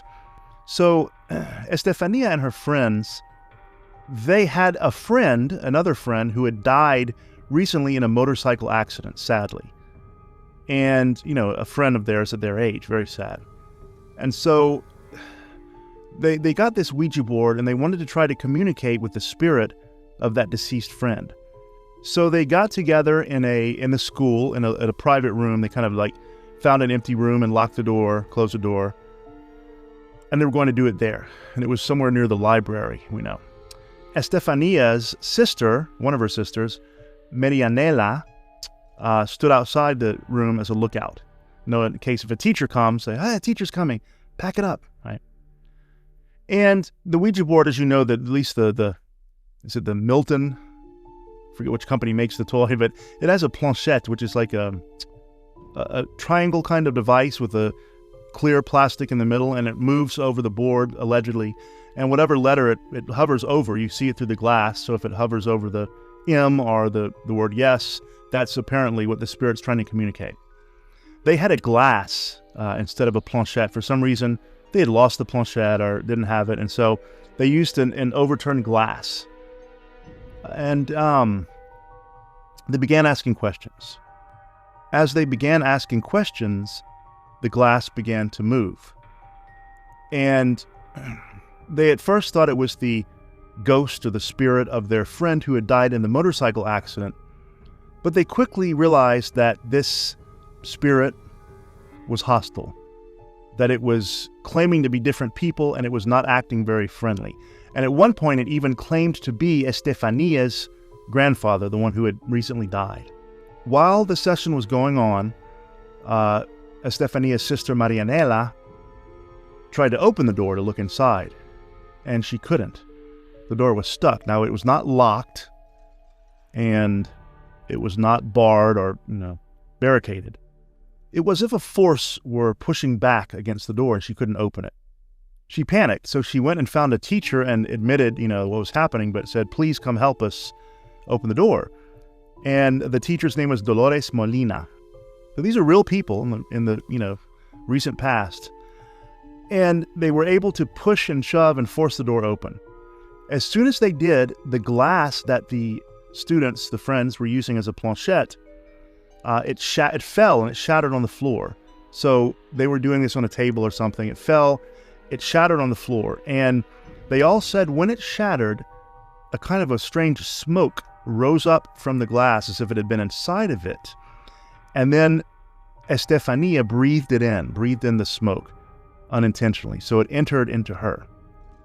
Then, as they were still in the room, the window blinds moved on their own. And there's a sudden drop in temperature. It felt cold. And then one of the participants, a boy, later said that he felt like something had hit him in the chest. And he had, in fact, the next day or two, a dark mark on his chest. And then Marianela, the sister, was standing on a staircase or something, and she felt cold wind, and then she felt like a force lifted her off the ground briefly. So, she packed up and got the hell out of there, as you might imagine. So the teacher and all the students and Estefania's sister witnessed these things. After this incident, Estefania's behavior changed. Who had always been an outgoing girl with friends and sweet and friendly, now she became withdrawn and distant. She began having terrible insomnia, and she experienced vivid, hyper-realistic nightmares involving shadowy figures calling out to her and telling her to follow them. These visions, these nightmares, would eventually start happening while she was awake as well. In fact, she said that she began seeing human-like figures with no faces, wearing long clothing like robes, as if they were some kind of strange faceless monks or nuns. And they would stand in the corners of the house or in the hallways and beckon to her and call her to join them. Now that alone is terrifying if you're seeing these things when you're already awake. It's scary enough to have a vivid nightmare. I have those all the time. But when it happens when you're awake, well, that's something paranormal. Around this same time, Estefania began experiencing kind of like these fits, these spells, these episodes where she would sit in a trance, and they would last for about 15 to 20 minutes.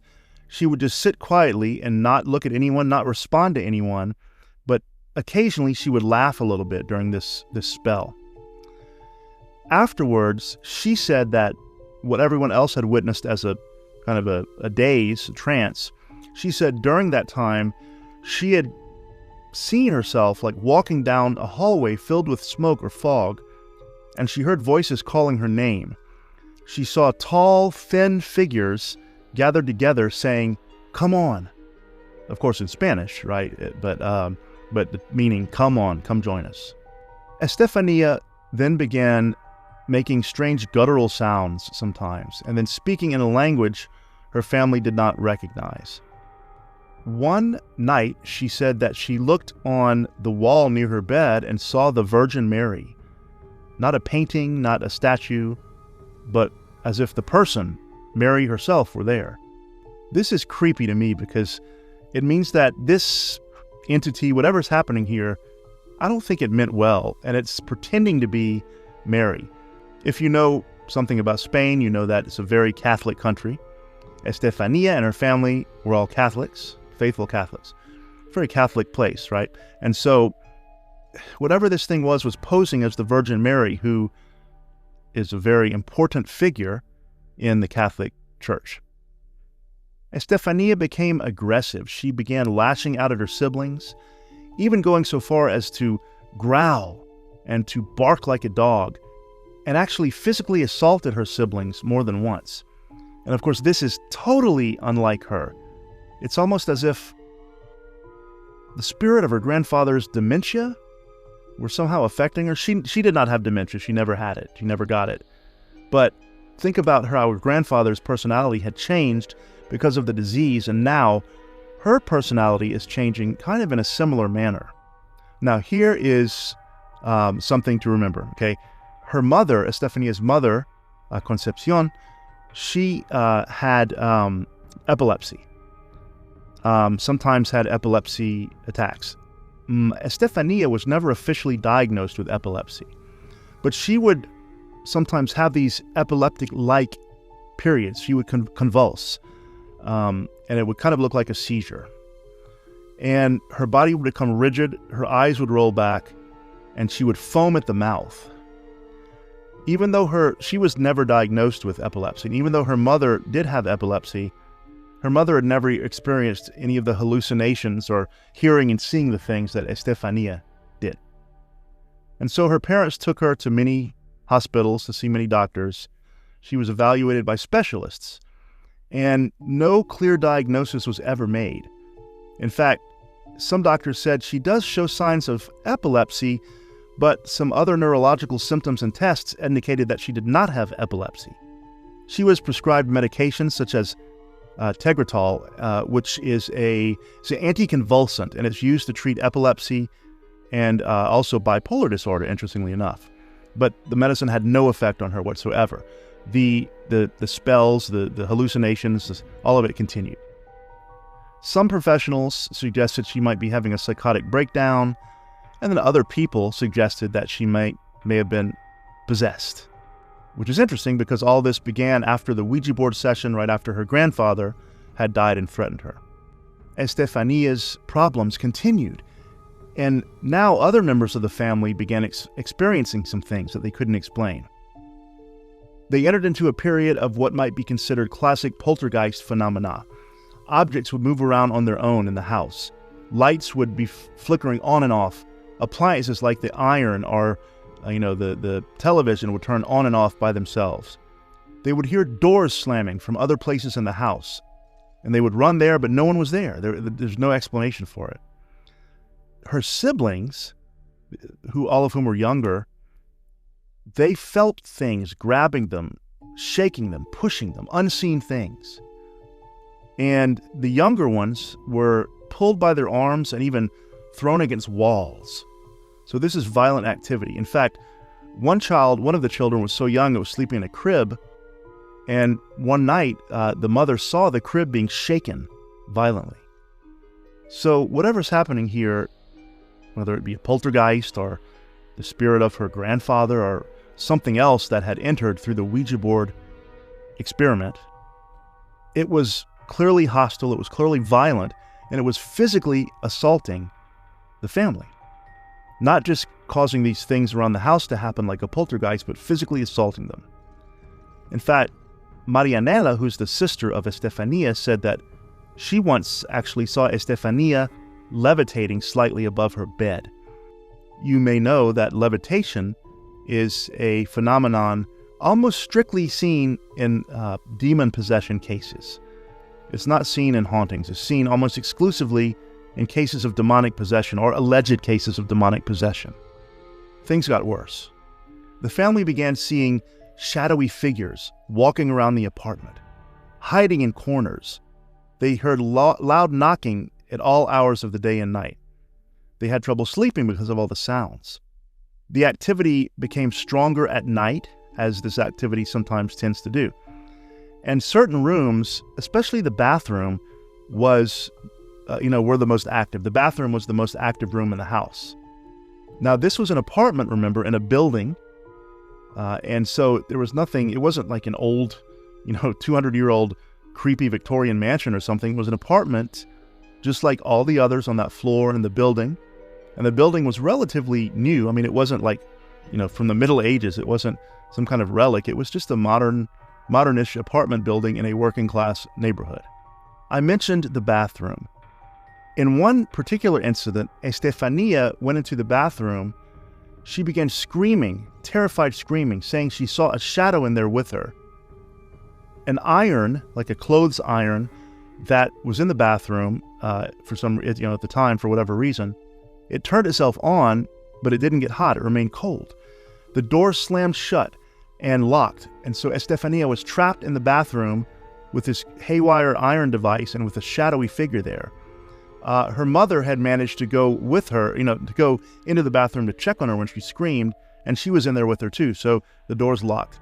Now, the father, Maximo, he tried to break down the door. He ran at it a couple of times, but as he was running at it to try to hit it with his shoulder, the door just opened on its own. When that happened, Maximo, Concepcion, and Estefania, they experienced a sudden drop in temperature. The bathroom became freezing and heard whispers echoing around the room. They were not the only ones to experience this. Their friends and neighbors who came over at different times also had unusual experiences. One friend was struck by an object that had been thrown across the room. Unfortunately, I don't know what that object was. I couldn't find that, but something flew across the room and hit that friend without anyone being near the object. Others also, some of the friends and neighbors also reported seeing these shadowy figures wandering around the apartment. In another instance, a drinking glass, was thrown across a room, and instead of hitting the wall and breaking, it exploded mid-air in the middle of the, flying across the room. Now here's where this story becomes kind of sad. Estefania began saying that she thought she would die soon. She just said that she felt it. She believed that she would die soon. And, of course, the family, there was no reason. She didn't have any medical reason to be dying soon. She just felt it. And so the family was, of course, horrified and saddened. But she said, yes, I am going to die soon. And when I die, at my funeral, I'm going to tell you who should be there, who should not be there. And I want you to take this picture, this photo of me and Dad, of Maximo and Estefania, put it in the coffin with me. And she said, if her wishes were not followed, if her instructions were not followed at the funeral, she would return. Now, let me pause for a moment. What I'm seeing here is kind of a repeat of the grandfather's experiences with dementia. Again, Estefania did not have dementia, but she started acting weird, acting negatively, lashing out, and then she also made kind of this weird threat that that after death she would come back, just like the grandfather had said. So I see a parallel there. I see, similarities in those two things. So you have to ask, whatever had come through the Ouija board, could it really have been the spirit of her grandfather, or could it have been a dark spirit pretending, something like that? Now, believe it or not, Estefania had not stopped using the Ouija board. She had a friend named Demetrio. Sorry about my Spanish pronunciation. Let's call him Demetrio. And so during this Ouija board session, he fell on the floor. He started violently convulsing, shaking, kind of like the epileptic symptoms again. He also was not epileptic. He became aggressive. He started threatening Estefania and the family, lashing out, lunging out at them. And so the parents called the police. The policeman came and they restrained him, and with like cuffs, and he kept gnashing and thrashing against the cuffs, and the police were scared because he was showing like almost superhuman strength. And in fact, one officer said, "Hey man, if you break out of those cuffs, I'm going to shoot you." After Demetrio was taken to the hospital and calmed down and returned, he said that during this Ouija board session, all he remembered was offering himself to the entity, saying that he would take the spirit inside of himself so that it would not hurt Estefania. That's all he remembered. And he had no memory of the convulsing, the lashing out, the police, any of that. Now, as the disturbances in the apartment intensified, people started hearing about it. During this period, a paranormal investigator named Tristan Bracher, I'm not sure, he became involved with the Gutierrez family. He went to the apartment. In fact, he hadn't witnessed the Ouija board, the original Ouija board experiment, but he entered the case, when the activity was already going on. Bracher spent time with the family in the home at several occasions. He observed the disturbances, the supernatural, paranormal happenings. And he said he saw them throughout the house, the dark figures, objects moving, things like this, the sounds, the banging. He believed it was a genuine paranormal experience and that it was centered around Estefania. And I kind of want to say, duh, this seems to be pretty obvious. He said that Estefania had an entity attached to her, a dark spirit. He said it's not medical, it's not psychological. No, he wasn't a doctor or a psychiatrist, he was a paranormal investigator. But his conclusion was that there was a dark spirit attached to Estefania. Now, his involvement brought wider attention to the case, although some argue that he was kind of using the situation to build his own career, his reputation. There's always talk like that. Now, the saddest part of the case. In the summer of 1991, at age 18, Estefania had another, severe seizure. Like, she lost consciousness, and so they took her to the hospital. But at 2 a.m. the next morning, she died. She's only 18 years old, and she died. The cause of death was labeled as officially pulmonary asphyxia, caused by convulsions. In other words, lack of oxygen because of convulsions. It was considered, though, marked unusual and unexplained because of her age. There was nothing wrong with her physically. Never had been diagnosed with epilepsy. And so when an 18-year-old girl dies, she's otherwise in good health, the doctors marked it as unusual and unexplained. So there was an official cause, lack of oxygen to the lungs. She is essentially suffocated because of the seizures, but it was still unusual. The doctors marked it as not normal somehow. Now, you might think this is the end of the story, but it's not. After Estefania's sad death and funeral and burial, now remember, she had requested that photograph of her and Maximo, her father, be placed in her coffin with her. And for some reason, they didn't do that. I don't think it was malicious. I think in the confusion and the grief, you don't remember every detail. And so the family was so focused on the horrible, sadness and tragedy of what had happened. They'd lost their daughter. They just didn't put the photograph in the coffin. But after her death, the paranormal activity increased. It intensified. The family heard knocking sounds, footsteps, and Estefania's own voice calling out throughout the house. Her bed, so every morning her bed, it would be made at night. They kept her room the same. In the morning, her bed would be, messed up as if someone had slept in it, though no one had been there, as if she herself had indeed come back from the dead and slept in her own bed in her own room. There were crucifixes on the walls around the house. As I said, the Catholic family in a very Catholic country. But after Estefania's death, these crosses began to be seen upside down, inverted. In fact, the family witnessed once a cross slowly turning on the wall and turning upside down, right in front of their eyes. Then scratches appeared on the walls. The photograph I'm showing you now is a photograph of some of those scratches, the real photograph. And in addition to these horrible things, Concepcion, who's the mother, began feeling cold hands touching and grabbing her body when she was in bed at night and trying to sleep. Eerily, the family then not only would hear Estefania's voice around the house, but they started hearing the cruel, almost wicked laughter of Estefania's grandfather, the grandfather who had dementia and made that last-minute death or threat on his deathbed. They heard his laughter. They said it was clearly his voice. Maximo, the father, decided to install motion sensors around the house, thinking, okay, if we're hallucinating, if this is burglar, if this is just all coincidence, we'll find out. Or if it's a hoax, a prank, a culprit, this will determine it. He'd installed these motion sensors, and this was 1990, 91, so you didn't have, Ring cameras. It wasn't as easy to set up cameras around your house, but motion sensors were common enough. Throughout the night, the motion sensor alarms would go off repeatedly, but no one was there. They'd hear it, they'd run, no one was there, but they continued to go off repeatedly, as if those robed, dark, faceless figures, or maybe even Estefania or her grandfather themselves, were wandering around unseen in the night. The family was so scared that they basically put all their mattresses into one room and started staying there, sleeping there.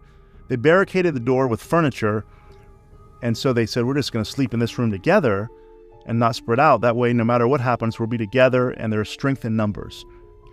But one night, as they're there in the room trying to go to bed, that furniture blocking the door basically scattered, and the door flew open by itself.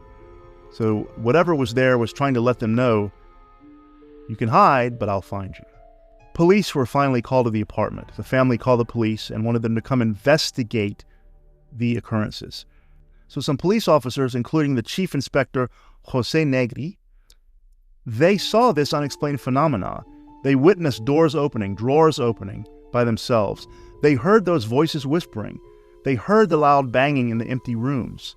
In fact, they did an experiment once, a few policemen. They gathered together in one room when the family was not there. The family was outside, and it was in the evening, and they decided to turn off the light and see what would happen, thinking that if this is a hoax or a prank, and we turn off the light and we hear something, we'll just turn it on immediately and run and catch the hoaxer. They turned off the light, and as soon as they did, immediately, they began hearing banging from different rooms all around the house. One of the officers got really scared and immediately flipped the light back on, and they could clearly see no one was in the house with them. What's interesting is that they filed an official police report about the events, and said in that report that yes, they believed that paranormal things were happening. Remember Tristan Breaker, the paranormal investigator I'd mentioned? He believed that this entity, he and the family believed that there was a main entity there, and they gave it a name. They named it Crapula. I don't know where that came from. It almost sounds like a really crappy Dracula, like Crapula. I'm sorry, I find that funny. I don't know where they came up with that name. I guess that Tristan said that was his name. I did some research. There's no known demon or entity named Crapula. I think the paranormal investigator just came up with that name. So they've got someone, they wrote it in the police report, this spirit called Crapula. I just find that really funny. And so the officers, as you can imagine, their colleagues, the other police, kind of made fun of them for this report, but they stood by their guns. They said, no, it really happened. We saw it. And after that chief of police, the chief inspector, Jose Negri, retired, he kind of was more open about it and said, yeah, he saw all these things. They could not be explained, he said, and the report is correct. Now, the disturbances continued for years.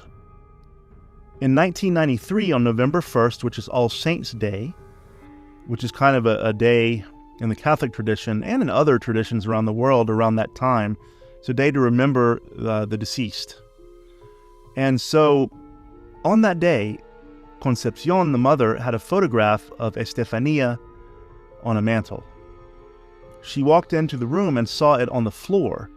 She picked it up and said, it burned her hand, and so she dropped it. Then she picked it up again and saw that the image had been burned. Estefania's face had been burned through in the image. The glass was cracked but not broken, and the frame seemed to be okay. The image I'm showing you right here, the images, this is the real deal. This is the photograph as it appeared, with the burn mark on the face, as if something were trying to burn through the memory of Estefania, or maybe if she herself were trying to push her way into the world as she had said she would do. There was no evidence of fire anywhere. It was just the photograph itself that had burned.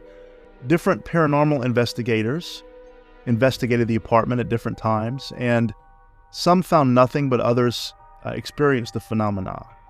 Audio recordings, EVP, mocked the investigators, told them to leave. I don't have all those EVP, electronic voice phenomena, but I do have one I'm going to play for you. This is the real thing, and it seems to be a spirit's voice, Estefania's voice, saying in Spanish, it's the grandfather, or beware of the grandfather. Take a listen.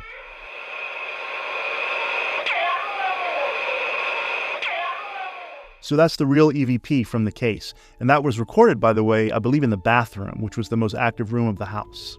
Now in 1996, Estefania's body had to be exhumed.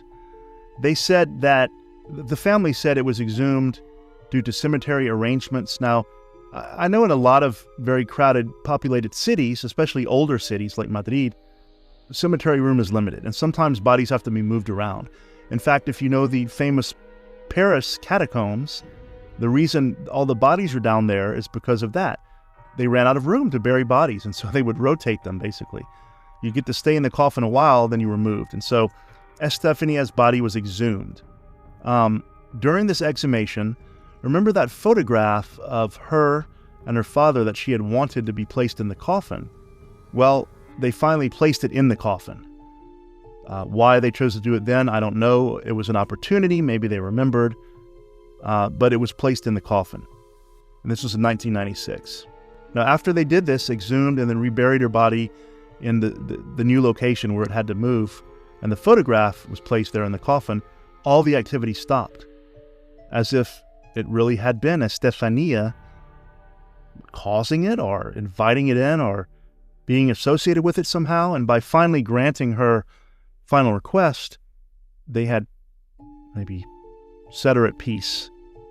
The family later would state that, they eventually moved out, and they said that despite the horror of the case, it brought them together closer as a family.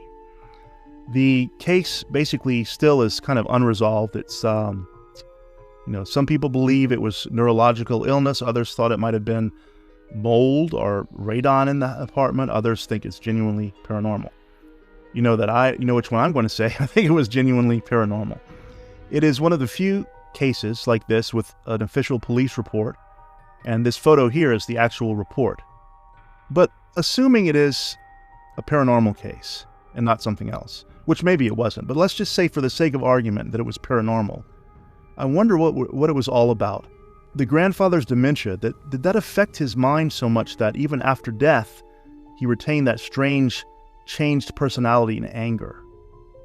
When the kids used the Ouija board, did they invite that grandfather spirit in, or did they invite in something far darker that pretended to be the grandfather? Why was it centered around Estefania, and why did she believe that she was going to die and then died? How did she know? What caused her convulsions? Was it really epilepsy? Well, she wasn't diagnosed with it. She didn't have it. Could it have been undiagnosed epilepsy? I suppose so. Everything's possible in cases like this. Had Estefania come back and harassed her family because they didn't put the photograph in the coffin? That seems so unlike her. She seemed like such a sweet girl, but keep in mind, after the initial Ouija board incident, her personality did change like that of her grandfather. The Spanish horror movie Veronica, like I said, was based on this case, and you should watch it if you haven't seen it. It's pretty good, pretty spooky scenes. It took some liberty, of course, because it's a movie, but it is directly based on this particular case. What do you think happened here? Was it real? Was it a hoax? Was it mental illness? And if it was real, how do you explain the grandfather, Estefania, the spirits? What got into that house? Was it just one, or was it many, all the shadowy figures they saw walking around? Just remember, if you're going to try to open a portal to the spirit world, you should really know what you're doing. And if you're going to use a Ouija board, you should follow the instructions and always say goodbye before you end the session. This is Fangs and Folklore. Thanks for watching. As always, sleep well tonight, if you can. When the Lee family moved into a beautiful 2-story log cabin in the middle of the Black Forest in Colorado, USA, they thought they had really won the lottery. It was a lovely home. It sat on 5 acres of their land, and it was in the densest part of the woods. It was quiet, it was peaceful, it was secluded. It was everything they wanted in a house, in a home. everything they wanted out of life. They were all alone out there, or so they thought. Not long after moving in, things took a turn for the paranormal. They began hearing things, footsteps, singing, chains rattling at night. They would see shadowy, dark figures stalking around in the forest just outside the area of the light from their cabin. They started to smell a caustic odor throughout the house with no explanation. Electricity would turn on and off without any reason. They would see faces in mirrors. It turns out that the Lees had sought peace and respite from society in a beautiful wooded setting, but something was not going to let them enjoy it. Welcome to Fangs and Folklore. I'm your host, Matthew R. Miller, the horror writer. Did you grow up in a rural area or an urban area or a suburb? What kind of environment did you grow up in? I've always lived in cities, and from small to large. When I was growing up, though, I grew up in a wonderful neighborhood where everyone knew everyone. Lots of kids my age, we could go out and play. The rule was when the street lights came on, you had to go home for dinner. That was the rule. And so I really had a great childhood. I've never lived out in the woods, either alone or with someone else. I appreciate the beauty of nature, during the day at least. I don't know, if I lived out in a cabin in the middle of the woods at night, I think I'd be a little nervous. I think I would have trouble sleeping, and especially if I ended up in a place like the Lee cabin. We're talking about the Lee haunting in Black Forest, Colorado. Now, this is Black Forest, Colorado, not the famous one in Germany, obviously. And it's called the Black Forest because, well, when you look out over it, it looks dark, very thick, very dense. It's a rural area. It's not a town. It's not a city. It's a place where people go to buy things like this, cabins. It's a place where people go to live lives of peace and seclusion, kind of get away from the hustle of modern society. And it's what the Lees wanted. The Black Forest is just north of Colorado Springs, Colorado. And there's a mountain called Pikes Peak, and when you look out over the forest from Pikes Peak, it really does look like a large black forest, hence the name. It is interesting that the name is Black Forest because the Black Forest in Germany is where so many of those fantastic fairy tales and horror stories come about Hansel, Gretel, Rapunzel, the creatures, the elves, the fairies, that kind of thing. The Black Forest in Colorado doesn't have that German history, but it has a long history. It was a Native American area, obviously, like all of the U.S., before the Europeans arrived. There have been arrowheads and fire pits found there from at least 800 years ago, but probably much older than that. We know that the Native Americans were here for a very long time. And so there's every reason to believe that it's been occupied by humans, maybe not densely, but that there have been human activities there for a long time. And so it's basically made of pine trees, ponderosa pines. The earliest people who lived there, we don't know a lot about them, but eventually they were displaced by the Kiowas around the year 1800. And then about 40 years after that, the Arapaho and Cheyenne natives drove out the Kiowas. And so basically the Cheyenne and the Arapahos were the last indigenous people to live there of the indigenous people. And then, of course, the American pioneers, if you want to call them that, began to settle there in the late 1850s, and we know what a dark and bloody history all of that was. Very low population. In 2020, only 6 years ago, the population of the whole area was only like 13,000 people. And it's a large area, so it's very isolated out there. And that's what people want. They want privacy. They love the seclusion. They want to have horses. They want to have farms. They want to just live their lives. And so that is what the Lees wanted. Steve and Beth Lee were a couple who had 2 sons. And they were a happy family. They moved to Black Forest area in 1991.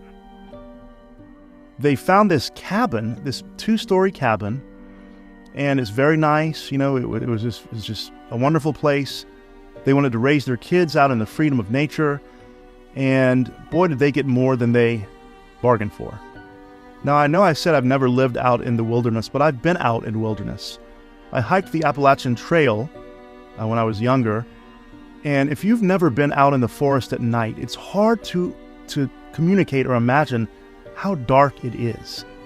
In the open sky, like Montana, the stars and the moon help to provide some light, but in the forest, the dense pine forest, it is dark. It's so dark you can't see your hand if you wave it in front of you. And so imagine the Lees living there, looking out at night through their windows and seeing this intense, just inky blackness, just a great void outside of their cabin. That is not my particular idea of a good time, but it was for them. Only weeks after moving into the house, things started to happen.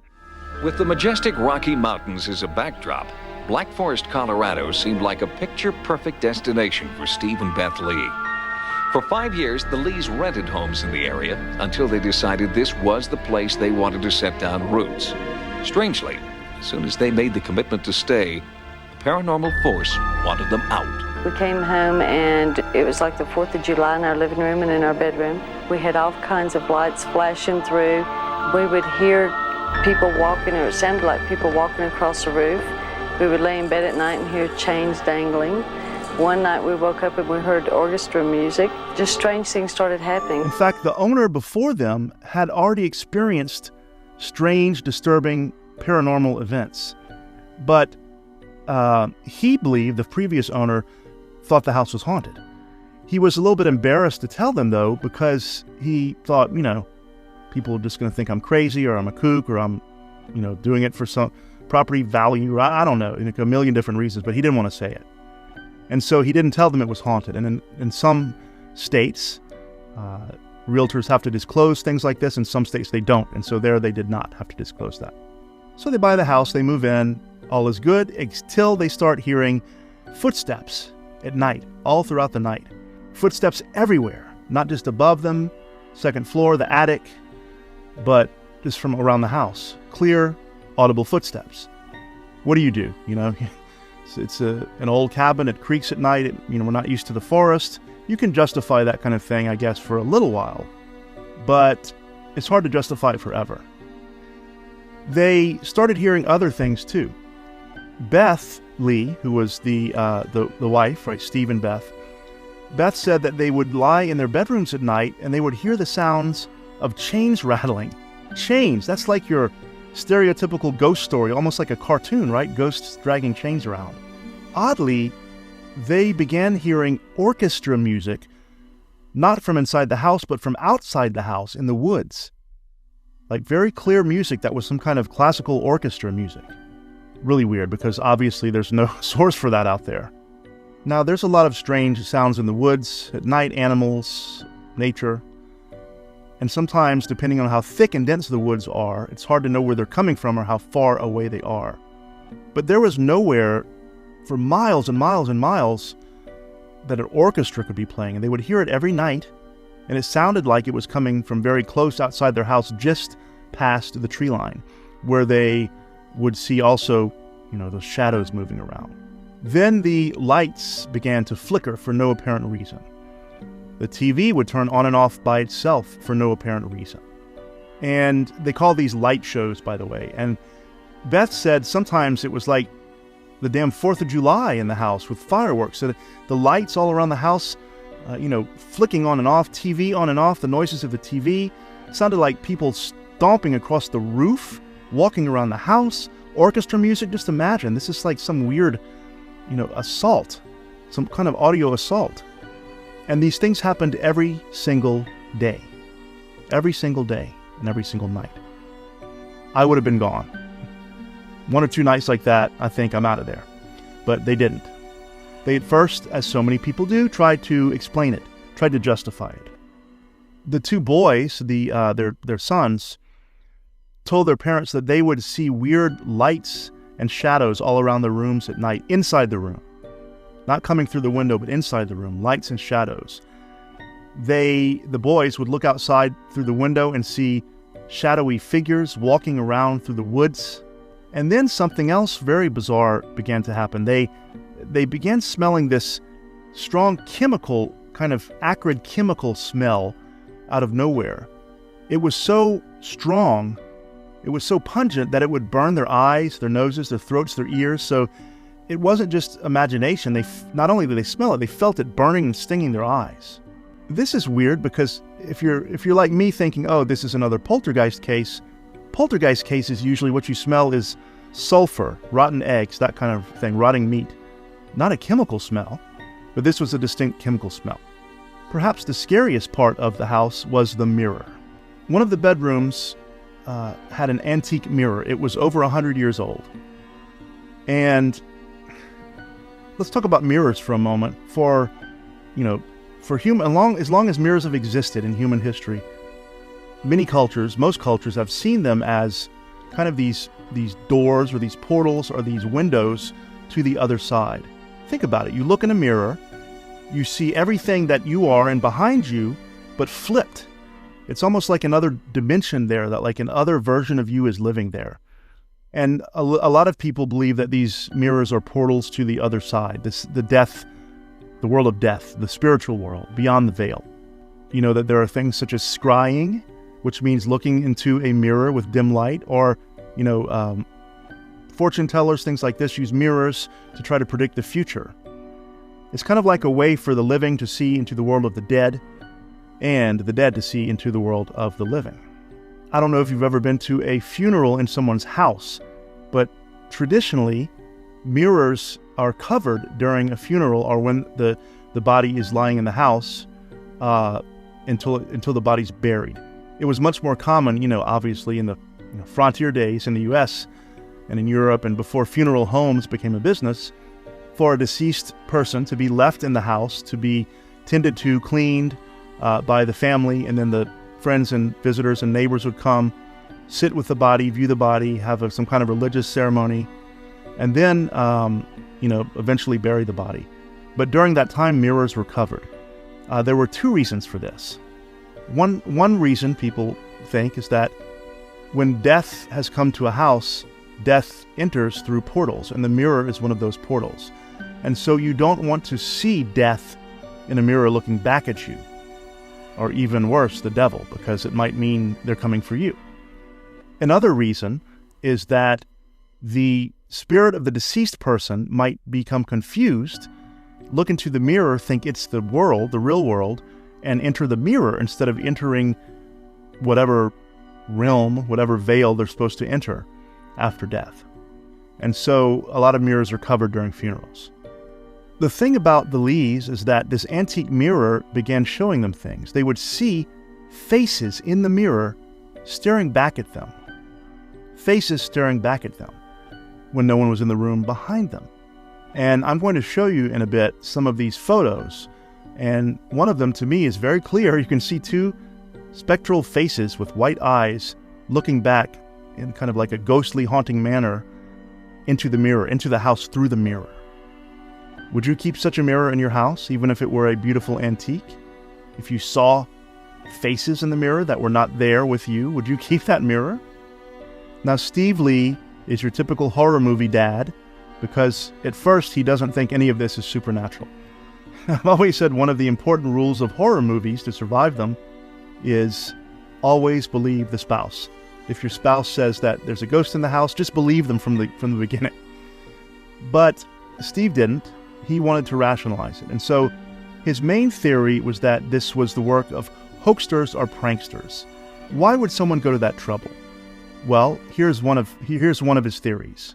Remember I said that Black Forest in Colorado is a secluded area. People who live there take their privacy and seclusion very seriously. They moved there to get away from society. They don't want society moving to them and making it just another town. And so Steve thought maybe this is some kind of local or a group of locals who don't want, outsiders, newcomers moving in and kind of ruining the tranquility there. And so he thought, okay, that's got to be what it is. Now, if you're like me, you're thinking, well, that's a lot of trouble to go through, and how would they cause lights in the house and footsteps on the roof? But maybe so. Maybe it's a coordinated effort to get the outsiders out, to keep Black Forest, pure community, so to speak, something like that. And so Steve decided to bring in some technology. He brought a very expensive security system, an alarm system, as well as motion detectors and video cameras, and put them all around the house. And he thought, all right, if this is a prankster, I'm going to catch this person or these people, and we're going to solve this. So that's what he did. Well, what happened was that, sure enough, the alarms would sound, but the cameras would pick up nothing. The motion detectors would beep all night long. He would run to check, no one was there. No reason at all for this to be happening. The alarm, the door alarm, would go off and say someone's breaking into the house.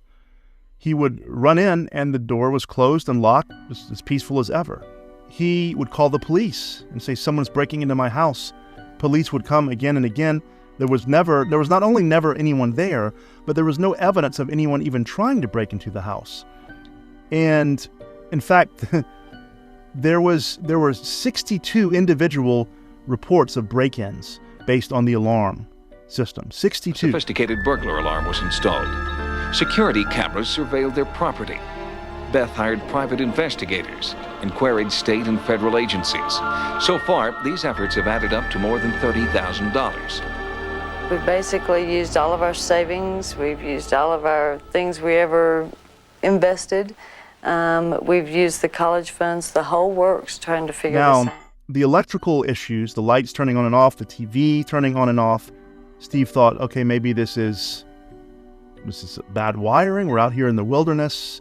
However, they had electricity transported there somehow. Maybe it's just because it's long wires, or, whatever. We're out here. Maybe the electricity could be glitchy. They call the sheriff, the police, the El Paso County Sheriff's Department, so many times that in 1993, the sheriff opened an investigation into the case.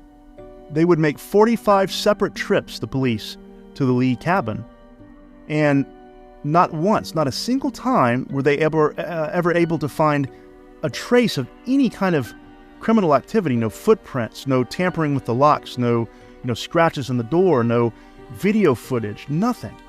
All these alarms were going on and off all the time, motion sensors, but there was just no evidence of anyone being there. And so the police were like, I don't know what to tell you.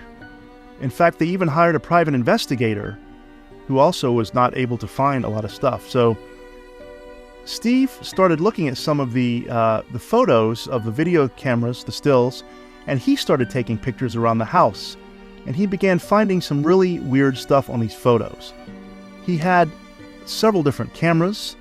He ended up capturing over 3,000 photos and hours and hours of video of the activity in the house. And after seeing what he saw in some of these photos and videos, he finally agreed with his wife and kids, yeah, this is not a prankster, something supernatural is happening in this house. By the way, he sent these photos to Fate magazine. Now, this was in the 90s, so, Fate magazine, it may even still exist. It was a print magazine, physical magazine. It basically covers the paranormal, supernatural, strange stuff, mysteries, that kind of stuff, fun. And it's been around, by the way, since 1948. It's a very famous supernatural magazine. And he sent them these photos, and they really were interested. And so they basically published them in their November 1994 issue. I looked and looked and looked for a copy online of that issue, but it just can't be found. It's not there. Maybe you could write the company and ask for a copy. I don't know. I didn't try to do that because, I just didn't have the time and the money. But it is out there. So it's the issue does exist. They did print Steve's photos. Now let's take a look at some of these photos. Okay, let's start here. The first photo is from outside the cabin, and it's just like covered in weird mist and lights and things like that. Just like hundreds of, I don't want to say orbs. I don't think, when ghost hunters talk about orbs, those are just insects and dust and things like that. So I don't mean that kind of orb. But there's like these hundreds and hundreds of points of light with like a mist, smokiness all around them, a white smokiness. The next photo is from inside the house, and you can see, again, these large points of light and these this foggy kind of hazy, film. Almost looks like a spider's web. It's white. The next photo is of the mirror. Remember the 100-year-old antique mirror.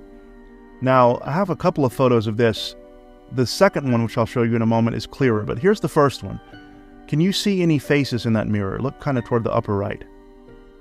And then let me show you the next image. To me, this one is very, very clear.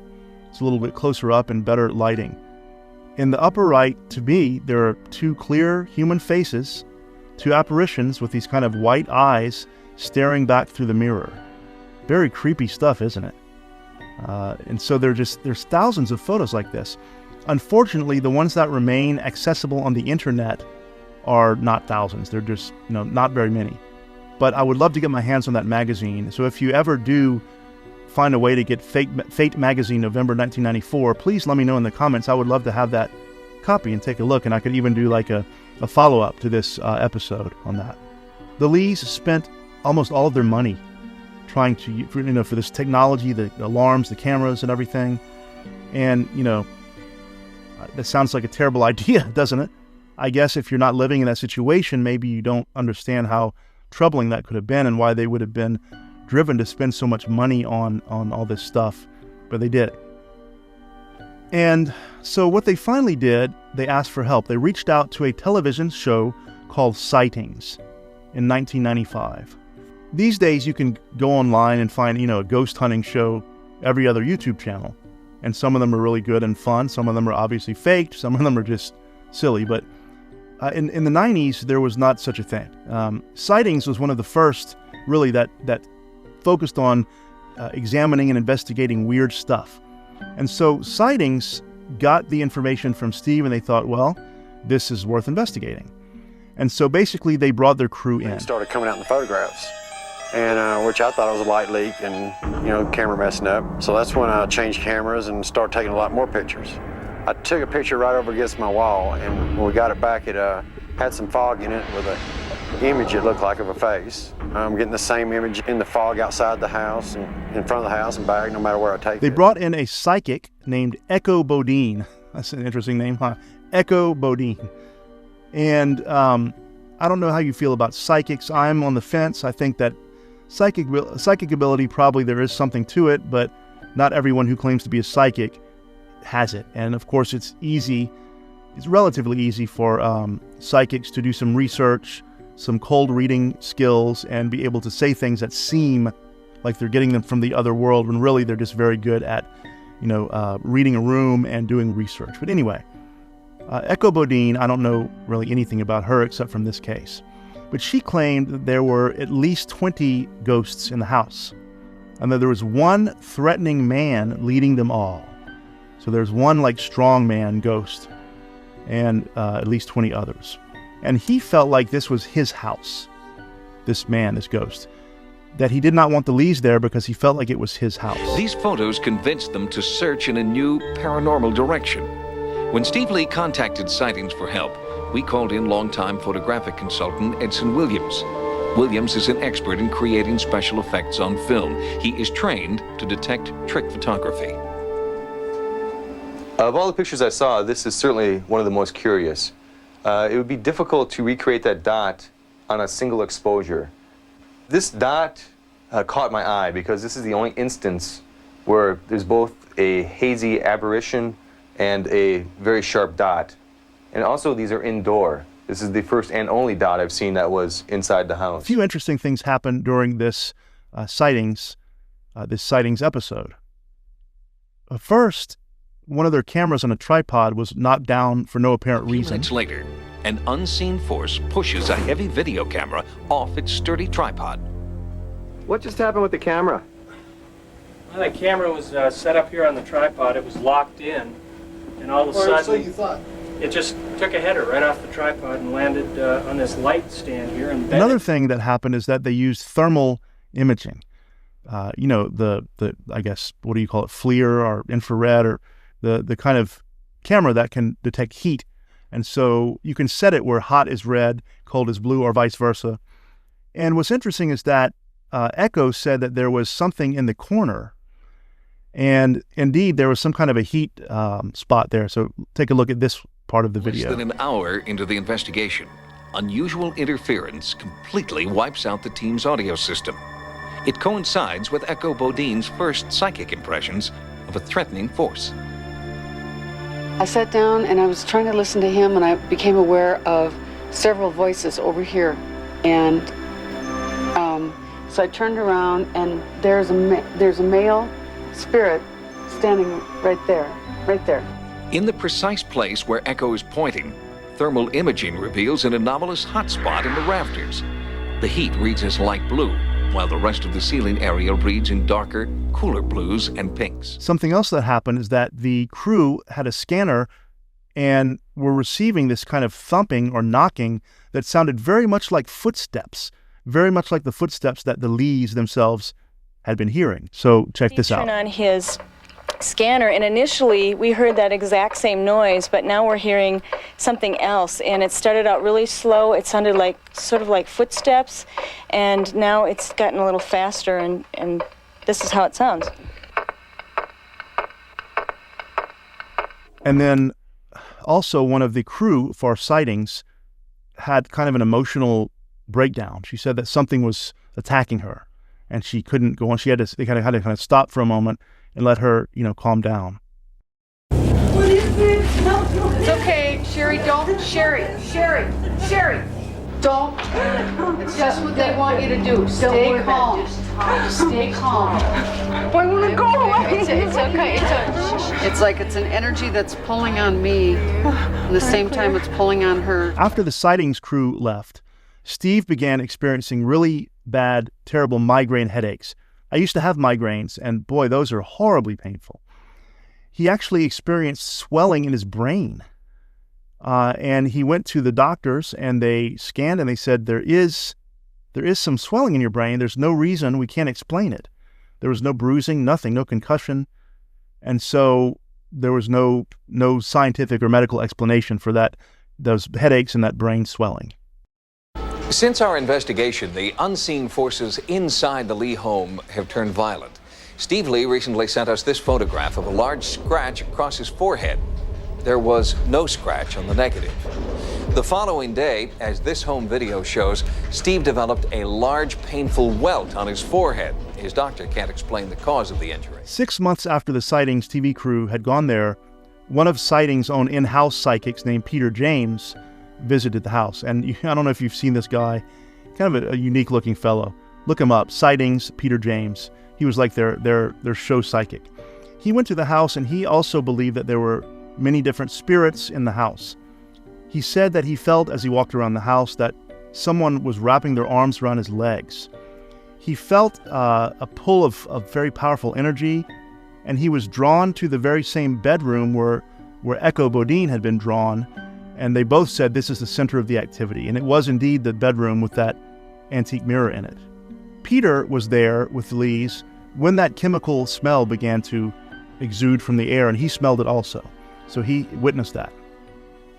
When he smelled it, he looked at the Lees and said, "Does the name Howard mean anything to you?" Steve and Beth Lee were shocked because, yes, it did. Howard was one of their friends who had died. And as they're talking here to Peter about Howard, the chemical smell increased and got stronger and stronger. And so what they said was that, yeah, we had a friend named Howard. Howard's son, Howard Jr., died of what everyone believed was a drug overdose. He had died in the 1960s. And Howard Jr. had a problem with drugs, with addiction. Everyone thought that he had died of an overdose. But James then, the psychic, then said, was anyone connected to Howard Jr. or Howard Sr. a pharmacist?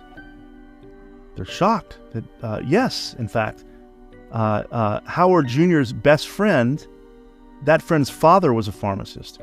And Howard and the best friend would sometimes steal drugs from the pharmacy. Now, like I said, they had addiction problems.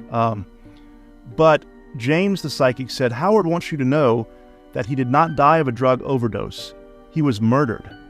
He said that chemical smell is supposed to reference the pharmacy and the drugs, and that someone had murdered him for stealing those prescriptions. We don't know the details of what happened. It's kind of an interesting, like a cold case, like a criminal case.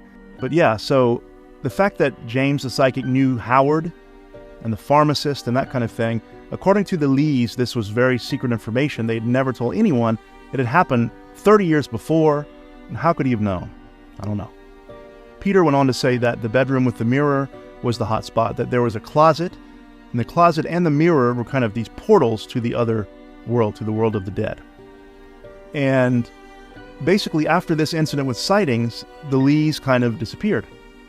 Not literally, but they disappeared from the public spotlight because they didn't want any more attention. I think they were spooked.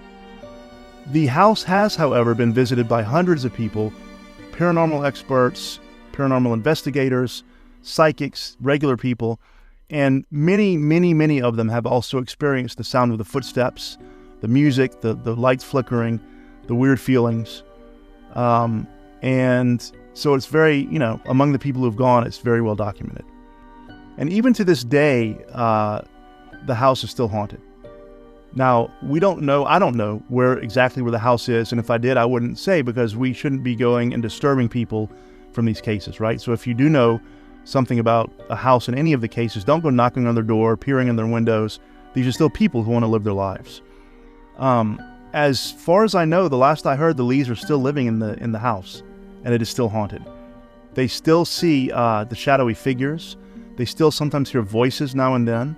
They see red, yellow, white lights around the house. They have seen an old lady, a little girl, a man in 1800s style clothing, and, get this, a flying dog. Not sure what that's about. That's really bizarre. And of course, still have seen hundreds of faces in that bedroom mirror. And because the TV show, people saw sightings and got interested in it, people have tried to debunk the photos. And so far, no one has had a really good answer for what's on those photos. If you are a photographic expert, maybe take a look at them and see, do you have a theory? Even a state senator went to the house and experienced some paranormal activity. Now, on June 11th, 2013, there was a big fire in the Black Forest, a wildfire. It burned, I think, thousands of acres, burned down hundreds of homes, but I think not this home. I think this home survived. And it's still, to this day, a place that people, go for seclusion, people go for privacy and that kind of thing. And the Lees, don't really do anything publicly anymore, so I have no idea where they are, what they do, just that the last I heard, they still live in the house, and the house is still haunted. What do you think about this? I talk a lot about poltergeists and how I think they're actually demons pretending to be ghosts. To me, this might be an actual classic haunting. Not a poltergeist, but a classic haunting. Human spirits who are still around for some reason, unfinished business, traumatic death, great emotional attachment. Maybe Howard Jr., maybe he was there because he wanted the Lees to know that he had been murdered and not overdose on drugs. But this is, to me, your classic haunting. It doesn't accelerate, it doesn't ramp up like a poltergeist cases. There were dark figures, but no demonic figures. There was music, but not like things being thrown around the house all the time. There was some physical activity, but not your typical poltergeist. So to me, this is just a classic haunting. Good old-fashioned haunting. I'm not saying I don't want to live there, but I think that's what it is. And by the way, the sightings show is a very interesting show. I have a source for some retro, episodes of that. So I'm going to be doing, a few more over time from the sightings cases, because some of those are really interesting, and you get original photo and video from the case itself. So what do you think about the Lee haunting? Is it real? Is it fake? Is it a residual haunting, a classic haunting, a poltergeist, a demon? I'm going with classic haunting. And could you live in such a house? I would have enough trouble living out in the middle of the forest at night in the darkness, even if it were not haunted. If it were haunted, I think I would just go crazy. Thanks for watching Fangs and Folklore. As always, sleep well tonight, if you can. Number 966 Lindley Street, Bridgeport, Connecticut, USA.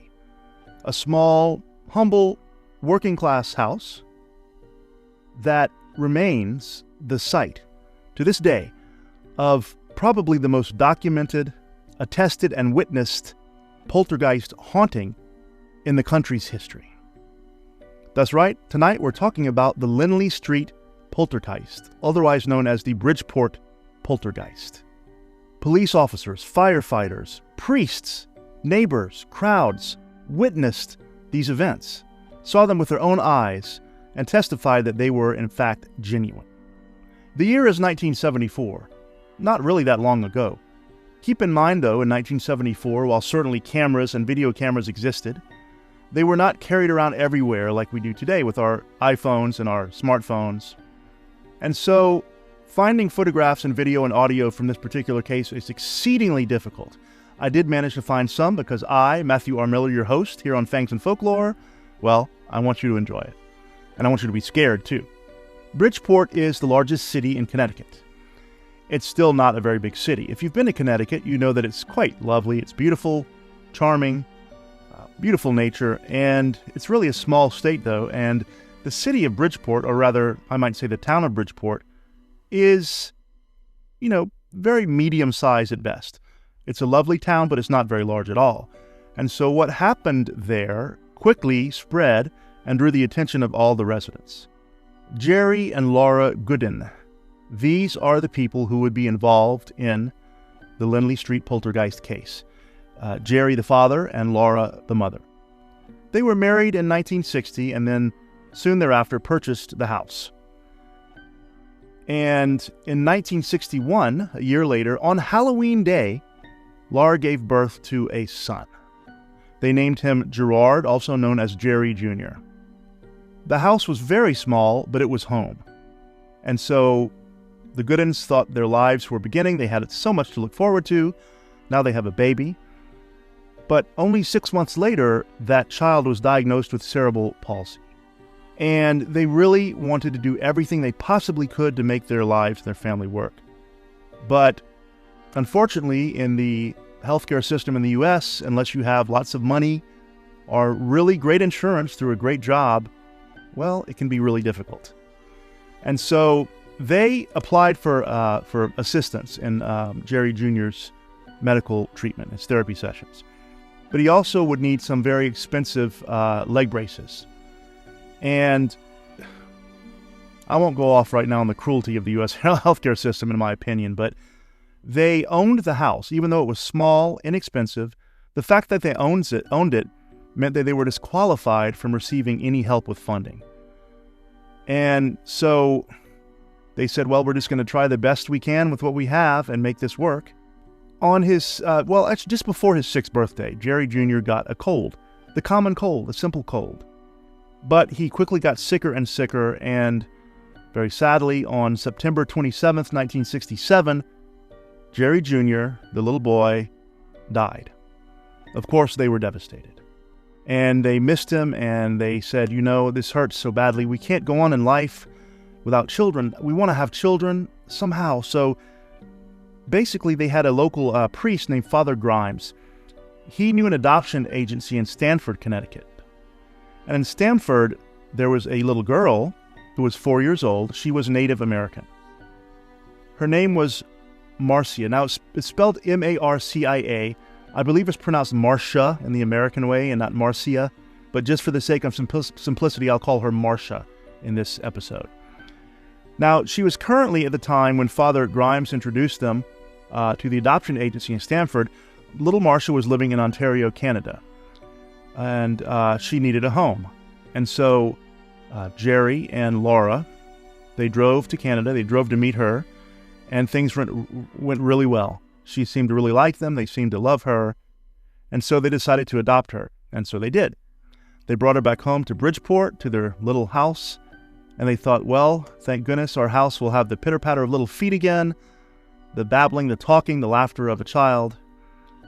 And that laughter would not last long because it would soon be replaced by screams. Now, generally speaking, this case is said to have begun in 1974. But there's evidence actually that some of the activity began in 1968, exactly when they brought home young Marcia. Now, there's a well-known book written on this case. It's called The World's Most Haunted House, written the true story of the Bridgeport poltergeist on Lindley Street, written by William J. Hall. And I've read this book more than once. It's really good. If you get a chance, you should check it out. When they brought Marcia home, little things begin to happen. If you are I won't say a fan of poltergeist cases because it's horrifying, but if you know something about them, then you know that they often begin this way. Small little things. You know, a key that you know you put somewhere missing, it shows up another place in the house, or a little object, maybe a book that you could have sworn you put down here and it's moved to the other side of the bookshelf in the morning. Little things like that. Things that are easy to explain away because, you know, if you're like me, you can be absent-minded. I can't tell you how many times I'll be frantically looking for my keys in the morning only to remember that I left them in the pocket of my pants the night before. I do this all the time. So, you know, it's easy to justify things like that when they first start. No need to believe in the paranormal or anything like that. Now, in 1969, Marcia was making friends with a neighbor. The neighbor's name was Rosemary. I like that name, even though it reminds me of the movie Rosemary's Baby. I still think it's a lovely name. And Rosemary Hoffman was the daughter of some neighbors who were also friends of the Goodins. Rosemary was their daughter. And so in 1969, Rosemary went over to play at Marcia's house. They were sitting in the living room on the sofa. And they were, from what I understand, they were there in the room alone, just talking or playing, whatever they were doing. Rosemary's side, the neighbor girl, her side of the couch began to shake. Now imagine, if you're a child, how strange that would be. What do you think? Is it an earthquake? Is there a joke being played on me? Is this Marcia doing it? But it began to shake, and it shook harder and harder, and she became really scared, as you can imagine. Her side of the sofa, and then the entire sofa, slowly rose a couple of feet into the air, and then lowered back down gently onto the floor.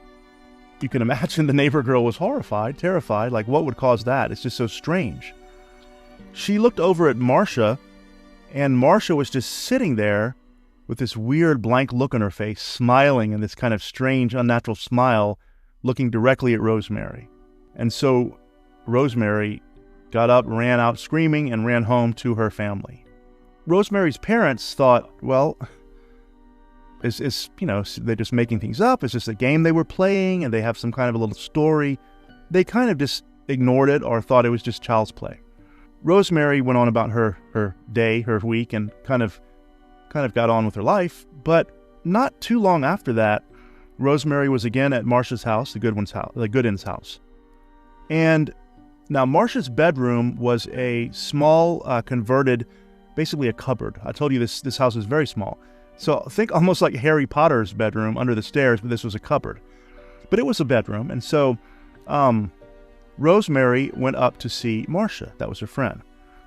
And she opened Marcia's bedroom door, and she saw Marcia just sitting on the floor. She was kind of eyes half closed, rocking back and forth, talking and chanting in a language that was most certainly not English. Rosemary watched for a moment and said, "Marcia, what are you doing?" And Marcia said, "I'm just talking to my grandpa." Now, Marcia's grandfather at this time was dead. He had been a leader in Marcia's tribe. She was Native American. And so he was a leader in their community. But he was dead at this time. And she told Rosemary that her grandfather was, and I'm quoting her exactly, quote, "extremely unhappy that I've been adopted," close quote. And I suppose Marcia had picked up enough of the language, to understand him, and said that he was not happy at all that she had been adopted. Perhaps he was not happy that she had been adopted by a white couple. I don't know all the details, but that's what she said. You know that very often poltergeist ghost spirits will pretend to be other spirits or other people or someone you love who died. I don't know if that's the case here. Okay, maybe it was her grandfather.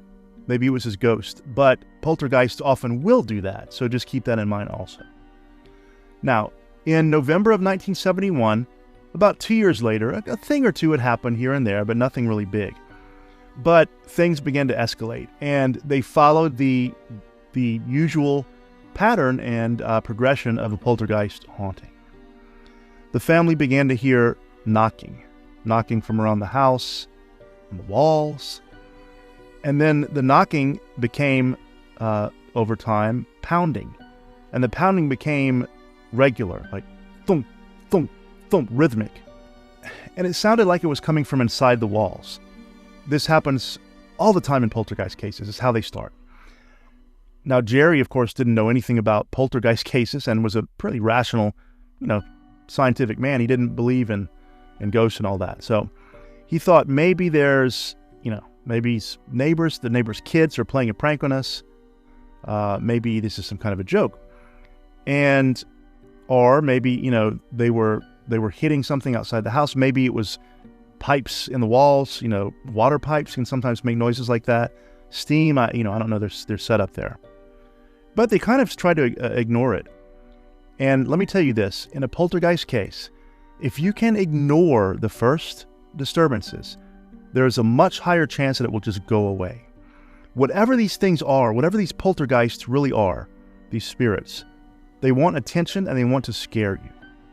The best thing you can do is to ignore it. And at first they actually did that. They ignored it. And the banging went back to knocking again and faded over time. And, for several months went away. Things seemed fine. And so Jerry thought, yeah, okay, it was just, neighbor kids pranking us. But then a year later, in 1972, the knocking returned. It would go on all day and night without stopping.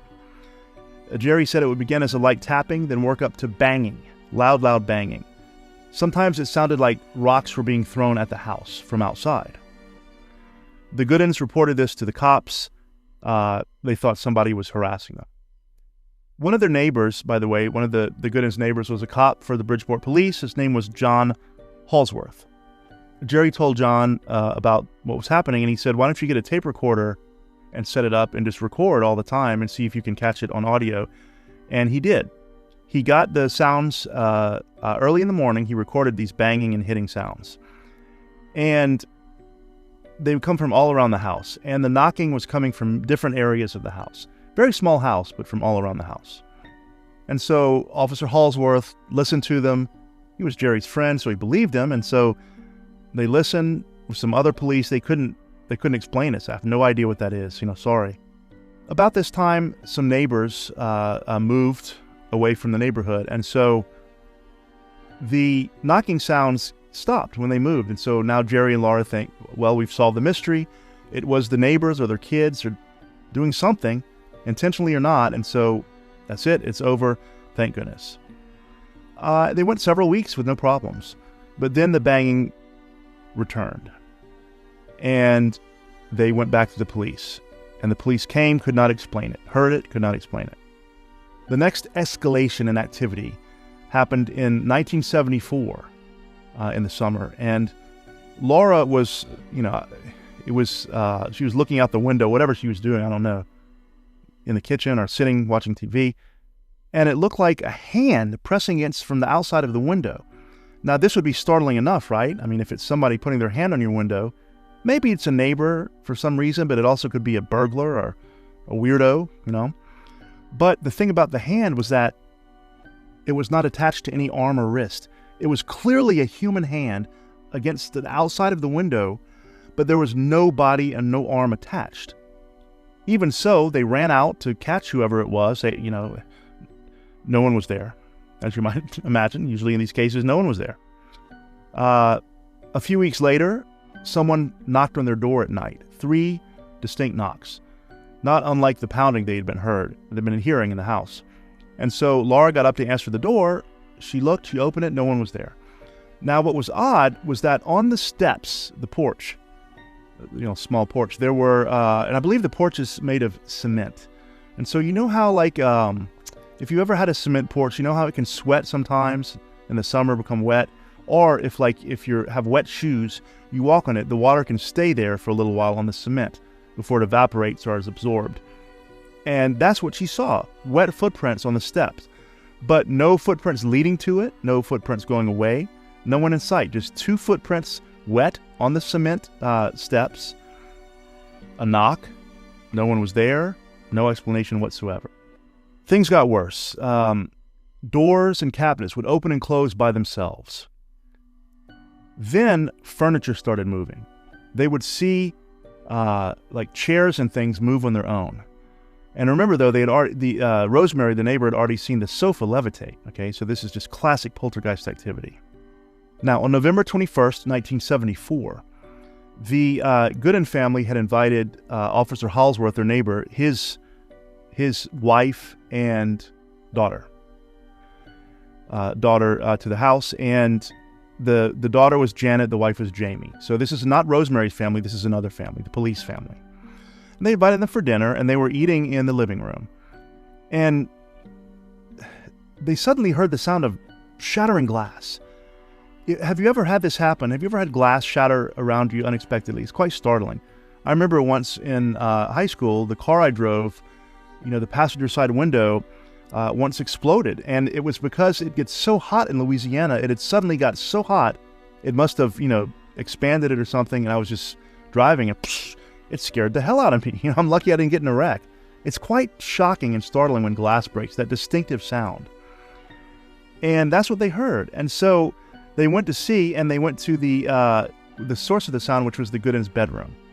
They saw that the window was smashed, but what was weird, no one had thrown a brick from the outside. No one, had there's a bird or something hadn't flown into it. The window, it was a double pane window. In the Northeast, sometimes you need double pane windows because it gets so cold. The outer pane was still intact, perfectly fine. The inner pane was shattered inwards. So whatever had happened, the inner glass pane had shattered into the house, but with no reason from the outside. The next night, they were watching TV in the living room, and they heard some weird noises coming from the bedrooms. They went in, and they saw that their bedroom curtains had been taken down, were in a pile on the floor. Curtains with curtain rings, they're not just going to fall for no reason. Someone had intentionally and deliberately taken these off the rings, piled them onto the floor. Laura went and, took the curtains and rehung them, which is, again, the right thing to do in these cases, to just act normally, as hard as that may be. But she hanged them back up, on the rod, and she went to leave the bedroom, but she heard it again. She turned around, they were on the floor again. In the time that it had taken her to walk across a tiny bedroom, the curtains had fallen again. And so they said, let's just leave them alone this time. They said, maybe just ignore this. They're in the last stages of denial here. They went back into the living room, started watching TV, and the pounding began again. This time angry, furious, intense pounding, as if whatever had pulled those curtains down was furious that they had ignored it and left it there. And so it began pounding from all over the house, trying to scare them. It continued. They're about to lose their minds, then it just stopped. And for the rest of the night, nothing happened. These entities, whatever they are, they want attention, don't they? They want fear and attention. That's what they really want from their victims. So the Goodens went to visit a relative in a neighboring town. And so they were away from the house for a little bit, and that felt good. They kind of forgot about the stuff. They were looking forward to getting back home, starting their life again. Maybe things would settle down. So they got back home. And on that night, they had some issues with the television. And when I say issues, now Marcia's room had a TV set on a shelf. They got home and they saw that that TV set was lying face down on the bed, on the top of the bed. And it had been unplugged, unscrewed. Now this is 1974, so TV sets at that time had to be plugged in. You had if you had cable or antennas, they had wires everywhere. They were very heavy too. They used cathode ray tubes, unlike the LCDs we have today. These were big, heavy, boxes basically. And so it had to be deliberately unwired, unscrewed, taken off, and placed down on the bed. Jerry put it back on the shelf, went to the kitchen to tell Laura about it, and Laura was unpacking some groceries. And as they watched, the dishes that were in the sink rose up, levitated, flew across the room, and smashed against the floor. Smashed into pieces. Now that's terrifying enough, but what makes it worse is that they had a knife block in the kitchen, like a wooden block that you put knives on or in or however it works. He started picking up the plates, and those knives began to vibrate. And then the knives themselves levitated, flew across the room, barely missed Laura, knives, kitchen knives, flying across the room. Jerry was able to duck down, and they missed them. They didn't hurt them. The knives fell onto the floor. Jerry went up, he looked at the knife block. Nothing was wrong with it. It was normal.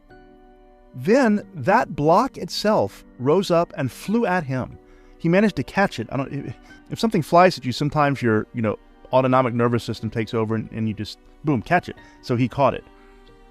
But he caught it and put it back. And so the knife attack was, that was a step too far. Now they knew that something was malevolent. It wanted to hurt them. What I find interesting in these poltergeist cases is that often there will be things like this, knives, fire breaking out, but it never seems to hurt the people. It's almost as if, I don't know, is the entity being restrained from hurting them by some greater power? Is it just pure luck that they duck down? But this is really a weird pattern. It wants to scare them. Okay, this is over, so Laura goes back to putting away the groceries, and she sees that the kitchen table was slowly rising up on just one side, so that the bags of groceries on top of the table began to tilt, and as it rose up more and more unevenly, they fell over, the groceries spilled everywhere, and then the table went up and back down. The kitchen table flipped over onto its side in front of her eyes. Then the refrigerator itself began to rise up. It got about half a foot off the floor, and this is a heavy refrigerator. Refrigerators today are heavy too, but in 1974, these were bricks, these are tanks. And so it lifted up about half a foot off the ground. It rotated and then it lowered back down. Whatever is causing this had to have serious strength. I don't think I could pick up an entire refrigerator by itself. Me, I'm a big, strong guy. I don't think I could single-handedly pick up a refrigerator. But whatever it did had done that. Now there's a TV set in the kitchen at that time, a 23-inch TV set. 23 inches of solid cathode ray tube is a heavy thing. What happened was the TV set flipped forward and landed on Laura's foot and smashed into it and hurt it terribly. She screamed. Jerry ran in. He saw what was happening. He picked the TV set up, put it back. They put the groceries away and they started to make dinner. Now, while they were making dinner, while they were eating dinner, nothing happened. But Jerry went back, after dinner they were watching TV. He went back in the kitchen to turn off the kitchen light. I don't know I think I'd leave all the lights on at this point, but he went to turn off the kitchen light, and he said for the first time ever, he felt it. He said he knew an entity was in there. He didn't see it, but he felt it. He knew something was there moving around. If you've never had this experience of this intense feeling that something is there and it wants to harm you, it's hard to understand or even to believe unless you've experienced it. I've experienced this. And you might think, well, he's just spooked and turn off the light in the kitchen, it's dark, he's scared. Yeah, that all makes sense. Sure it does, until you've had it happen to you. A distinct feeling that something is there. And so he saw that the table had been knocked over again. He steeled himself, gathered his nerves, walked in, put the table back up, and walked back out. Marcia, this whole time, is up in her room. As they sit down to watch TV again, and I can't imagine that they're going on normally with their lives, but they were, as they sat down, they heard Marcia screaming. So they ran upstairs. They saw that she was basically sitting there, holding her foot. The TV in Marcia's room, the young daughter, had come off and fallen on her foot and injured her. And so, these are examples of actual injuries. I said the knives usually miss people, but here the TVs are hurting them. They brought her down with them to watch TV. I guess they want to stay in the same room. Sometimes the television can be comforting, that warm, soft glow, that light. Marcia went up to use the bathroom, screamed. They ran up to her to see, and there she was in the middle of the bathroom, kind of like just arms over herself, terrified, hiding her eyes, all over the bathroom. All the towels, the toiletries, everything had been thrown around all over the floor. As they watched, towels were flown across the room. Something pulled the towels off the racks, threw them across the room. Even the toothpaste and mouthwash caps from the tubes and bottles had been unscrewed. And so this thing has dexterity. Now, they couldn't fall asleep that night until 3 o'clock. They were so scared. Finally, they managed to go to sleep. Nothing else happened the rest of that night. The next morning, Jerry got up, and about 8:30, he went to the kitchen. The table was on its side again. The refrigerator had been rotated again. He went to the bathroom, and here's where I think Jerry maybe not first realized that he knew something paranormal was going on, but now he knows that something is really evil, because in his bedroom, there was a picture on the wall, also a hanging crucifix, the cross with the little figure of Jesus on the cross. When he walked into his bedroom, he immediately felt it again, that presence. The picture and the crucifix flew off the wall onto the floor. Just as he's realizing this big crashing sound came from Marcia's bedroom, so he quickly ran. He ran in. Her giant wooden dresser had fallen over, was on the floor. Could have crushed her. Fortunately, she had been in bed. Now as they're in there trying to process all this, a crash comes from the living room. They ran downstairs, and they saw that the living room, okay, this is the weird part, okay. I mean, it's all weird, but this is the part where this is rare that anyone sees this. In the living room, they had several chairs. As they watched, the chairs were moving around almost like ice skaters on a rink, just moving around in front of their eyes. Right there. A lot of times in these cases, you'll hear something or you'll see something fall and that's it. These chairs were, for several moments, moving around. Like I said, like ice skaters on a rink. They knew at that point, we've got to get help. So they started telling their neighbors and friends. The first people they told were Harold and Mary Hoffman, who were little Rosemary's parents. They told them, not going to believe what's happening. Come see. So the neighbors ran and went to the house. Now, while the Hoffmans are getting ready to come over, putting their shoes on, Laura and Marcia and Jerry were on the porch. They didn't want to go back inside the house without someone else there. They were too scared. There was a sofa, I guess an outside sofa on that porch. They're sitting on the sofa. Well, Laura's sitting on the sofa and Marcia. And Jerry watched that sofa rise up into the air several feet while the mother and the daughter are sitting on it. A neighbor was passing, Janet Holsworth. She was the daughter of the policeman I told you about earlier, the police neighbor. She was walking by, saw on the porch that sofa levitating. And Jerry basically saw her, go get your dad, hurry. So her dad, the policeman, runs over. Jerry just tells him everything that's happened. So Jerry goes in with him. Everyone goes inside. Jerry, the cop, sees with his own eyes chairs moving, rising, levitating, the TV, the sofa, the refrigerator levitating. So he's off duty, but he calls the police station. He says, send over officers right now. They sent over officers Carl Leonzi and Joe Tomek. Now, it's important to realize that these are, I named them because there were police reports written about this case, okay? Many, many people witnessed this, including police. So they get there. By this time, nothing's moving anymore. So the two officers that got there said, well, someone broke in and just ransacked your house. But Holsworth said, no, we saw it. Okay, we saw it. And just so that, as if the entity wanted to prove to these two new cops, the television jumped into the air right in front of them. They freak out. They call more officers, George Wilson, Leroy Lawson. All four of them saw the refrigerator rise up into the air, turn, and go back onto the ground. Officer Lawson was really scared. I mean, they're all scared, but he saw the crucifix rip off the wall, fly at him, and hit him in the chest and fall to the ground. He said, I'm out of here. He left. They called the fire department to come help. Why? I don't know. I mean, why not? And so the fire department shows up. All the police, all the firefighters are seeing this stuff happen. Okay? They don't know what to do. They're all witnessing it. And so the firefighters, one of them said, you know what? I'm going to call a priest. This is not a fire. This is something far darker. They called a priest named Father Doyle. Father Doyle, hearing everyone who was witnessing it, understood that something really was happening. He went over there. He basically walked around the house, prayed, and tried to bless the house. He walked out and said, Jerry, there is an evil spirit here. That's what you've got. So Father Doyle, he gets his equipment, I don't know if from his car or from the church, run back to get it. He had a rosary, he had holy water, and a Bible. Puts the stuff down, gets ready to bless the house. The holy water bottle tipped over.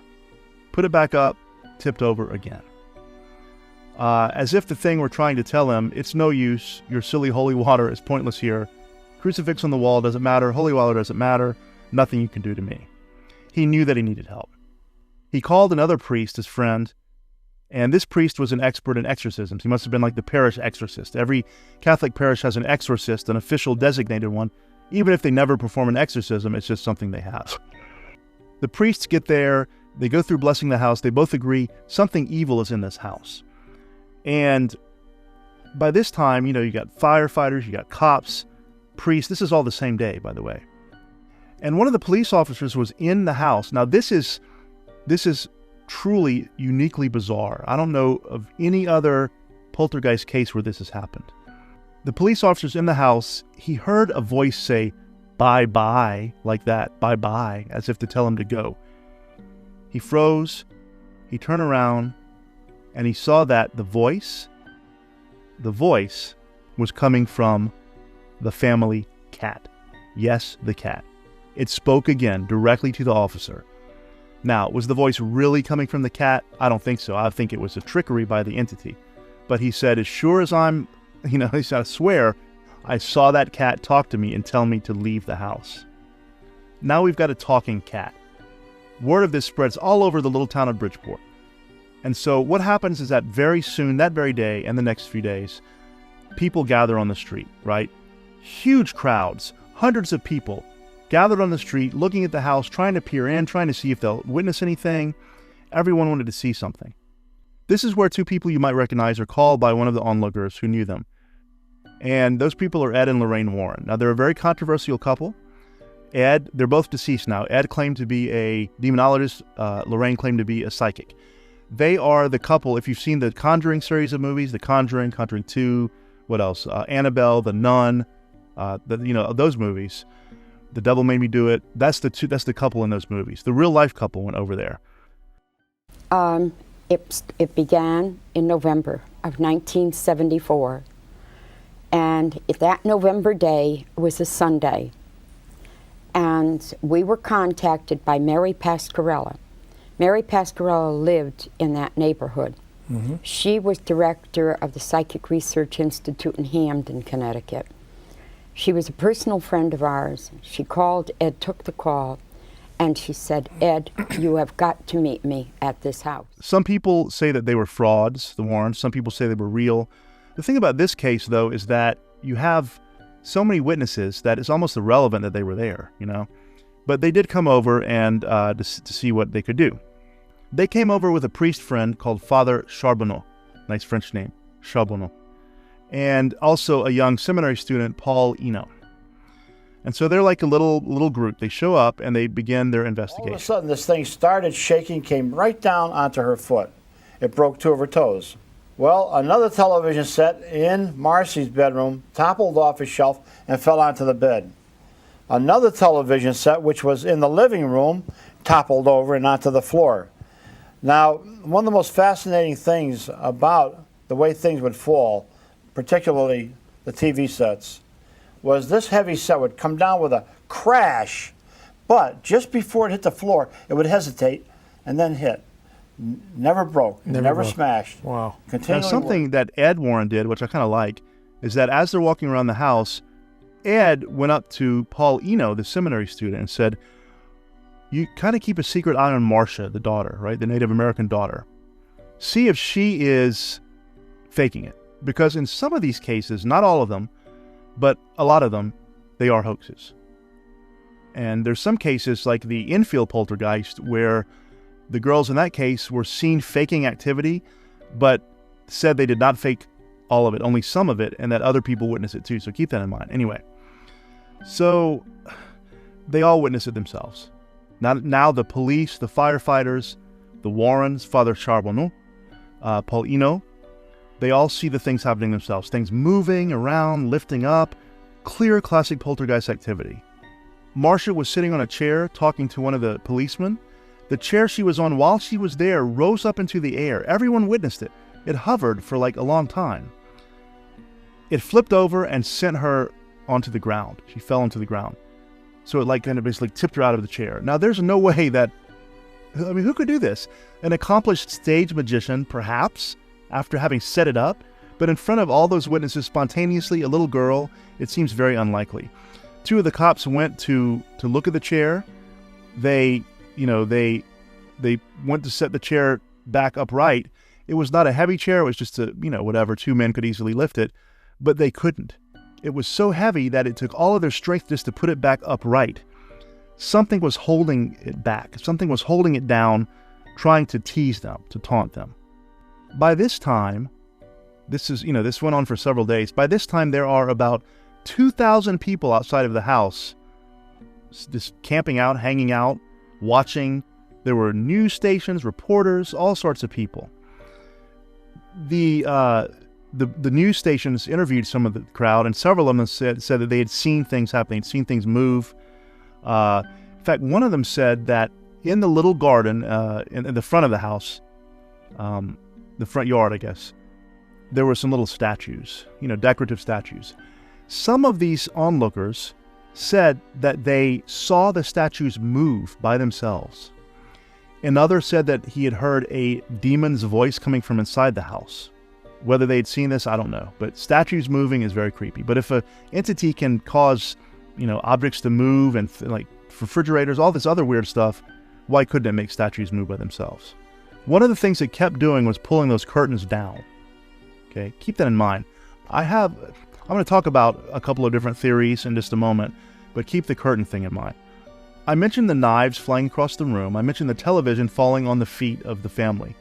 But now the most direct attack happened in the case. Paul, the seminary student, and Lorraine Warren and some others were sitting there at the kitchen table. And as they watched, her arm began to turn red and then to burn, as if she's being burned, and then to blister. They all witnessed it. Whatever this entity was burning, was burning her arm. This is very rare and happens usually in the most demonic of cases. Now the pinnacle of the case, the climax of the case. The Warrens weren't there, but Paul, the seminary student, the Gooden family, they were there playing Monopoly in the living room. They started playing, and they all at once began feeling really weird and uncomfortable and scared. They really felt, as the father had before, that some entity was in the room. What happened now, though, is that a real, visible apparition formed. And basically, Paul Eno said it looked like a large, I'm going to quote here, a large, cohesive assemblage of smoky, yellowish, white, gauzy mist, close quote. As they watched, this smoke divided into 4 separate spirits, entities, kind of human figures, outlines, 4 of them, that they then spread across the room. It began to hum in the room. Jerry opened his mouth and began to chant. This is absolutely not something he had ever done before. It was almost like he was overtaken. He began to chant a prayer in what Paul Eno, the seminary student, said was actually correct and fluent ecclesiastical Latin. Jerry had no knowledge of Latin. He had never studied it. He began walking around the house, chanting the Latin prayer as if possessed. These 4 distinct spirits, gauzy, misty figures, started following him around the house. Marcia was terrified. Poor girl. She ran to Paul Eno's side and, grabbed his leg. One of the figures following Jerry around the house stopped, turned, and looked at her as if it saw her and knew she was scared. It began coming towards Paul Eno and little Marcia. Paul said he stepped, he was in front of Marcia trying to protect her. He clearly felt the thing physically touch him and push him and rub against him. It didn't feel human.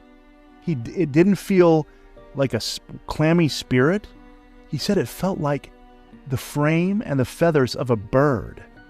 A bird. Now this has significance in 2 ways. I think it could go either way. Number 1, remember Marcia was Native American. Many Native American peoples have the legend of the Thunderbird, this giant spirit bird. It was a spirit being that took on the form of a bird, and in some traditions it is protective against evil. Another possibility is that, think about the traditional depiction of demons in the Christian world. They have bird-like wings, don't they? Angels do too, but demons do too, and this was a terrifying thought. Paul is there feeling this bird spirit, whatever it is, pushing against him, trying to get around him to Marcia. He's trying to block her. All of a sudden, Marcia lifts into the air and is thrown across the room, the little girl. Eno said, he shouted, "Everyone, get out!" He knew that this was beyond control.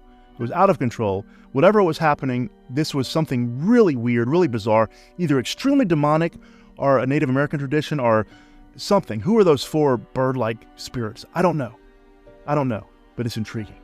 They all ran outside. They ran out onto the porch. By this time, it's cold and raining. A lot of the crowd is still there, though, with umbrellas. Paul called the Warrens. Paul Eno called the Warrens back over. They heard this, and they came back. The Warrens at this time have decided that we need to do a real exorcism. We need to exorcise the house of these spirits. Whatever they are, they're bad news.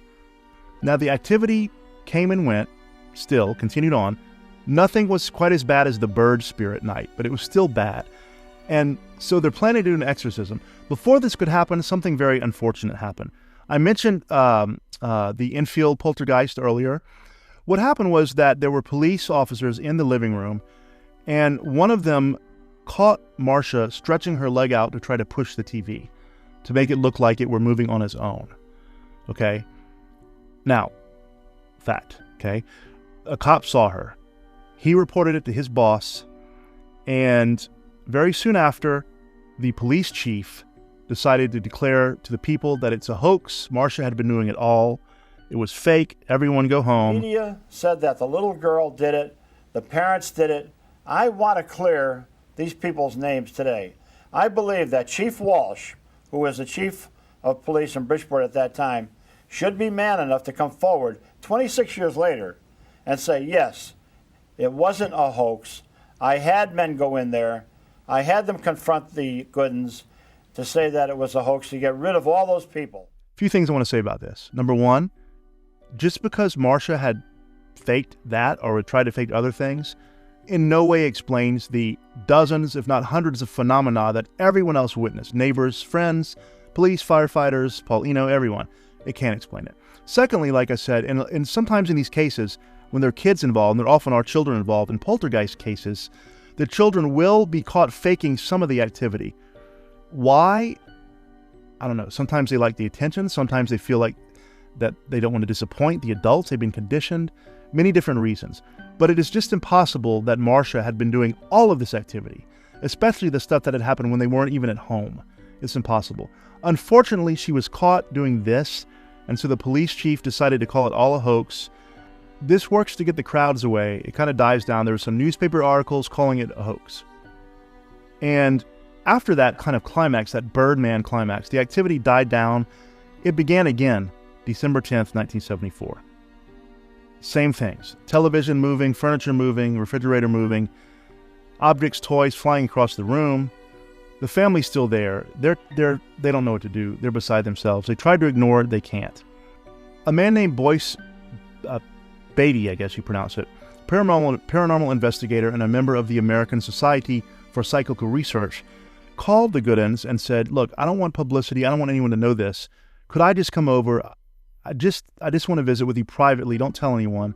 I guess his kind of subtle way of asking made sense. They didn't want the crowds, but they had let him come over. They did a little investigation. He had talked to the local police and the Warrens. He came over with his crew. They witnessed all the same stuff.